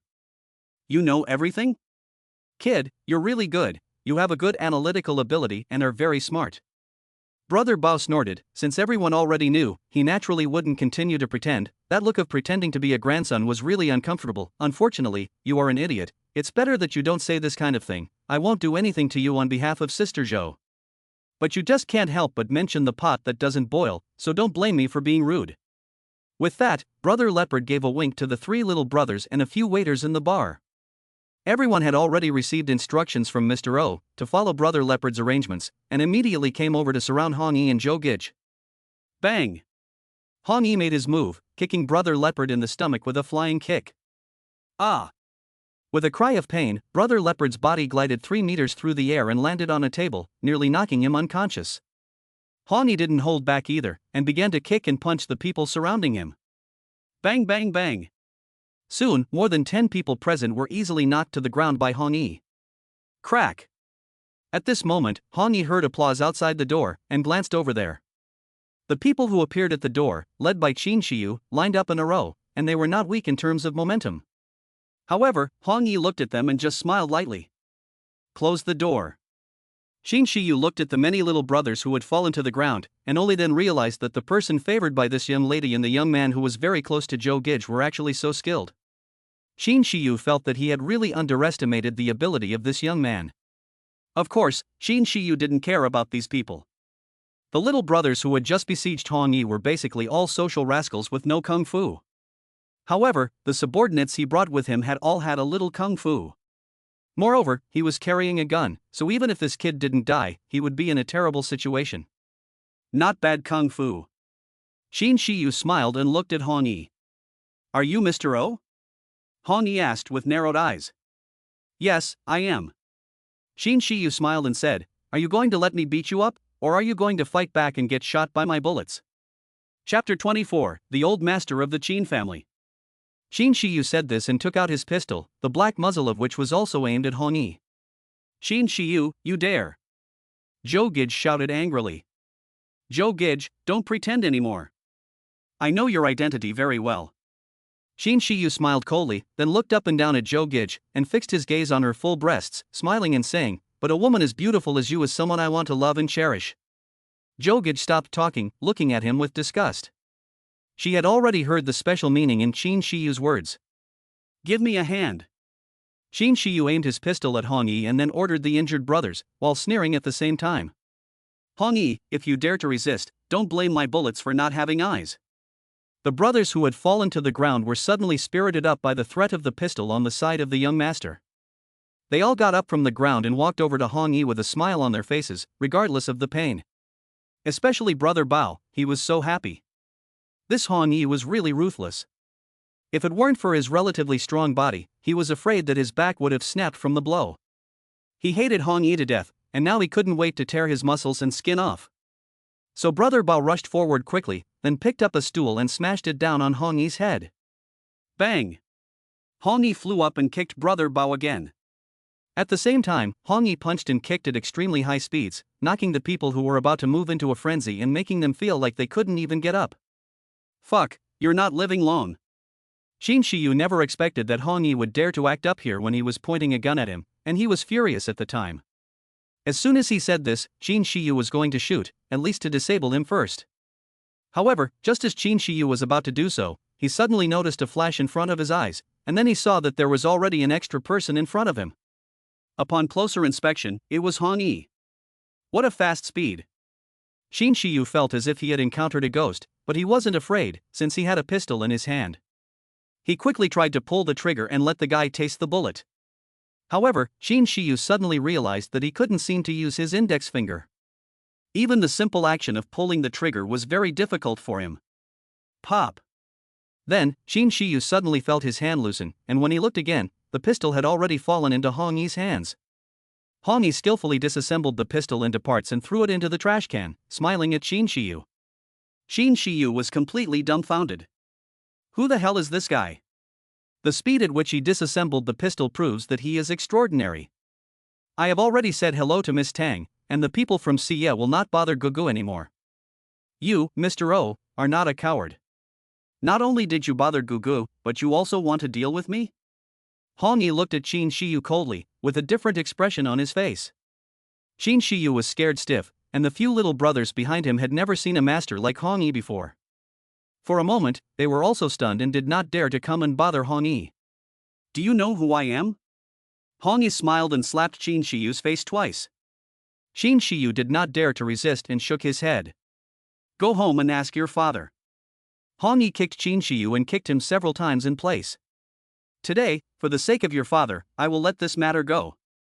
If you dare to do this again next time, you should know what the consequences will be. Hong Yi said this and punched the bar. Bang! Suddenly, the heavy bar collapsed like an earthquake. Everyone was stunned, including Zhou Gege, who was so shocked that she couldn't speak for a long time. Zhou Gege knew that Hong Yi was very good at fighting, but this was the first time she had seen Hong Yi smash the bar with one punch. Let's go! Hong Yi waved to Zhou Gege, who was still in a daze. Zhou Gege reacted and hurriedly ran over. Just as the two had left, a large number of police officers appeared at the scene and surrounded the bar owned by Mr. O. Soon, based on the clues provided by Zhou Gege, they found a large amount of drugs in the room. The police immediately closed down the newly opened bar, but although the bar was essentially owned by Mr. O, the person in charge was someone else. Mr. O was able to get out of this incident by using his connections. After returning home, Qin Shiyu told his grandfather, the patriarch of the Qin family, what had happened today. What? That person's name is Hong Yi? Qin Diao, the patriarch of the Qin family, suddenly twitched when he heard Hong Yi's name. What's wrong? Grandpa, he said his name was Hong Yi. What's wrong with that?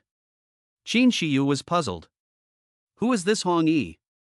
Why is Grandpa looking like that? Do you have a picture?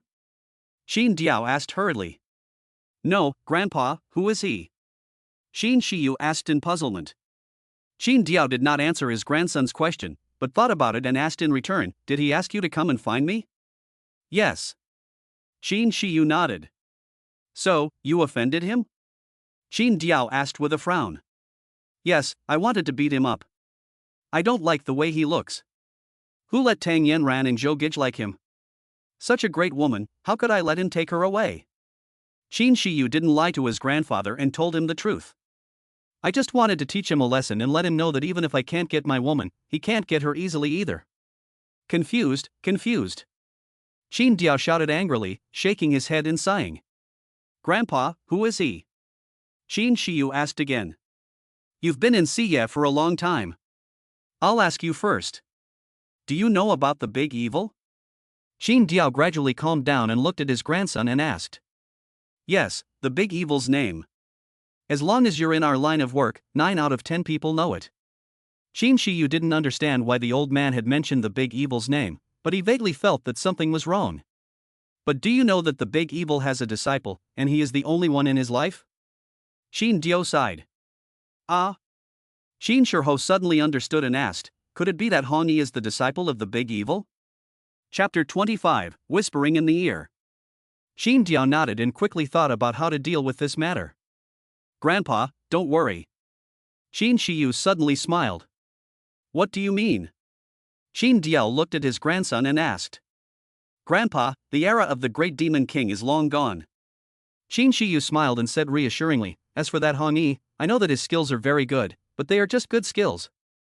I think he is the type of person who has no money and no power, so there is no need to worry. What do you want to do? Xin Diao heard that his grandson's words had a hint of disdain. He beat me up like this, so I have to take revenge, right? Xin Shu clenched his fists and shouted angrily, I will go find Ming Xiao, and Ming Xiao will give me an explanation. Stop right there! Xin Diao shouted. Xin Shiyu stopped, looked back at his grandfather, and suddenly felt that his grandfather had aged and no longer had the fighting spirit of the past. It's just the apprentice of the big evil, not the big evil himself. Besides, the big evil has been in seclusion for so long, why should he be afraid? What's more, Xin Shiyu's losses today were not just a few bags of drugs, he also lost the bar that had just opened. What he couldn't stand was the loss of face. So no matter what, Xin Shiyu had to get the venue back. Grandpa, I know what I'm doing, don't worry. Xin Shiyu said to his grandfather with a smile, and then he didn't waste any more time, turning and walking away. Looking at his grandson's departing back, Xin Diao sat on the recliner and let out a long sigh of helplessness. The Qin family, is it going to be lost on this little bastard Qin Shiyu? After Hong Yi and Zhou Gege left Dou Xiao's bar, they went straight home. Lying on the sofa, Zhou Gege couldn't help but be very happy. Today was a great harvest. She had learned from the police that Qin Shiyu had suffered a great loss due to the police's surprise inspection today. Moreover, Zhou Gege's performance today can be considered a great achievement. This achievement is even better than her previous achievements. Zhou Gege was so happy that she almost laid on the sofa without regard for her appearance, posing in an elegant pose. After seeing this, Hong Yi couldn't help but get a little hot, and he looked at her from time to time. After seeing Hong Yi's two colored eyes, Zhou Gege suddenly remembered what happened in the barroom, and suddenly sat up from the sofa, beckoning to Hong Yi and smiling and saying, Little E brother, come over here for a moment. Little E brother? Hong Yi felt a chill in his heart. After this girl changed her name, how did it sound strange? What's the matter? Hong Yi didn't mean to go over. Come on. Zhou Gege started to pout. Say what you want to say. Hong Yi didn't pay any attention. It's because I want to say something that I want you to come over. Zhou Gege continued in a high-pitched voice, hurry up, how can I say it if you don't come over? Please, there are only two of us in this room, so there's no need to whisper. Hong Yi smiled. No, I want to whisper. Zhou Gege twisted her body. Perhaps it was because her breasts were too full, but when she twisted, they swayed up and down and side to side, very seductive.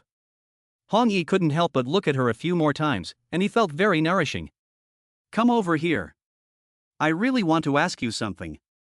Zhou Gege lowered her voice and whispered. Hong Yi was really unable to deal with the harassment and had no choice but to walk over and sit down next to Zhou Gege. What is it? Can you tell me now? Hong Yi said. Zhou Gege gradually leaned her mouth closer to Hong Yi's ear and gently blew a warm breath on his earlobe. It's sweet and fragrant. Hong Yi closed his eyes. Could it be that this girl was going to throw herself into his arms today? After all, he had helped her so much today, and she should thank him for giving her such a big credit. I'm biting. Just as Hong Yi was thinking about the good things, he suddenly felt a pain in his ear. He glanced and found that his ear had already been bitten by Zhou Gege. You're a dog, why are you biting my ear? Hong Yi looked helpless. I'll bite. Zhou Gege said with her eyes wide open. Hong Yi closed his eyes and enjoyed the special taste on his ear. Why are you doing this to me today? Zhou Gege asked angrily. How did I do this to you? Hong Yi asked in confusion. You still want to argue? Zhou Gege clenched her teeth. Although Hong Yi was good at martial arts and had energy protection, his ears were vulnerable and were directly bitten by Zhou Gege. If it were someone else, Hong Yi could have used his special energy to shake it off, and it would have been possible to knock out a few of the other person's teeth, but it was Zhou Gege, his future wife, and he didn't want to find a toothless wife. Therefore, Hong Yi still felt a lot of pain. What did I do to you? Hong Yi asked with a mixture of laughter and tears. After he finished speaking, Hong Yi felt a wave of pain in his ear again. Stop it, just tell me what you want. Hong Yi looked helpless. This girl must be a dog, why does she like biting people so much? Zhou Gege finally let go of her teeth and glared at Hong Yi, looking fierce and vicious, like a tiger in heat. Fine, since you won't admit it, I'll ask you. Zhou Gege angrily said, how come my clothes are gone? What did you do to me? Your clothes, you obviously took them off yourself, right? Am I that kind of person? Hong Yi helplessly replied. I took them off myself. So you saw everything? Zhou Gege was even more angry and asked, "Then why didn't you stop me at the time?" "I didn't see anything," Hong Yi said with a wry smile. "Who would believe that? I took off my clothes, and you took advantage of my unconsciousness to look at me, didn't you?" Zhou Gege asked in a pout. "I really didn't look," Hong Yi shook his head and denied. "You're worse than an animal," Zhou Gege muttered, blushing and walking away. Hong Yi had a question mark on his face. It seemed that Zhou Gege was angry because he didn't do anything to her. Chapter 26, The Taste is Just Right. Looking at the time, several hours had passed unknowingly in the process of laughing at each other, and the sky was gradually getting dark. "I'm starving, let's eat." Zhou Gege stretched. "Okay, what do you want to eat?" Hong Yi nodded, he was also a little hungry. "I haven't decided yet." Zhou Gege bit her lip, as if she was treating her lips as a meal. Seeing Zhou Gege bite her lip, Hong Yi couldn't help but stare, not expecting this girl's little action to look so adorable. "Hey, what are you looking at?" Zhou Gege gave Hong Yi a dirty look. "Why don't you make something to eat?" Hong Yi suggested. "Can you cook?" Zhou Gege looked at Hong Yi in surprise. "Generally speaking, men like this shouldn't be able to cook, right?" "A little." Hong Yi smiled and got up to open the refrigerator. There was nothing to eat in the refrigerator except for a few bottles of drinks. In desperation, Hong Yi had to go shopping. As for Zhou Gege, she nodded in agreement. She was even a little looking forward to it, not knowing what the food Hong Yi would make would taste like. Hong Yi quickly bought the food and went into the kitchen to get busy. After a short while, Hong Yi came out with two dishes. One plate of spicy and sour shredded potatoes, and one plate of bean curd in sesame oil with lettuce. They were both vegetarian dishes. Seeing these two dishes, Zhou Gege's pretty face flashed with a hint of disappointment. Hong Yi saw this and explained with a smile, "Eat more vegetables." "Okay." Zhou Gege pouted her lips, a little reluctant. It was obvious that this girl was a meat eater and wasn't very interested in the two dishes Hong Yi made. Of course, Hong Yi couldn't possibly make two meat dishes for Zhou Gege again, or he would spoil the girl. Hong Yi took out two bowls of rice and put them on the table, and then he and Zhou Gege ate them together. Although it seemed that Zhou Gege wasn't very interested in the two dishes just now, when she tasted them, she felt that they had a different flavor. "Gee, I didn't realize it, but you made these two dishes very tasty." Zhou Gege couldn't help but sigh after taking a few bites. "How about it? I'll be your husband. Don't you think you're missing out?" Hong Yi smiled. "Go away, how did you get to the husband again?"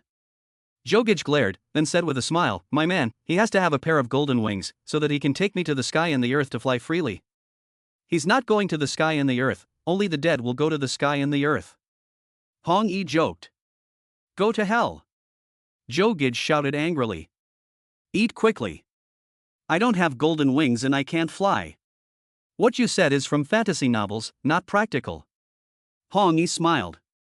Zhou Gege gave Hong Yi a cold stare and didn't say anything. At this moment, Hong Yi's cell phone suddenly rang. "I'm going to answer the phone." Hong Yi's cell phone was charging in his bedroom. After saying hello, he walked towards the bedroom. The number displayed on the phone was a strange number, so Hong Yi picked up the phone. "Mr. E, right?" A hoarse male voice came over the phone. "It's me." Hong Yi replied. "I'm Huang Daming. Are you free tonight? Come out and have a drink and get to know each other?" The hoarse voice asked with a smile, and the attitude in his words seemed quite polite. "I'm not free."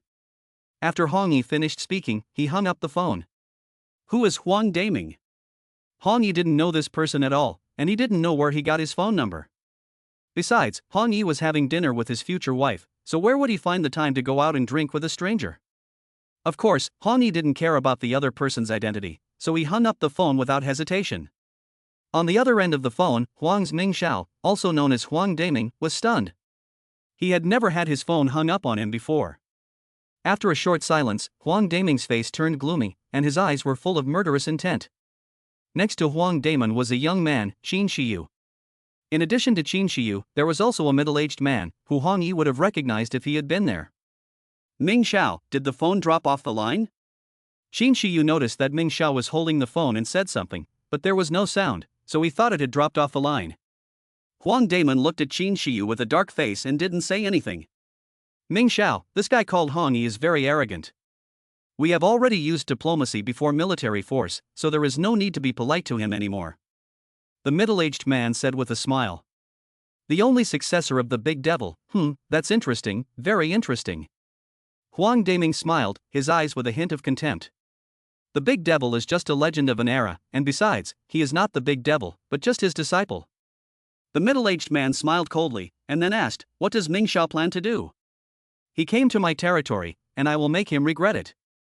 Huang Daming's voice became gloomy, and the murderous intent in his eyes also spread out. Zhou Gege was eating when she suddenly heard the sound of the door opening. Lin Mei Mei, have you eaten yet? Zhou Gege greeted her warmly. Lin Mei Mei. Lin Yilan looked at Zhou Gege in silence, not knowing what to say, but she subconsciously glanced at the two dishes on the table. Potato strips? Oil lettuce? Lin Yilan's face lit up. These are her two favorite dishes. Hurry up and come over and eat. Zhou Gege called out. Good, I just didn't eat. Lin Yilan put down her bag, ran to wash her hands, and then naturally sat in Hong Yi's place, picked up the chopsticks that Hong Yi had used, and took a bite of the shredded potatoes, relishing the taste. Zhou Gege wanted to tell Lin Yilan that those were the chopsticks that Hong Yi had used, but Lin Yilan's movements were too fast, and it was too late to stop, so she had to give up. If I tell her now, won't it make her feel uncomfortable? It tastes good. Did you make it? Lin Yilan nodded and praised it. No, Zhou Gege shook her head. However, Lin Yilan probably didn't hear Zhou Gege's words, but quickly took another bite of the oiled lettuce and tasted it in her mouth. It tastes just right, it's really good. Lin Yilan smacked her lips and couldn't help but be very happy. After that, Lin Yilan picked up the rice on Hong Yi's table and ate it in small bites, feeling a little bit intoxicated. Chapter 27 Huang Daming's Call. Zhou Gege really wanted to remind her that the bowl of rice was also eaten by Hong Yi, but when the words came to her lips, she took them back.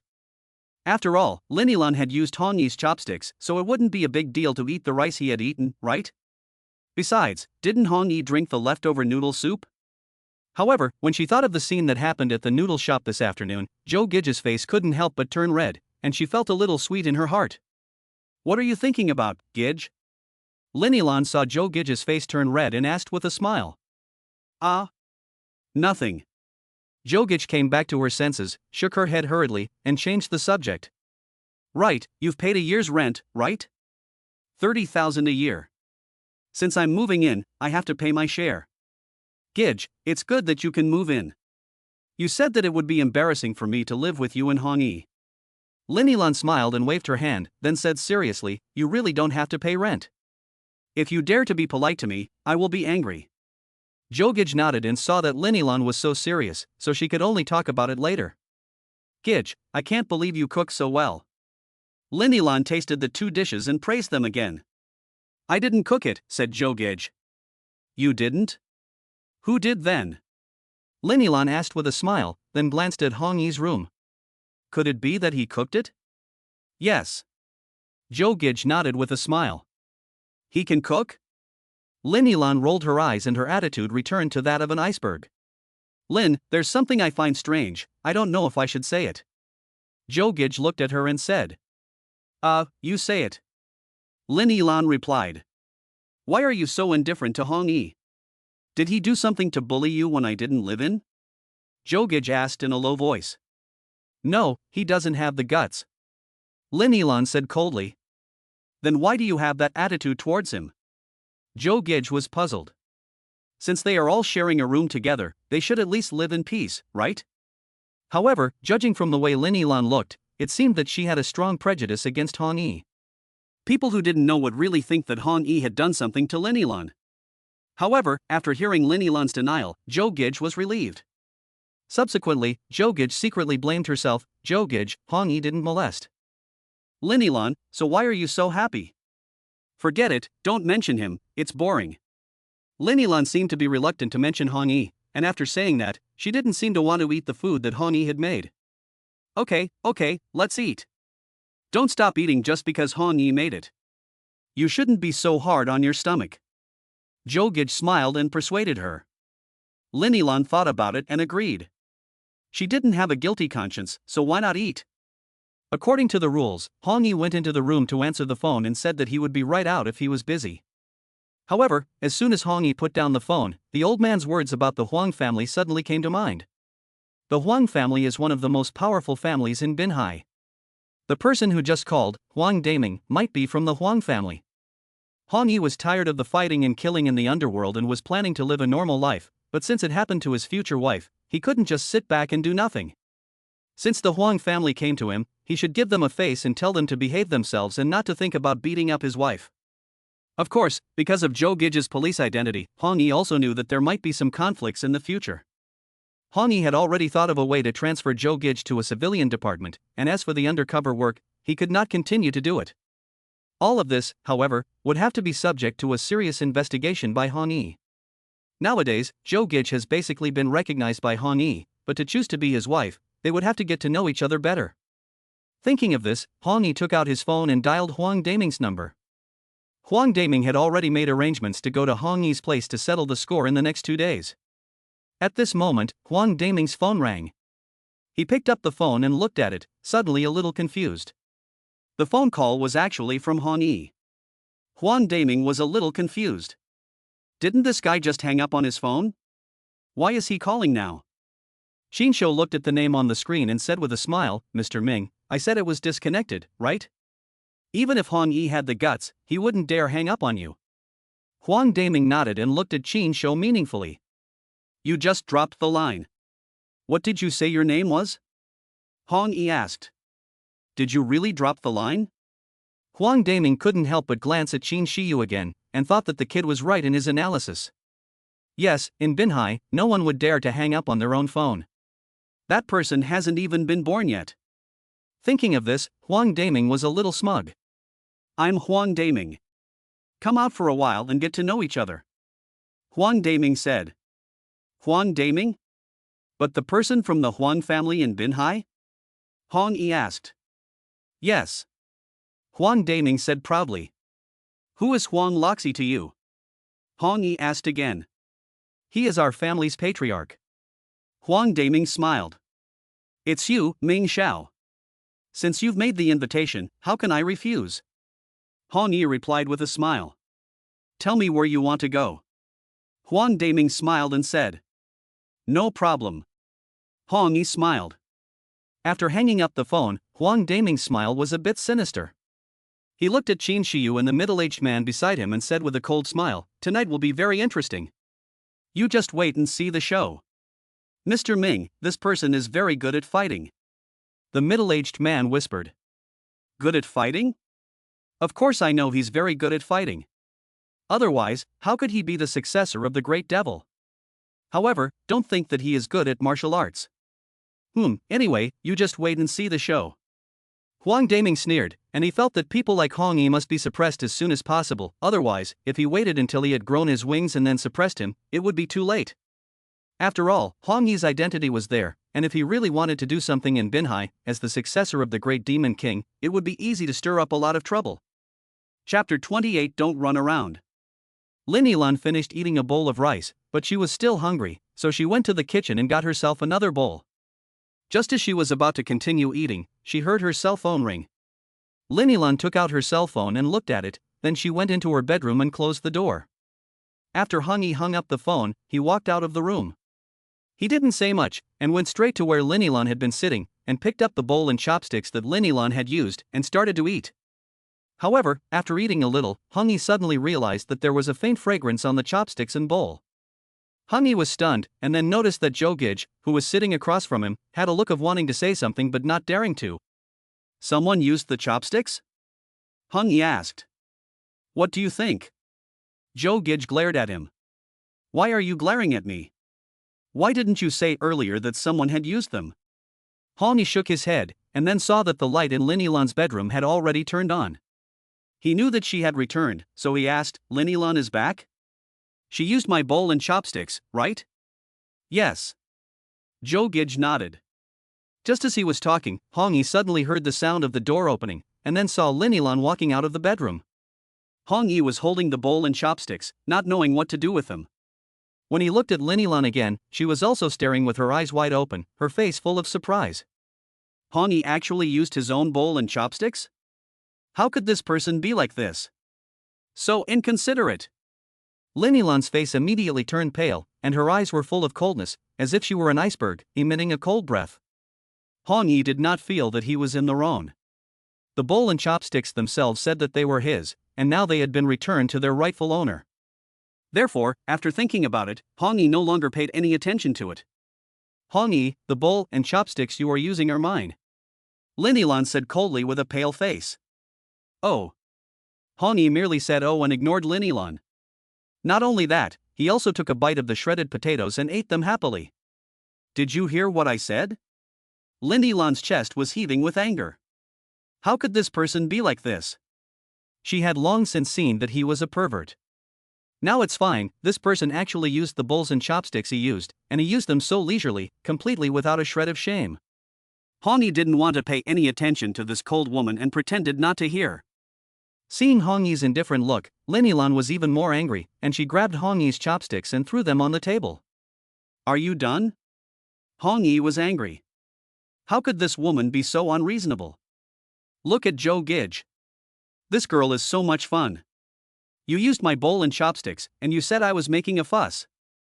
Lin Yilan was so angry that she couldn't help but change her impression of Hong Yi after eating his food.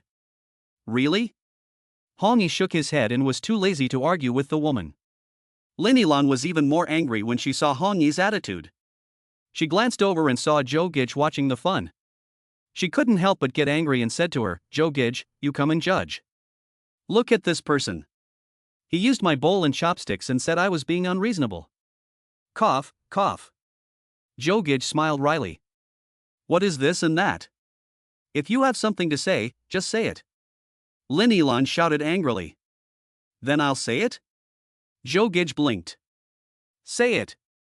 Lin Yilan glared at Hong Yi. That Lin Yilan, in fact, the bowl and chopsticks you used were originally Hong Yi's. I wanted to tell you, but I saw that you had already eaten, so it was a bit redundant to say it. Zhou Gege smiled and said, misunderstanding, misunderstanding, Lin Yilan, I'll get you a new pair of bowls and chopsticks. Don't ruin the harmony.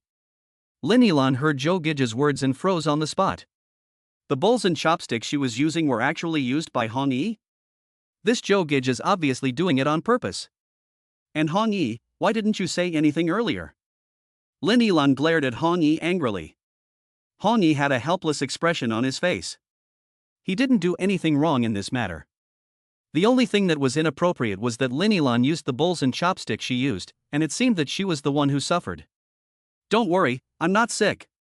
Hong Yi had to show some manly grace and said something to Lin Yilan. Oh. But just as he finished speaking, Hong Yi noticed that Lin Yilan had retched and then hurriedly ran to the bathroom. Hong Yi's eyes widened and he was a little angry. What's wrong with this woman?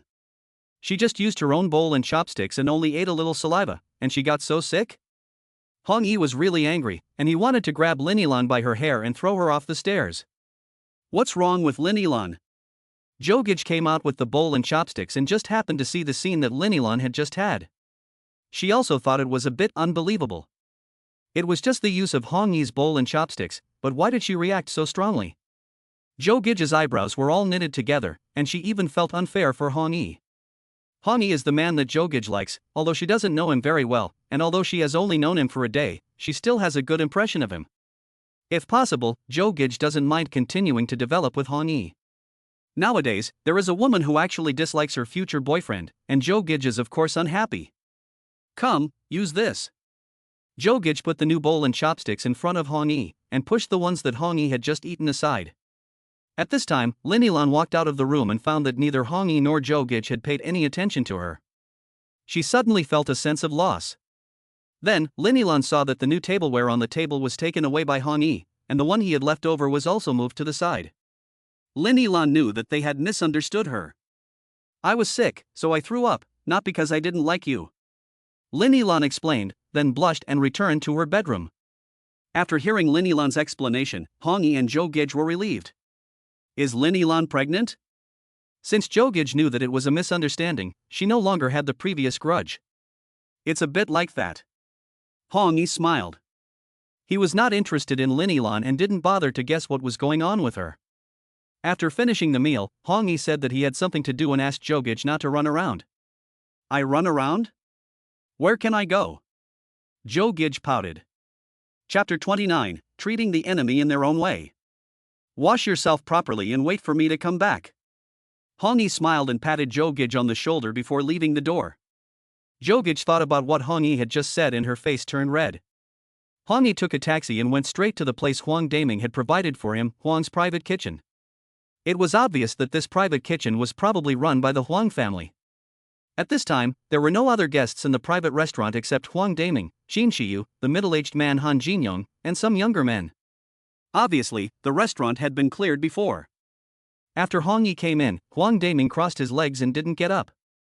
He looked at Hong Yi up and down, said coldly, "Are you here? Come and sit." Hong Yi looked closely and found that the middle-aged man and Qin Shiyu were both present, and he basically knew what had happened. After sitting down, Huang Daming ordered the waiters in a hoarse voice, "Bring this young master some wine." Soon, a waiter came over with a large bottle of erguotu and placed it on Hong Yi's table. "Drink from the bottle. If you finish this bottle of wine, your grievances will be settled. What do you think?" Huang Daming looked at Hong Yi with a smile. Hong Yi frowned. "What? You won't give me face, Mr. Yi?" Huang Daming saw that Hong Yi was unmoved and smiled coldly. "What did you just say?" Hong Yi picked up the erguotu bottle, looked at it for a moment, and asked with a smile. "If you drink this bottle of wine, the conflict between you and Qin Shiyu and Han Jinyong will be over. How about it?" Huang Daming said indifferently. "What? The successor of the great demon king can't even drink this bottle of wine? Or are you not sincere? What does it mean to be sincere?" Hong Yi smiled slightly, knowing that this was the other party giving him a warning. "Drink it up, and the sincerity will come." Huang Daming smiled. "Okay, no problem." Hong Yi chuckled, and then reached out with his arm and grabbed Huang Daming by the collar. Bang! Hong Yi hit him on the head. Ah! Huang Daming never expected that Hong Yi would attack him. By the time he reacted, he was already caught by Hong Yi. Just as Huang Daming let out a scream, Hong Yi was quick and deft, removing the bottle cap and shoving the bottle into Huang Daming's mouth, gulping down the wine inside. However, when Hong Yi smelled the wine in the bottle, he couldn't help but frown and squint his eyes. What was in this bottle of wine? It was obviously urine. And because the bottle was yellow, it was impossible to tell from the outside. This Huang Daming is not a coward, he dared to play such a trick. Hong Yi was angry, so he held the bottle and let the urine inside enter Huang Daming's mouth. From Hong Yi's action to Huang Daming being subdued by him, it was only a blink of an eye. By the time the group of little brothers behind Huang Daming reacted, Huang Daming had already drunk half of the urine in the bottle. Huang Daming wanted to resist, but he felt that he was being pinched by Hong Yi's wrist and couldn't muster any strength. He felt very sick from the urine he had drunk and wanted to vomit, but his mouth wouldn't obey. "Let go of Ming Xiao." Many of the younger brothers shouted angrily, and several of them had already taken out their pistols. Hong Yi, however, paid no attention to this and continued to pour the urine from the bottle into Huang Daming's mouth. Bang! The gun went off. One of the brothers couldn't bear to see Ming Xiaoyi suffer such humiliation and couldn't help but pull the trigger. Ah, cough cough. With a scream and a violent cough, when you looked again, you saw that Ming Xiaoyi's arm was already bleeding. For some reason, the shot didn't hit Hong Yi, but instead hit Ming Xiaoyi's arm. And the one who let out a miserable cry was naturally Huang Daming. The full bottle of urine was quickly drunk by Huang Daming, and Hong Yi picked up the empty bottle and smashed it hard on Huang Daming's head. Bang! I don't know if it was because the bottle was too sturdy, but the bottle didn't break. Looking at Huang Daming again, there was already a bulging lump on his head. His head is quite hard. Hong Yi smiled and knocked another bottle over. Bang! This time, the bottle broke, and Huang Daming's face was covered in glass shards.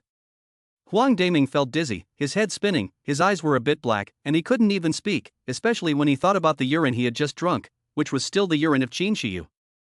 However, the urine had already entered his body, and it was not so easy to vomit it out. Bang!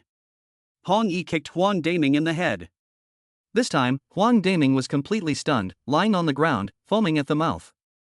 Hong Yi's continuous actions were seamless, but just as he finished cleaning up Huang Daming, he saw someone rushing up angrily. Hong Yi's face suddenly filled with excitement. The man who rushed over looked to be about 30 years old and was quite burly. What excited Hong Yi was not these things, but the man's level, which was almost close to master level. I didn't expect that there were really such masters here in Binhai. In fact, when Hong Yi arrived here, he had already discovered the existence of this man. However, when Hong Yi was dealing with Huang Daming, he was very fast and his moves were always aimed at Huang Daming's vital points. The burly man had indeed wanted to fight, but he thought that doing so would inevitably hurt the young man, so he had to hold back. Seeing that Hong Yi had already let Huang Daming go, he had no more qualms and rushed forward with a burst of energy. Hong Yi also had no intention of being polite. He watched as the man swung a heavy fist at him, and his mouth curled up slightly, and he also slammed his fist forward. Bang! The two fists collided, emitting a loud sound. Ting-a-ling-a-ling. The burly middle-aged man took a dozen steps back. After he had stabilized himself, he felt a sweet taste in his throat, and almost spat out blood. Looking at Hong Yi, he only took a step back, his face was very calm. The burly middle-aged man knew that he had met a master, his expression was particularly solemn, and he looked at Hong Yi as if he were facing a great enemy. Hong Yi smiled slightly, and his eyes swept sharply at the burly man. Come again. Hong Yi waved his hand. Chapter 30 Huang Daming is yellow. The burly man didn't say much nonsense and walked up with his head held high. Bang! The two men once again put their fists together. This time, the burly man only took 3 steps back, and without raising his chi, he fell to the ground and vomited blood. Looking at Hong Yi again, he was still calm and relaxed, with no change on his face. Get up! Hong Yi shouted angrily. The burly man's body suddenly shuddered. You're obviously not a match for me, and you still want me to get up? The burly man simply rolled his eyes, pretending to be in poor health, and fainted.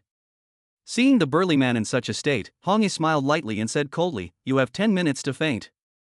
If you dare to wake up within 10 minutes, I don't mind crippling you.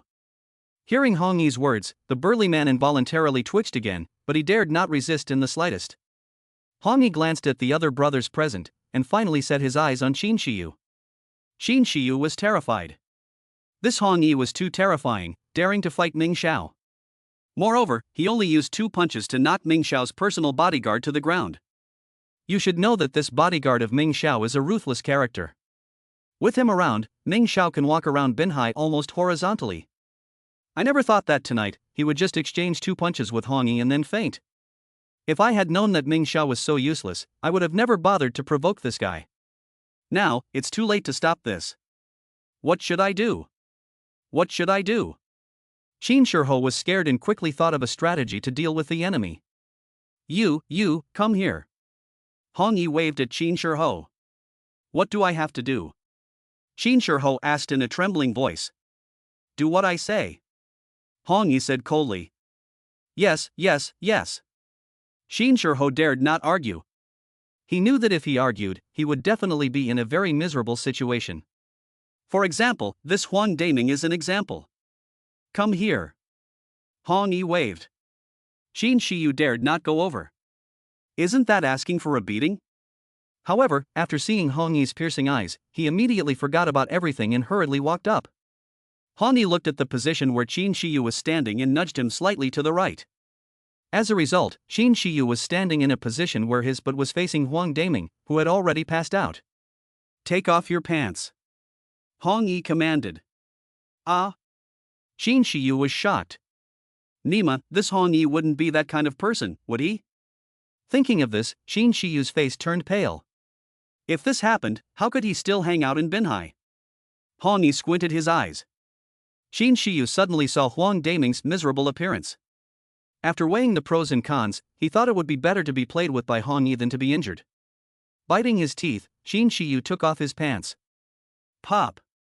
Hong Yi patted Qin Shiyu's shoulder lightly, then smiled and said, That's enough. Stand here and don't move. I'll go out the door, and you can move freely. Seeing that Hong Yi was not gay with him, Qin Shiyu was relieved. He was just wondering why he had to take off his pants and do it here. But then he thought about it, and Qin Shiyu realized that this guy was punishing himself.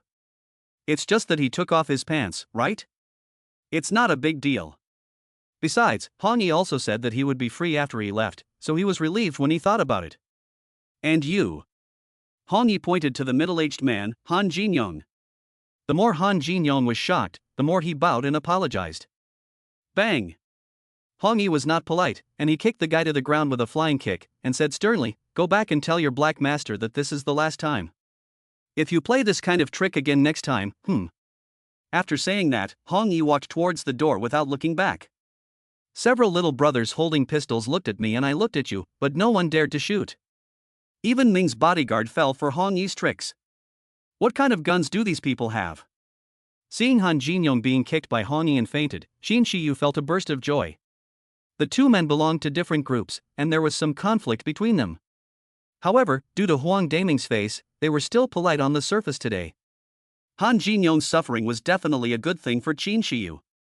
He even thought that Hong Yi's punishment was much better than being kicked unconscious. Seeing that Hong Yi was about to leave the door, Xin Shiyu also planned to go for a walk. However, at this moment, Xin Shiyu suddenly felt that his stomach was not very comfortable. In the blink of an eye, he was in unbearable pain. Xin Shiyu really wanted to go to the toilet to relieve himself, but suddenly he realized that he couldn't move. Puff! Some yellow, foul-smelling stuff sprayed out of Xin Shiyu's butt, and because the angle was just right, almost half of it sprayed on Huang Daming's face.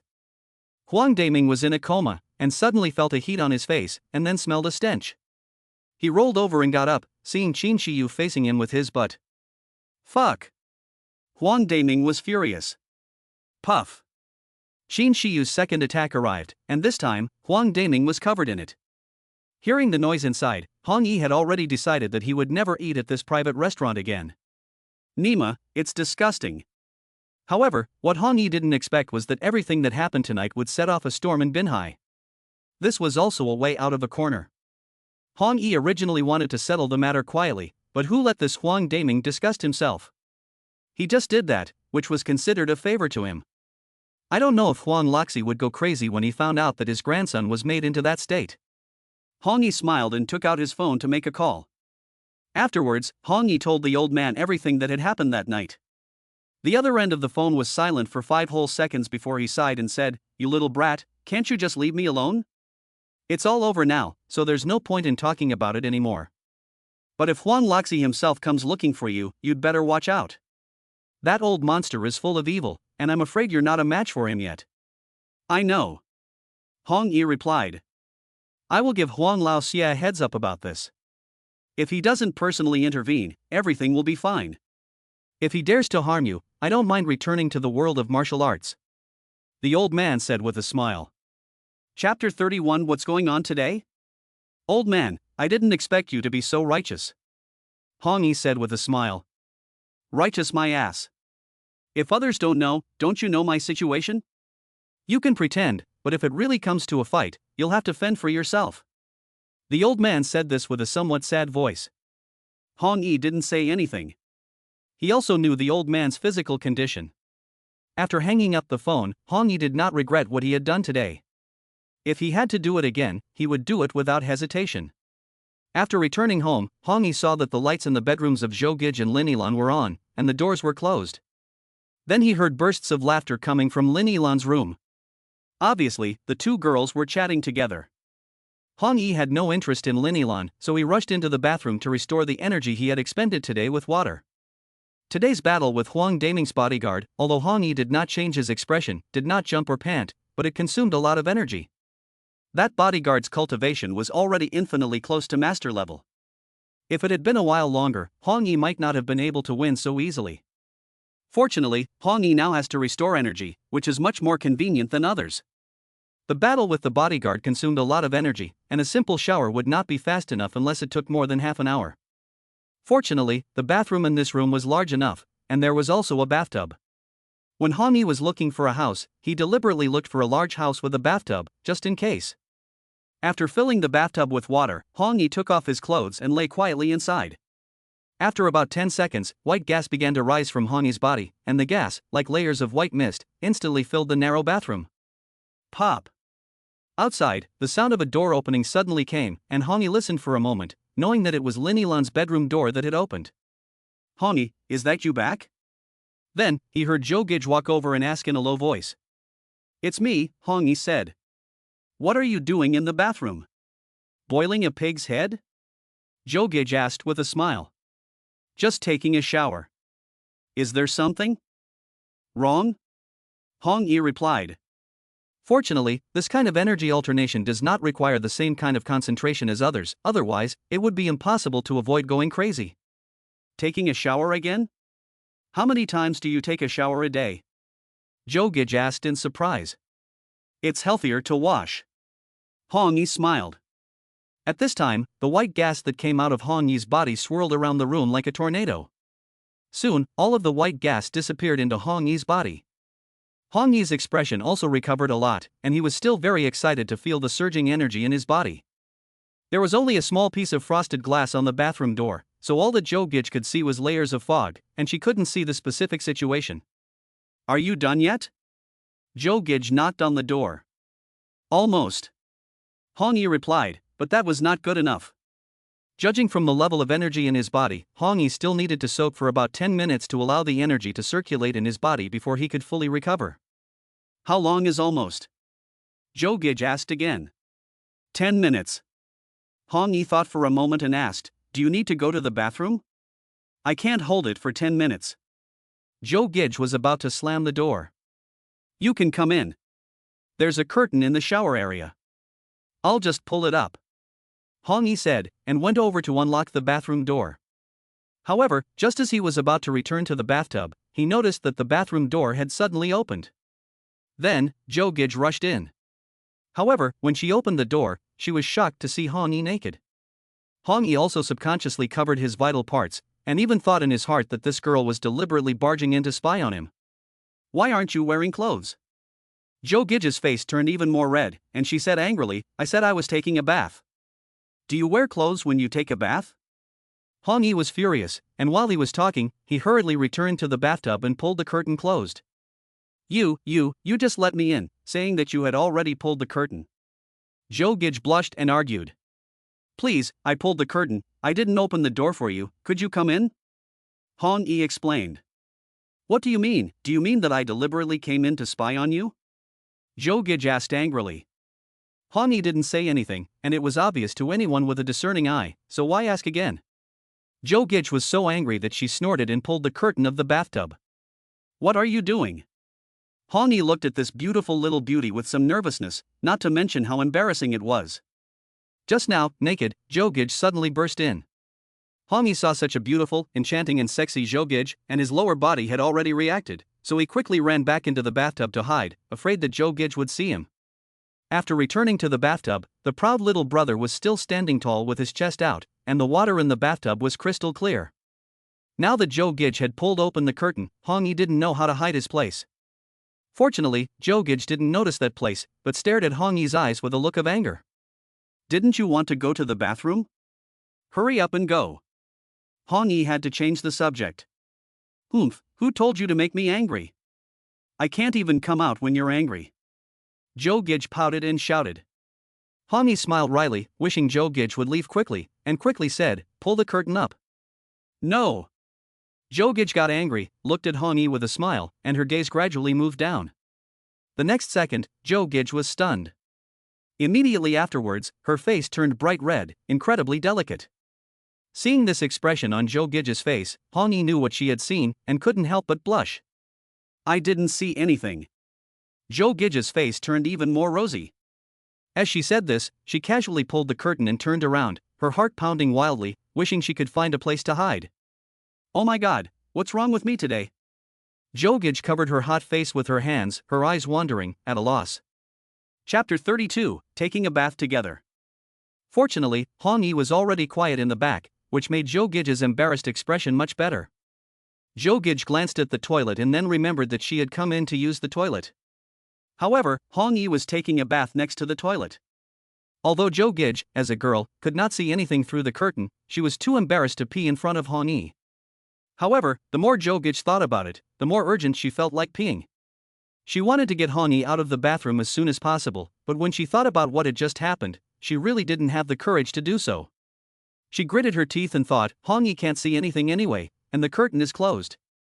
It's just a toilet, so it's no big deal. With that in mind, Zhou Gege slowly unzipped her pants and sat on the toilet to pee. When the sound of peeing came out, Zhou Gege was so ashamed. Why was the sound so loud? Zhou Gege wanted to cry but had no tears. This was good, because Hong Yi couldn't see her, but he could hear her. Zhou Gege realized for the first time that girls' peeing sounds were so exaggerated. Because of her shyness, Zhou Gege's peeing was sometimes loud and sometimes quiet, which made her even more embarrassed. Finally, Zhou Gege finished peeing, and she was relieved. She quickly pulled up her pants, rushed out of the bathroom, and returned to her bedroom. Zhou Gege panted heavily, her face flushed, as if the morning sun was as beautiful and moving as ever. Hong Yi naturally heard all the sounds of Zhou Gege, but he was not perverted enough to molest her. Moreover, Hong Yi still had to restore his energy, so he had no time to tease Zhou Gege. Finally, Hong Yi felt that his energy had almost been restored, and he was ready to get up and change his clothes. At this moment, Hong Yi suddenly heard footsteps coming from far away and soon arrived at the door of the bathroom. Hong Yi knew that Lin Yilan had come over, and just wanted to call out that there was someone inside, but he heard that Lin Yilan had already stepped into the bathroom with one foot. Hong Yi opened his mouth, but the words he was about to say had to be held back. Hong Yi thought, since he was holding the curtain, he would go out after Lin Yilan finished working. If I remind her now, she might misunderstand me again. With this thought in mind, Hong Yi calmed down and lay quietly in the bathtub, not daring to breathe a word. After Lin Yilan came in, she slammed the bathroom door shut and took off her clothes one by one. When Hong Yi heard this movement, his heart suddenly thumped. Damn it, this girl didn't come in to use the toilet, she came in to take a bath. This is over. Hong Yi really didn't know how to end it. Subsequently, Hong Yi's face turned white. Nima, if Lin Yilan just took a shower, it would be fine, but if this girl suddenly got an urge to come in and take a bath or something, it would really be hard to explain. Hong Yi's face turned red and white, but he didn't know what to do. If he spoke up now, Lin Yilan would probably have taken off most of her clothes, and if he said there was someone inside, the girl's screams might attract the attention of the entire building. Hong Yi looked around, and finally his eyes settled on the ceiling of the bathroom, and he glanced at the window next to it. After Lin Yilan took off her clothes, she turned on the shower. While she was bathing, Lin Yilan suddenly noticed that the curtain on the other side of the bathtub was closed. That curtain is usually open, so you can see the bathtub inside at a glance. When did it close today? Lin Yilan was a little scared. With the curtain closed, she couldn't see what was going on inside, and she was worried that someone would suddenly come out of it. Especially when she was taking a bath herself, if a pervert saw her. Lin Yilan took a deep breath, picked up a prepared towel, covered her breasts, and walked over to gently open the curtain. She took a quick glance at the bathtub, but didn't see any strangers, so she breathed a sigh of relief and went back to showering. However, as soon as she turned around, she suddenly looked back at the bathtub. Huh? Is there water in the bathtub? When she came to the bathroom, she clearly remembered that there was no water in the bathtub. Could it be that Zhou Gege came in to shower?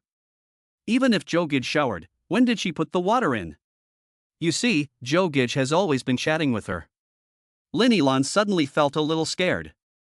It was the middle of the night, and if there was a ghostly incident, it wouldn't be fun. As for whether it was Hong Yi who had returned, Lin Yilan didn't even think about it. In her opinion, Hong Yi had already been filtered out by her. Lin Yilan was really a little scared, and she couldn't even think about taking a shower. She quickly ran over and opened the bathroom door. Goo goo, goo goo. Lin Yilan shouted loudly outside. Zhou Gege was shy in her bedroom. After hearing Lin Yilan's voice, she calmed down and asked, Lin, what's the matter? Come over here, hurry up. Lin Yilan said quickly. Zhou Gege didn't understand, but she still walked out of the room. However, when she saw Lin Yilan covering her body with a towel and standing in the bathroom, her eyes nearly jumped out of her eyes. What is going on? Where is Hong Yi? Zhou Gege subconsciously glanced at Hong Yi's room, but found that it was empty. What's going on? Zhou Gege quickly walked up. Hong Yi was her man, and she didn't want him to have an ambiguous relationship with Lin Yilan. Did you put the water in the bathtub? Lin Yilan pointed to the bathtub and asked. No, I put it in. I put it in. I was just about to take a bath, and I was just looking for clothes in my room. Zhou Gege smiled, looked left and right, and then glanced at the ceiling, trying to find the figure of Hong Yi. As a result, Hong Yi seemed to have disappeared into thin air, and she couldn't find his whereabouts. Where did Hong Yi go? Zhou Gege wondered in her heart, looked at the only window in the bathroom, and suddenly had a start. This is the third floor, and although falling won't kill you, it won't be fun if you get a stroke. Zhou Gege quickly realized that Hong Yi must have gone outside the window to hide. Lin Mei, I'm going to wash first. Zhou Gege was afraid that something would happen to Hong Yi, so she said to Lin Yilan. Gege, I've already taken off my clothes, I'll go first. Lin Yilan couldn't help but laugh. that's good, Lin Mei. Do you want to take a bath together? Zhou Gege smiled and touched Lin Yilan's full breasts, her eyes full of flirtatiousness. Chapter 33, Continue to Blow. What are you doing? Lin Yilan's face turned red and she couldn't help but scold. Lin Mei, you are so beautiful, as a woman I feel sad to see you, let alone a man. Zhou Gege said this and began to undress. Forget it, you can wash first. Lin Yilan felt a little uncomfortable and didn't bother to rinse, and hurriedly ran out. Zhou Gege took a deep breath, quickly tidied up her clothes, and closed the bathroom door. Then, Zhou Gege walked to the window step by step, and called out softly, "Hey, Hongi, are you outside?" However, after waiting for about 3 seconds, there was no movement outside, only the sound of the wind blowing, which was a bit cold. Zhou Gege realized that the situation was not good, and she didn't care about anything. She quickly opened the window gently and looked up, down, left and right. Where was Hong Yi? There was not even a ghost in the position of this window.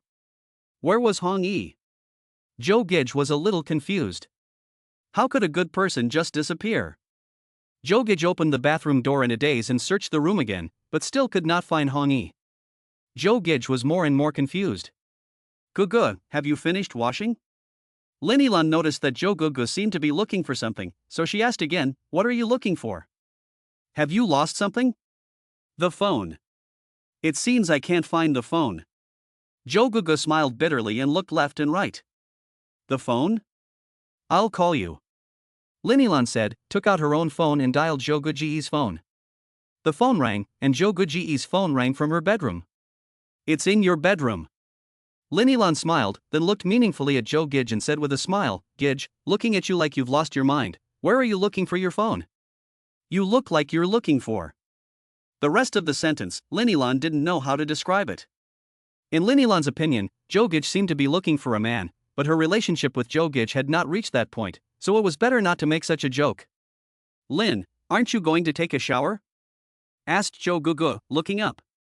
I'm going now. Lin Yilan nodded and walked towards the bathroom with her clothes. At this moment, the sound of unlocking the door came from the room. Lin Yilan's face turned pale when she heard it. She was now wrapped in a towel, with her shoulders exposed.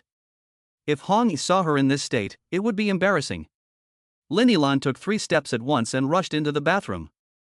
After hearing the door open, Zhou Gege's face lit up with joy.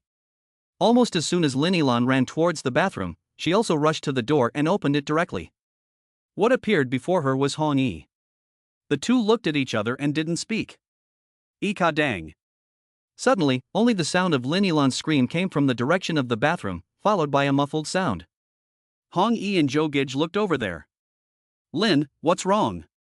Zhou Gege didn't bother to ask Hong Yi, and hurried to the bathroom door, asking with concern. I fell accidentally. Lin Yilan replied. Are you okay? Is it serious? Zhou Gege asked again. There was no sound in the bathroom. Lin, what's wrong with you? Zhou Gege asked anxiously. You first let Hong Yi go to his room. Lin Yilan said in a low voice. Hong Yi, you go to your room and stay there, don't come out unless you are called. Zhou Gege ordered Hong Yi. Hong Yi had already heard Lin Yilan's voice, and he had no intention of admiring the other person's body. So after hearing Zhou Gege's words, he returned to his room without hesitation and closed the door. Hong Yi has already returned to his room. Are you okay? Zhou Gege asked. The bathroom door opened, and Lin Yilan was seen covering her thighs with a painful expression on her face. Where are you hurt? Zhou Gege asked hurriedly. On your thigh. Come and help me. I'll take a bath in the bathtub and come out. Lin Yilan pointed to the bathtub and said to Zhou Gege. Lin, you're hurt like this? You're still taking a bath? Zhou Gege asked with a mixture of laughter and tears. I'm really fine. I'll be fine after a while. Lin Yilan let go of her hand and gave Zhou Gege a look at her wound. There really wasn't anything serious about the wound, just a little bruise. I believe it will be fine after a little rest. Zhou Gege, however, glanced at the water in the bathtub, which had just been used by Hong Yi. She was too embarrassed to let Lin Yilan continue to use it, so she said, I'll change the water for you. Don't bother. I think the temperature is just right. You just used it, didn't you? It's fine. I don't mind. Lin Yilan said with a smile. Zhou Gege's eyes widened, and she didn't know what to say. What's wrong? Lin Yilan looked at Zhou Gege, who was stunned, and asked with some confusion. It's fine, then it's fine as long as you don't mind. Zhou Gege was about to cry, but of course she couldn't tell Lin Yilan that the bathwater had just been used by Hong Yi, or she would have been exposed. After helping Lin Yilan into the bathtub, Zhou Gege quickly left the bathroom and opened Hong Yi's door. Seeing that Hong Yi was playing games on his laptop as if nothing had happened, Zhou Gege was furious. Pop! Zhou Gege slammed the laptop shut and glared at him. What are you doing? I'm playing a game with my team, said Hong Yi, displeased. I'm asking you, where have you been? Zhou Gege demanded. Well, I saw Lin Yilan come in, so to avoid embarrassment, I had to jump out the window. Hong Yi explained. You jumped out? This is the third floor. Zhou Gege's eyes widened. Is the third floor high? Hong Yi looked at her strangely. What? Isn't the third floor high? Zhou Gege began to look at Hong Yi and asked with concern, Are you hurt? It's fine, I'm not doing well. Hong Yi's heart warmed. He could see that Zhou Gege's expression was full of concern, and then he smiled and said, Don't worry, not to mention the third floor, even if it's the 10th floor, I'll be fine. Keep blowing. Zhou Gege rolled her eyes and sighed, saying, You're the one who said it. Lin Mei went in to take a bath, so you should have said that there was someone inside, right? Why did you have to jump off the third floor? Chapter 34 Huang Daming's Grandpa. Lin Yilan was going too fast. I wanted to say something, but she was already inside. If I had said something at that time, it would have been embarrassing. Hong Yi smiled wryly and explained. Then why weren't you embarrassed when I went in? Zhou Gege glared. You're different. Hong Yi smiled. Zhou Gege's heart swelled with a warm feeling. However, thinking about what she had just seen, Zhou Gege's pretty face flushed again, and her bright eyes and white teeth seemed even more moving at this moment. Hong Yi couldn't help but stare at her, and where could he care about going up and down the copy? Right, you said that your relationship with Lin Mei is so unpleasant, why don't you move out? Now that you have money, you shouldn't be short of money, right? Zhou Gege quickly changed the subject. She always felt that there was something between Hong Yi and Lin Yilan. Their relationship was definitely not as simple as it seemed. If Lin Yilan was disgusted with Hong Yi, why did she still live with him? Moreover, Zhou Gege saw a lot of designer handbags in Lin Yilan's room. Since Lin Yilan is not short of money, why does she choose to share a flat with Hong Yi? I don't like the idea of moving, let's talk about it later. Hong shook his head, and said that if anyone was to blame for this, it was the old man. The old man insisted that he and Lin Yilan share a flat, and no one knows what his intentions were. If the old man had introduced Lin Yilan to him as a wife, then it would have been understandable, but it wasn't. Later, Hong Yi also thought that as long as he and Lin Yilan did not have any major conflicts, as long as he did not move, he would have completed the task that the old man had entrusted to him. If Lin Yilan wanted to move out on her own, that would be her problem and have nothing to do with him. Seeing that Hong Yi was not planning to move away, Zhou Gege became even more suspicious of the two of them. However, Zhou Gege was a smart girl, and she knew that asking such questions at this time would only make Hong Yi hate her. By the way, where is your home? I think you should go to the police station to resume your duties as soon as possible, so as not to give them a reason to hold you back. Hong Yi reminded her that offending Huang Daming tonight would inevitably cause a storm on the coast, and if she got involved, it would be hard to explain. Are you trying to get rid of me? Zhou Gege raised her eyebrows. Of course I don't mean that. I don't want you to get hurt. Hong Yi shook his head. I've moved in already, I'm not leaving. Zhou Gege snorted and sat on Hong Yi's bed. Okay, if you don't want to leave, then fine, but I'm telling you, you better not run around these days. Even if you want to go out, you have to be with me. Hong Yi said in a deep voice. What's going on? Zhou Gege heard that there was something wrong with this. Nothing, I cleaned up a person tonight. Hong Yi smiled. Who? Zhou Gege asked hurriedly. Huang Daming, do you know him? Hong Yi asked. Suddenly hearing Huang Daming's name, Zhou Gege's face turned white and she shouted in a lost voice, What? Did you offend him? Hong Yi nodded and then corrected seriously, It wasn't me who offended him, it was him who offended me, and I cleaned him up. What did you do to him? Is there any room for reconciliation? Zhou Gege did not pay attention to this question and hurriedly asked, but after seeing Hong Yi's expression, she also knew that this conflict could not be resolved. She could only smile bitterly and say, Huang Daming is the eldest son of the Huang family in Binhai. You dare to offend him. Do you know that his father holds a high position in Binhai City and our police dare not do anything to him? Lin Yilan finished her bath feeling refreshed and her injured thigh healed. She couldn't help but be a little surprised. When Zhou Gege came out, she asked, What did you put in the bath water? What? Zhou Gege was puzzled. Nothing, go to bed. Lin Yilan smiled and didn't ask any more. At the same time, Huang Daming endured the gunshot wound in his leg and washed himself more than 10 times before walking out with a dark face. At this time, the bodyguard came forward with a pale face and a very sad look. Huang Daming looked at Han Jinyong and Qin Shiyu with a pale face, and a strong murderous intent flashed in his eyes. Han Jinyong was also seriously injured, and at this time, he lowered his head and dared not say anything. Looking at Qin Shiyu again, perhaps he felt the murderous intent in Huang Daming's eyes, which scared him so much that he trembled all over and couldn't help but kneel on the ground. Mr. Ming, you can punish me however you like, I really didn't mean to do it. This was all arranged by that Hong Yi. Qin Shiyu was incoherent. Huang Daming glared at Qin Shiyu fiercely, and then ignored him. Huang Daming also knew that today's incident had nothing to do with Qin Shiyu, and that it was all the work of that hateful guy, Hong Yi. Then, Huang Daming shifted his gaze and looked at the pale-faced bodyguard, asking with a cold face, Lao Pang, you have let me down. Ming Xiao, that Hong Yi has already reached the early stage of master-level cultivation. I didn't know that his cultivation would be so high. I was careless. Bodyguard Lao Pang said in a trembling voice. Huang Daming didn't say anything, and his face became more and more gloomy. But don't worry, Ming Xiao. I've already called my senior brother. He's just about to come out for some experience. We're very close. As soon as my senior brother arrives, he'll definitely be able to destroy this Hong Yi. Old Pang said angrily. You have a senior brother? Huang Daming looked at him. My senior brother has been training at Wanhua Gate. He told me on the phone today that he has advanced to the mid-level master. When he arrives, he'll be more than enough to deal with that Hong Yi. Old Pang said, clenching his fists. Hearing Pang's words, Huang Daming's heart stirred, and he hurriedly asked, How long will your brother be able to come? No more than 10 days, he will definitely come to Binhai.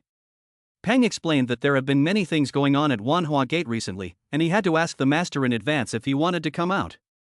Wanhua Gate? I've never heard of it. Huang Daming said in a low voice. It's just a small sect, so it's normal that Ming Xiao hasn't heard of it. Pang smiled sheepishly. Huang Daming lowered his head and mumbled, he was humiliated today, so he had to regain his face no matter what. At this moment, Huang Daming's cell phone rang, he took out his cell phone and his face immediately became solemn. Grandpa, you're looking for me? Huang Daming respectfully asked. Come over. A dignified voice came from the other end. Yes, I'm going now. After Huang Daming hung up the phone, he told everyone present that if anyone dared to talk about what happened today, they would die a miserable death. Before leaving, Huang Daming also took a deep look at Qin Shiyu, who was so scared that his legs kept shaking. Around 10 o'clock in the evening, Huang Daming entered a villa. In the lobby of the villa was an old man with a white beard. The old man looked energetic and his face seemed to be wrinkle-free. Shot? The old man glanced at the bandage wrapped around Huang Daming's leg and asked lightly. Chapter 35, Golden Light Blooms. Grandpa Huang Daming called out, thinking about what happened tonight, and wondering how to put it more appropriately. I already know, you don't need to say it. The old man, Huang Loxi, shook his head inside. Grandpa, you know everything? Huang Daming's heart trembled. That person, is his name Hong Yi, right? Huang Loxi asked with narrowed eyes. Yes, Grandpa, he is Hong Yi. Huang Daming really didn't want to mention this name, and when he said it, he almost bit his teeth to say it. Oh, the only successor of the great demon, I never thought he would come to our coastal city. Huang Loxi smiled, and after he finished smiling, his face became even more gloomy, staring straight at his grandson Huang Daming. The invisible murderous aura made Huang Daming almost unable to breathe. Grandpa, I was wrong. Huang Daming saw his grandfather's powerful momentum and was suddenly shocked. His legs went limp and he fell to his knees in front of him. Okay, I'll ask you, where did you go wrong? Huang Lao Xia asked with a cold face. I shouldn't have dealt with the successor of the great demon, Huang Daming said with a stiff neck. Wrong. Huang Laoxia roared, shaking the whole room. Then he suddenly got up and looked at Huang Daming, saying, I have already warned you not to act rashly before knowing the opponent's depth. Since you know that he is the successor of the great devil, why do you still go to trouble to find him? Even if you want to find trouble with him, why don't you bring a few more experts with you? Huang Daming was stunned and hurriedly nodded to admit his mistake. Daming, I have said before that when you are not absolutely sure, you must be calm and peaceful when dealing with your opponent. Even if you are just pretending, it is much better than being humiliated. Huang Laoxi lectured him, today, it is Hong Yi, the successor of the great demon king. This person spared your life out of respect for me. If you meet someone who is not considerate, your life will be over. Daming lowered his head and was sweating profusely, but dared not say a word. Okay, get up. Huang Laoxi calmed down after a burst of anger. Grandpa, can you help me deal with Hong Yi? Huang Daming asked in a low voice when he saw that his grandfather's anger had subsided. No. Huang Laoxi refused without even thinking about it, and said angrily, Your grandpa is already quite old. If it gets out that I'm bullying the younger generation here, what will people think of me? Huang Daming was disappointed, but thought to himself, is grandpa afraid of that big devil? However, this matter cannot be settled like this. Huang Laoxi spoke up. Although I am not in a position to personally intervene, I can send you 2 people to assist you. By the way, I want to ask you, what level of cultivation does that Hong Yi have? Old Pang should be able to tell, right? Master level early stage. Huang Daming replied truthfully. Did Old Pang say that? Huang Laoxi was a little stunned and asked with some skepticism. Is there something wrong with Grandpa? Huang Daming asked carefully. How could the successor of the great demon have only the cultivation level of a beginner master? It doesn't seem right. Huang Laoxi shook his head and was a little puzzled. Grandpa, the great demon is powerful, but his disciples may not be as talented as he is. Besides, how old is this Hong Yi? I think he's only in his early 20s, right? It is already rare for him to have the current level of cultivation. Huang Daming analyzed. Huang Laoxi thought about it and realized that when he was at Hong Yi's age, he was only at the early stage of the master level. Since he is only at the early stage of the master level, it will be easy to deal with him. In this way, the 2 brothers Song Jian and Mingyue, who are already at the mid-level of the master level, are at your disposal. Huang Laoxi said, but I can give you a heads up in advance. You can teach Hong Yi a lesson, but you must not take his life. Grandson understands. Huang Daming was overjoyed. With these 2 brothers on his side, he could avenge his grudge. Daming, you are the eldest grandson of our Huang family. I have told you to practice diligently, but you just wouldn't listen to me. After you have dealt with Hong Yi, you must immediately go into seclusion. Even if you can't advance to the master level, you can still have the skills of Old Pang. Huang Laoxi sternly advised. Yes, I will work hard after I have avenged my family. Huang Daming nodded obediently. Hong Yi had no idea that Huang Laoxi had already sent 2 masters to deal with him. However, knowing that Huang Daming would not give up, that night, while Zhou Gege and Lin Yilan were already asleep, he took a pill out of his backpack. The pill was golden yellow, and in the deep night, it glistened with golden light, very eye-catching. I never thought this would finally come in handy. Hong Yi looked at the golden pill and smiled lightly before crushing it. Suddenly, golden light bloomed, and in an instant, it disappeared into Hong Yi's body. Hong Yi's mouth curled up in an evil arc, and he smiled meaningfully. At the same time, in Blackie's room, when Han Jinyoung told Blackie the news, Blackie's face was also full of smiles. Hong Yi is still young and impetuous, and he doesn't know the difference between right and wrong. This time he offended Ming Xiao, and I'm afraid it will be difficult for him to continue to live in Binhai. Blackie said with a smile. Blackie was saying that Ming Xiao should have already made arrangements. Han Jinyoung nodded with a smile. Oh, right, Hong Yi went to Xie today. I heard that he and Tang Yanran of Xie have a good relationship. Black Master asked. I have also investigated this matter. It is indeed the case. I heard that 5 years ago, Tang Yanran was saved by Hong Yi, and their relationship was just getting better at that time. Han Jinyoung explained. This is a good thing. If the 2 of them really have a good relationship and Tang Yanran likes Hong Yi so much, and according to Tang Haotian's character, he might become friends with Hong Yi. In this way, he will also offend Ming Xiao in disguise. This is really a good thing that kills 2 birds with 1 stone. Black Master was so happy that he didn't even mention how happy he was. Although he lost 300,000, he felt that it was worth it. Han Jinyoung nodded and hesitated to speak. Are you trying to say that Han Yi told you to tell me that if I dare to oppose him in the future, he is ready to take action against me? Black Master looked at him and asked with a smile. It was Han Jinyoung who answered. Don't worry, he hasn't had time to deal with me recently. Black Master looked at Han Jinyoung with a smile, then his face was covered with dark clouds, and he snorted, saying that if he wanted to deal with me, he would have to have the ability to do so. Chapter 36, A Fu's Evaluation.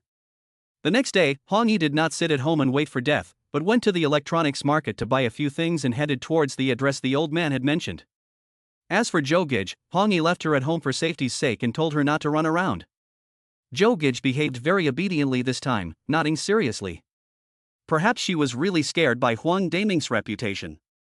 Han Yi stopped at the entrance of a seaside villa and knocked on the door. The door opened and a middle-aged man dressed as a servant came out and looked at Han Yi silently. Han Yi's heart sank a little. This servant's cultivation is really extraordinary, he has already reached the late stage of a master. Hello, is Master Huang here? Han Yi asked with neither arrogance nor humility. You are looking for Master Huang? The servant looked at Han Yi and asked in return. Let him in. At this moment, an old and authoritative voice floated out of the room. The servant did not dare to be negligent and quickly led Han Yi into the hall. After stepping into the hall, Han Yi found an old man sitting in the hall. The old man looked to be about 70 years old, but there was not a single wrinkle on his face. The old man was in good spirits, but perhaps because he had not rested well last night, his eyes were a little sleepy. I've been in Binhai for so long, and I'm only coming to see you today. I feel a bit bad about it. Han Yi said with a smile, and put the gift he bought from the electronics market on the table. You're here, so why buy a gift? Huang Loxi smiled faintly and glanced at Han Yi deeply. It's only a little something from a junior. Han Yi smiled and replied. Ah Fook, you go and put away the things that Mr. Yi brought. Although they are not valuable, Mr. Yi's intentions have already been conveyed. Huang Laoxia smiled and said to the servant, after all, this is a gift from the big evil to us. How can we refuse? Hearing the words big evil, Ah Fook's eyes flashed with light, and he looked up and down at Han Yi. It took about 10 seconds before Ah Fu put away Han Yi's gift. Master Hong, to be honest, your master and I have been friends for life and death. We have known each other for 30 years. Huang Laoxia sighed, looked at the ceiling, and said with some emotion, 30 years, it's gone so quickly.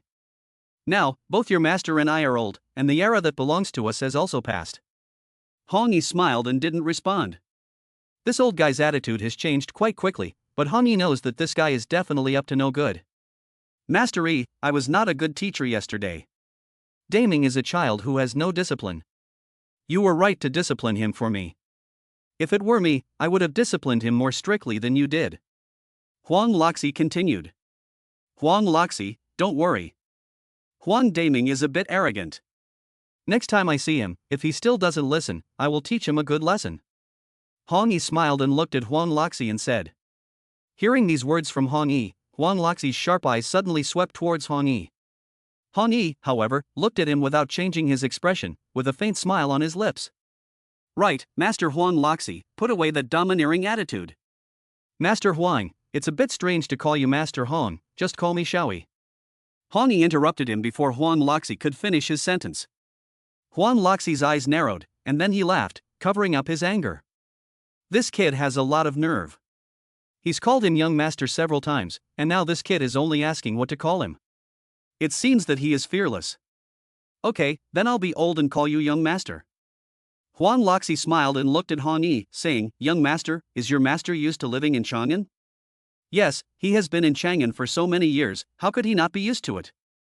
Han Yi replied with a smile. That's true, Chang'an was indeed a good place before, the ancient capital of 13 dynasties, and it was guaranteed to have good harvests in times of drought and flood. Huang Laoxia nodded with a smile and replied, Unfortunately, I don't know what's wrong with the climate recently, it's become popular to have smog. Compared to Binhai, the air quality is much worse. Yes, the air quality in Binhai is much better than in Chang'an. Han Yi nodded in agreement. Since you've settled in Binhai, if you have the chance, you can bring your master over. We haven't seen each other in a long time. If he comes, I'll have to treat him to a drink or something as a host. Huang Laoxia smiled and said that it seemed like he was really good friends with Hong Yi's master. Huang Lao, don't worry. My master said he would come over, probably in the near future. Hong Yi smiled. When he comes, be sure to say hello to me. Huang Lao said quickly. Of course. Hong Yi nodded with a smile. As for daming, that's your young people's business. I'm already an old man, so you can do whatever you want. Huang Lao turned the subject, looking at Hong Yi and said, but I'm still very happy that you can treat daming with respect and just mention him. Hong Yi did not respond, and he had already said what he needed to say. He then stood up and said goodbye. Okay, I won't see you off. Take care of yourself. Huang Laoxi said with a smile. Huang Lao, I also wish you a long life. Hong Yi smiled. After saying that, Hong Yi bowed slightly and left the Huang family. After walking about 100 meters, Hong Yi let out a long sigh of relief. This Huang Laoxi is indeed as scary as the old man said. I believe that if it weren't for the master's reputation, Huang Laoxi wouldn't have been so arrogant. Feeling his back, Hong Yi found that it was already a little damp. Huang Laoxi, this guy is not to be trifled with. I don't know if the words he said today scared him. Whether it's a blessing or a curse, we'll just have to wait and see. After Hong Yi left, Huang Laoxi took a sip of tea and asked Da Fu in a faint voice, what do you think of this kid? Is he the only successor of the great demon king? Ah Fuc whispered. Huang Laoxia nodded, his eyes not looking very good. Self-righteous, stupid and idiot. Ah Fuc commented. Pa Huang Laoxia's tea that he had just drunk was sprayed out on the spot. The next moment, Huang Laoxia silently looked at Ah Fuc, not understanding why he would comment on Hong Yi like that. Chapter 37, The Moon in the Pines. Perhaps seeing Huang Laoxi's surprised expression, Ah Fu smiled wryly and explained, I'm just giving my personal opinion. At the same time, I also think that this kid is too arrogant and his self-confidence is too inflated.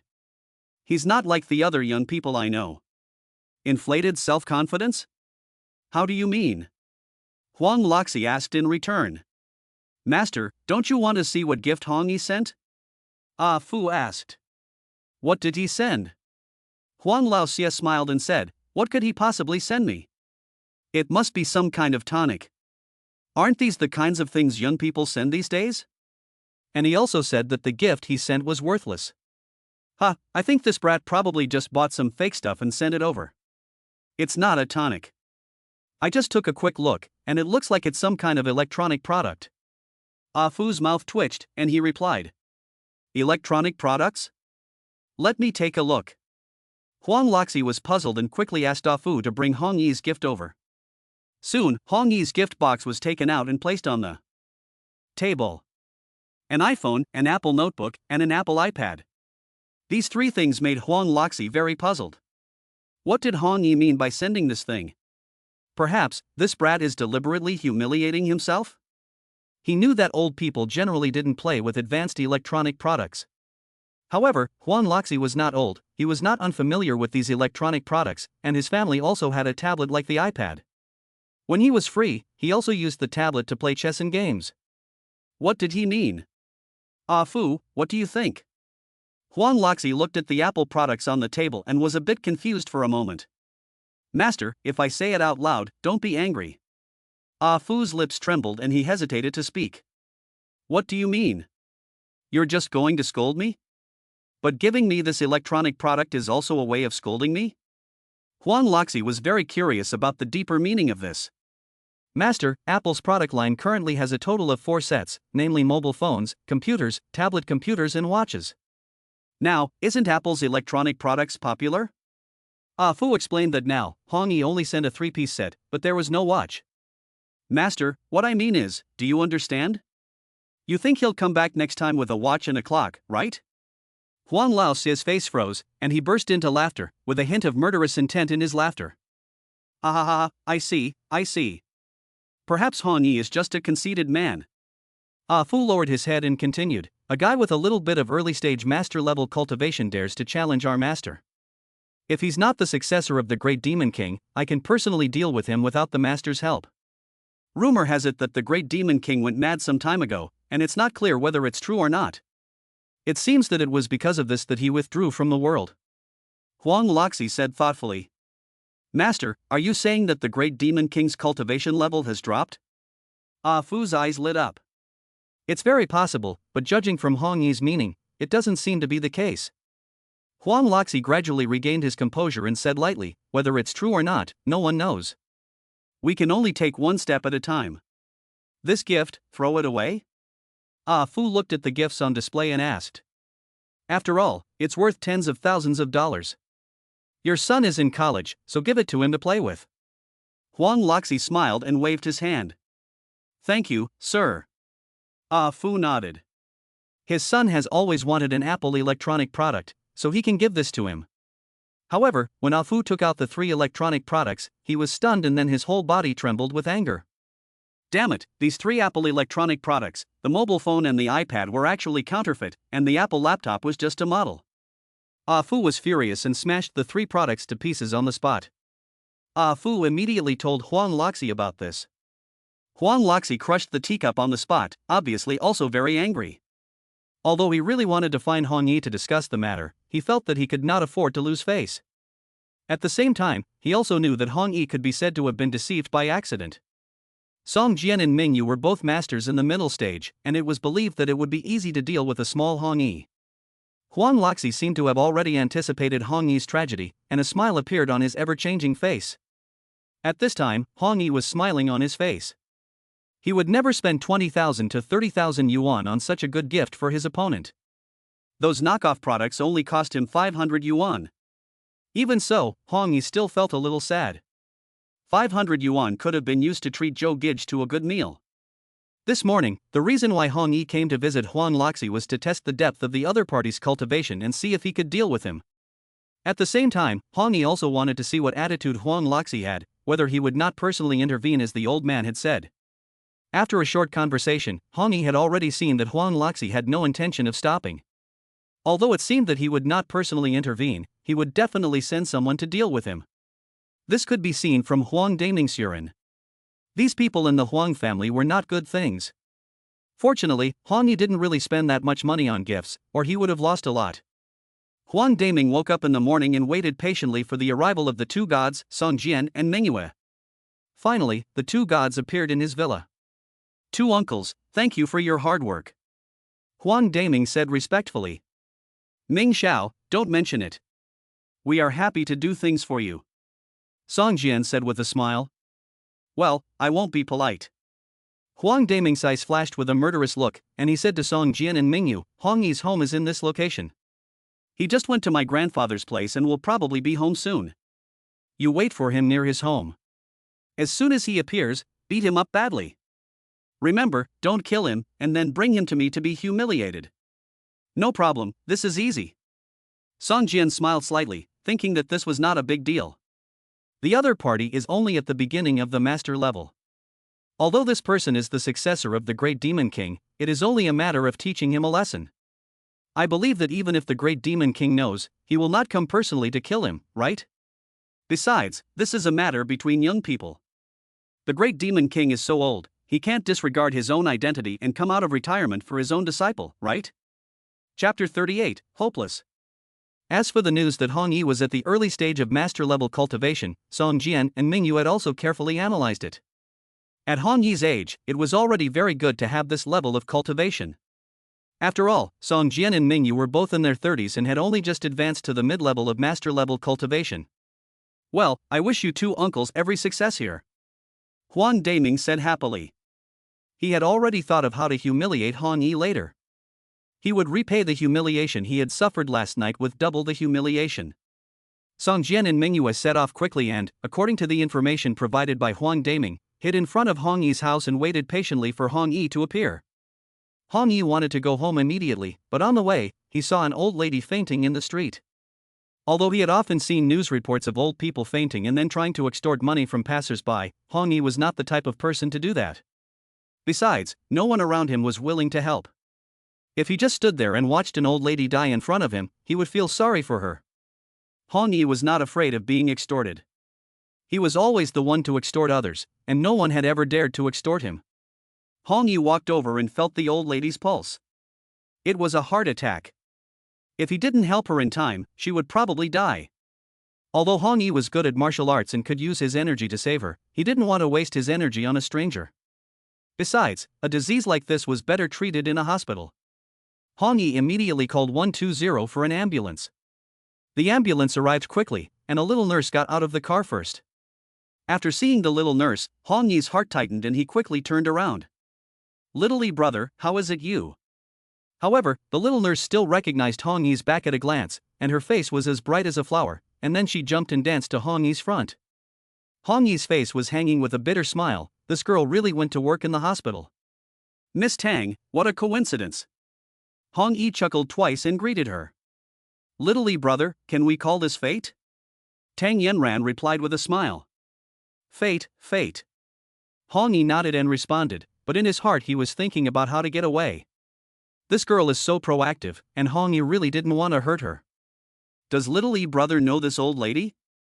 Tang Yanran then turned her attention to the old lady who had fainted and asked Hong Yi. "No, I saw her faint and called the emergency number." Hong Yi explained. "Xiao Yi is a good person, and Yanran knows this best." Tang Yanran smiled, perhaps because she was wearing a nurse's uniform. She looked especially beautiful and charming at this moment. "You guys hurry up and save the person, I still have things to do, I'm going back first." After Hong Yi finished speaking, he immediately planned to leave. "Xiao Yi!" Tang Yanran suddenly shouted. Hong Yi stopped. "Little Yi, are you scared to see me?" When Tang Yanran said this, tears glistened in her big, bright eyes, making her look so pitiful. "No." Hong Yi shook his head. "Then will you go to the hospital with me?" Tang Yanran asked quickly. Hong Yi really didn't want to go to the hospital with this girl. Just as he was about to refuse, Tang Yanran grabbed his arm and pressed her plump right breast tightly against his arm. Hong Yi felt the softness on his arm and was tempted for a moment. In the blink of an eye, Hong Yi was already dragged into the ambulance by Tang Yanran. As for the old lady, she had already been carried into the ambulance by the other two medical staff. The ambulance roared away.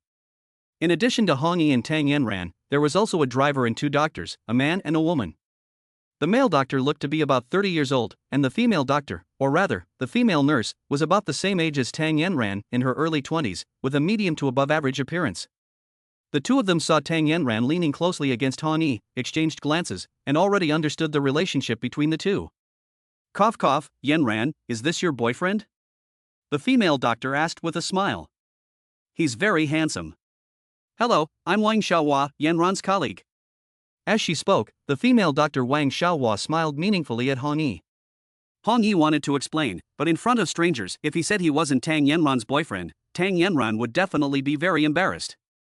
After all, Tang Yanran was now holding onto his arm tightly and even resting her head on his shoulder. Who would believe that they weren't boyfriend and girlfriend if they said they weren't?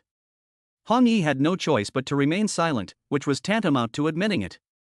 "Xiaohua, you mustn't have any thoughts about my boyfriend," Tang Yanran said with a joke. "How could that be?" Wang Xiaohua smiled.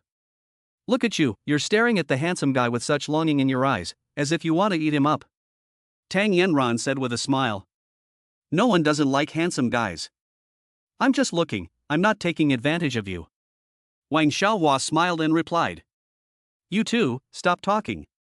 The male doctor was frowning, his face was serious, then he glared at Hong Yi and scolded him, "And you, your grandmother almost died, and now she's in the ambulance, but you're here with Tang Yanran, acting like you're not in your place?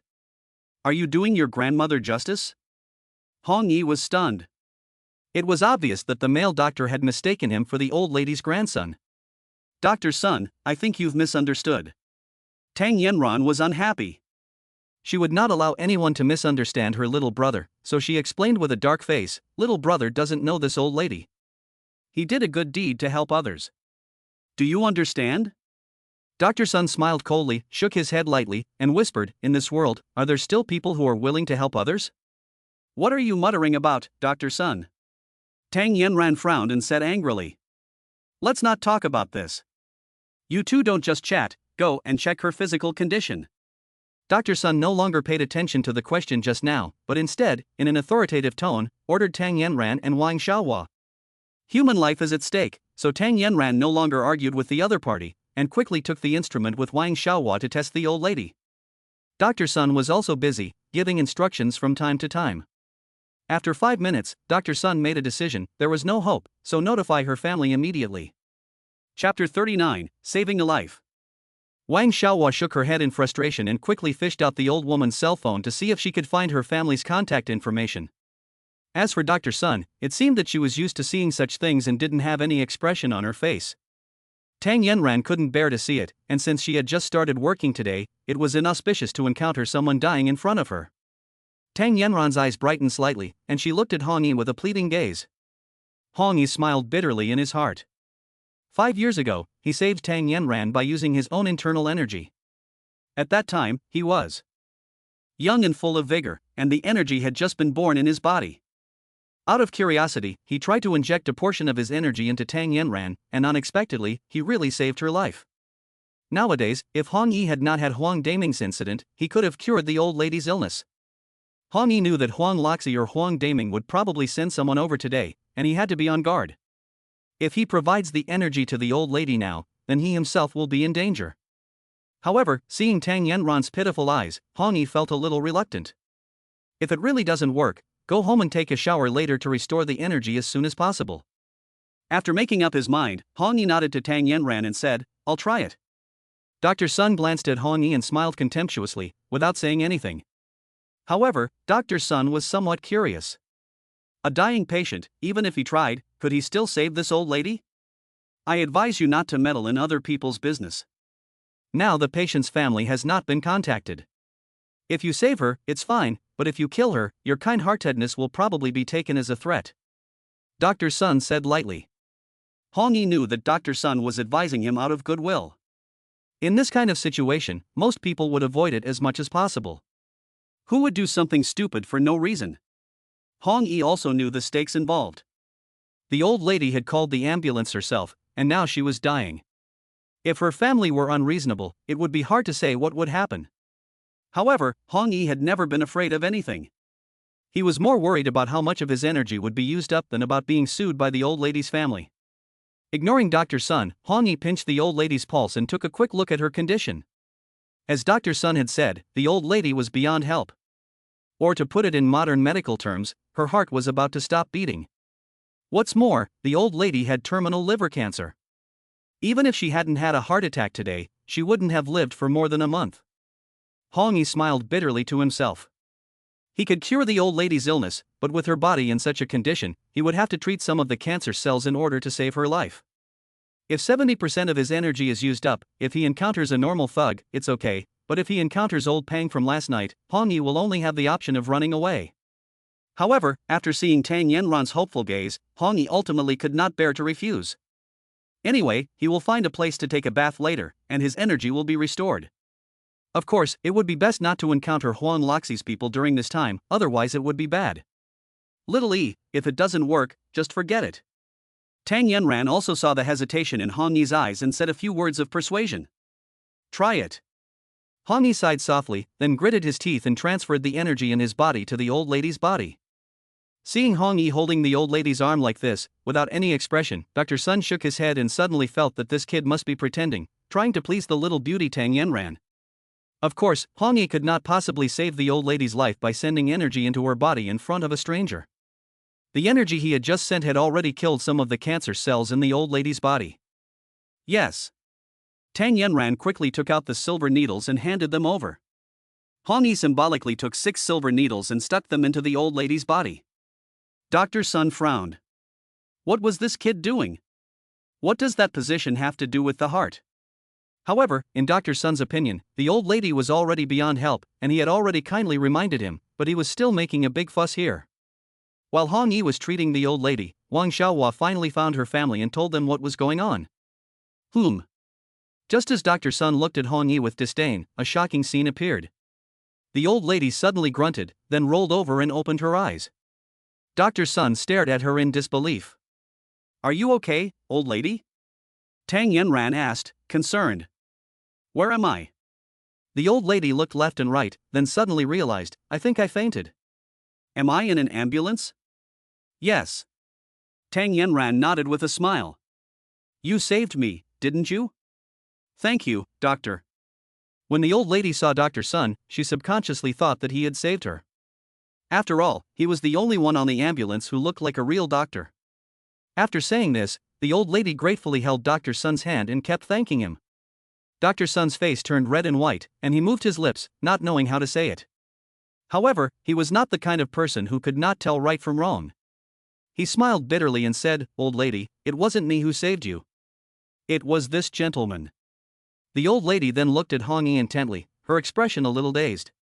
"This young man is not a doctor." But soon, the old lady came to her senses and said gratefully to Hong Yi, "Young man, you called the ambulance for me, didn't you? Thank you so much." "It's nothing." Hong Yi smiled. Fortunately, his energy had only been used up by about 50%, and he could recover after an hour of soaking in the bath. Originally, Hong Yi thought that he would have to use up 70%, but fortunately it was less than expected. However, as a result, the old lady's illness was only 60% better, not completely cured. Hong Yi is not a philanthropist. He knows that birth, aging, illness and death are natural phenomena, and he has no reason to save an unrelated person. Today, he saved this old lady purely out of respect for Tang Yanran. "Old lady, this gentleman saved you with acupuncture." Wang Xiaohua smiled and said, "By the way, I just used your phone to contact your family, and your family said they would come over right away." Chapter 40, Is it a scam? "Thank you, little girl." The old lady looked at Hong Yi thoughtfully and then said with a smile, "And you, young man, you were so nice. I didn't expect you to be such a great doctor." "I don't know how to thank you." Hong Yi smiled and sighed, "Old lady, just in case, you should go to the hospital for a checkup later."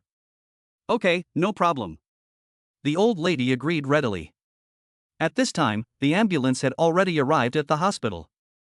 Hong Yi got off the ambulance and planned to go back to take a bath immediately, so as to restore his energy as soon as possible. "Young man, don't leave in a hurry. You saved me, so I have to thank you no matter what," the old lady said sincerely to Hong Yi. "Really, it's not necessary." Hong Yi smiled. "It's necessary. I want to give you a big gift, and you have to accept it no matter what," the old lady said again. "A big gift?" Hong Yi was stunned, not knowing what gift the old lady would give him. However, Hong Yi really didn't want to receive any gifts. He saved the old lady today only because of Tang Yanran's face. Besides, Hong Yi looked at the old lady's clothes and didn't think she was rich, so what valuable gift could she give? "Yanran, I still have things to do, so I'll go back first." Hong Yi wanted to take a bath as soon as possible to restore his energy. "Young man, it's not too late for you to leave after I give you the gift, okay? Just give me, an old lady who was about to die, a face." The old lady was anxious and grabbed Hong Yi's arm, refusing to let him leave. "Since the old lady doesn't want you to leave, you can stay for now." Tang Yanran smiled slightly. She didn't want Hong Yi to leave either. Hong Yi saw the cunning light in the old lady's eyes and couldn't help but frown. Could it be that after a while, when her family came over, she was going to extort money from him? Thinking about it, it was really possible. Otherwise, why did she repeatedly prevent him from leaving? As for the big gift just mentioned, I'm afraid it was also the old lady's delaying tactic. Thinking about this, Hong Yi suddenly didn't want to leave. He hated people who bite the hand that feeds them, and he also thought that the old lady was disrespectful. Hong Yi had already decided that if the old lady's family wanted to extort money from him, he wouldn't mind letting the old lady continue to faint. Moreover, he would do something to keep the old lady from dying for a while, so that her family would throw all the money into the hospital. However, although Hong Yi thought this way, he still needed to restore his energy as soon as possible. "Yanran, do you have a place to take a bath in your hospital?" Hong Yi asked in a low voice, preferably a private bathroom, so that no one would disturb him. The reason for this is that when Hong Yi restores his energy, white gas will come out of his body. Therefore, it is impossible for Hong Yi to take a bath in a public bathroom. A private bathroom? Tang Yanran immediately thought of something wrong. She subconsciously thought that Hong Yi wanted to take a bath with her. However, in a hospital, it seems that it would not be good. Of course, for her little brother, Tang Yanran would not care about these things. In Tang Yanran's opinion, Hong Yi was the most important person to her. "Yes, there is a separate bathroom in the VLP ward.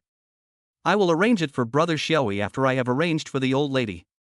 Tang Yanran's eyes flashed with surprise, and her heart was also excited. It seems that she chose the promising profession of being a doctor was correct, and Brother Xiaoyi finally agreed to date her. Okay. Hong Yi thought about it, and it wasn't that bad. The old lady was sent to the ward, and the hospital admission procedures and medical expenses were all handled by Tang Yanran. Of course, it was also for her own ideals. As for how this girl got into the hospital, it was much simpler. Her father, Tang Haotian, was a well-known figure in Binhai. The old lady was quickly arranged to live in an ordinary ward. The doctor came to do an examination, measured her blood pressure, and took her blood, but the test results would not be available for a while. In addition, because of Hong Yi's treatment, the old lady's illness was basically cured. If Hong Yi was willing to expend energy, the cancer cells in her body would also be completely destroyed. At this moment, Hong Yi was sitting in the old lady's ward, because the old lady wouldn't let Hong Yi leave no matter what. Hong Yi was even more certain that the old lady was trying to scam him. But this was not a big deal. Hong Yi was looking forward to this happening to him, and he wanted to do justice for those kind people who had been scammed for saving lives. He wanted to punish this kind of bad behavior. Therefore, Hong Yi cooperated and sat there with a smile, waiting for the old lady's upcoming performance. The old lady was sitting on the bed, and seeing that Hong Yi had not left, she was overjoyed. She then took out her cell phone, dialed a number, and asked, "Xianer, where are you?" Although the voice on the other end of the phone was small, Hong Yi still managed to catch it. The person speaking was a woman, who said that she had already arrived downstairs and was concerned about how the old lady was doing. "I'm fine, it's nothing, you hurry up and come up," the old lady said, and then told the girl in the phone the room number of the ward. About 5 minutes later, a beautiful girl appeared at the door of the ward. After entering the room, she burst into tears and threw herself into the old lady's arms. "Grandma, you worried me to death. How could you go out alone? Didn't I say that I would stay with you from now on?" the girl said in a tearful voice. "Xianer, don't cry. Grandma's not dead yet. What's there to cry about?" The old lady stroked the girl's long, beautiful hair and said with a smile, "Besides, you have to go to work during the day. I don't want to keep you from your work. I have hands and feet, I can walk and run. Why do you have to stay with me?" The girl sobbed a few more times, her mood gradually calming down, and she looked deeply at Hong Yi. "Come, Xianer, let me introduce you. This young man is called Hong Yi. If it weren't for him, I'm afraid Grandma would have been unconscious long ago." The old lady pointed to Hong Yi and introduced him to the girl, then said to Hong Yi, "Xiao Yi Xianer, my granddaughter. This gentleman is the one who saved my grandmother, right?" Yi Xianer asked shyly. "I can't say he's a savior. I just happened to be passing by and it was a simple task." Hong Yi touched his nose. "It didn't look like he was going to blackmail me.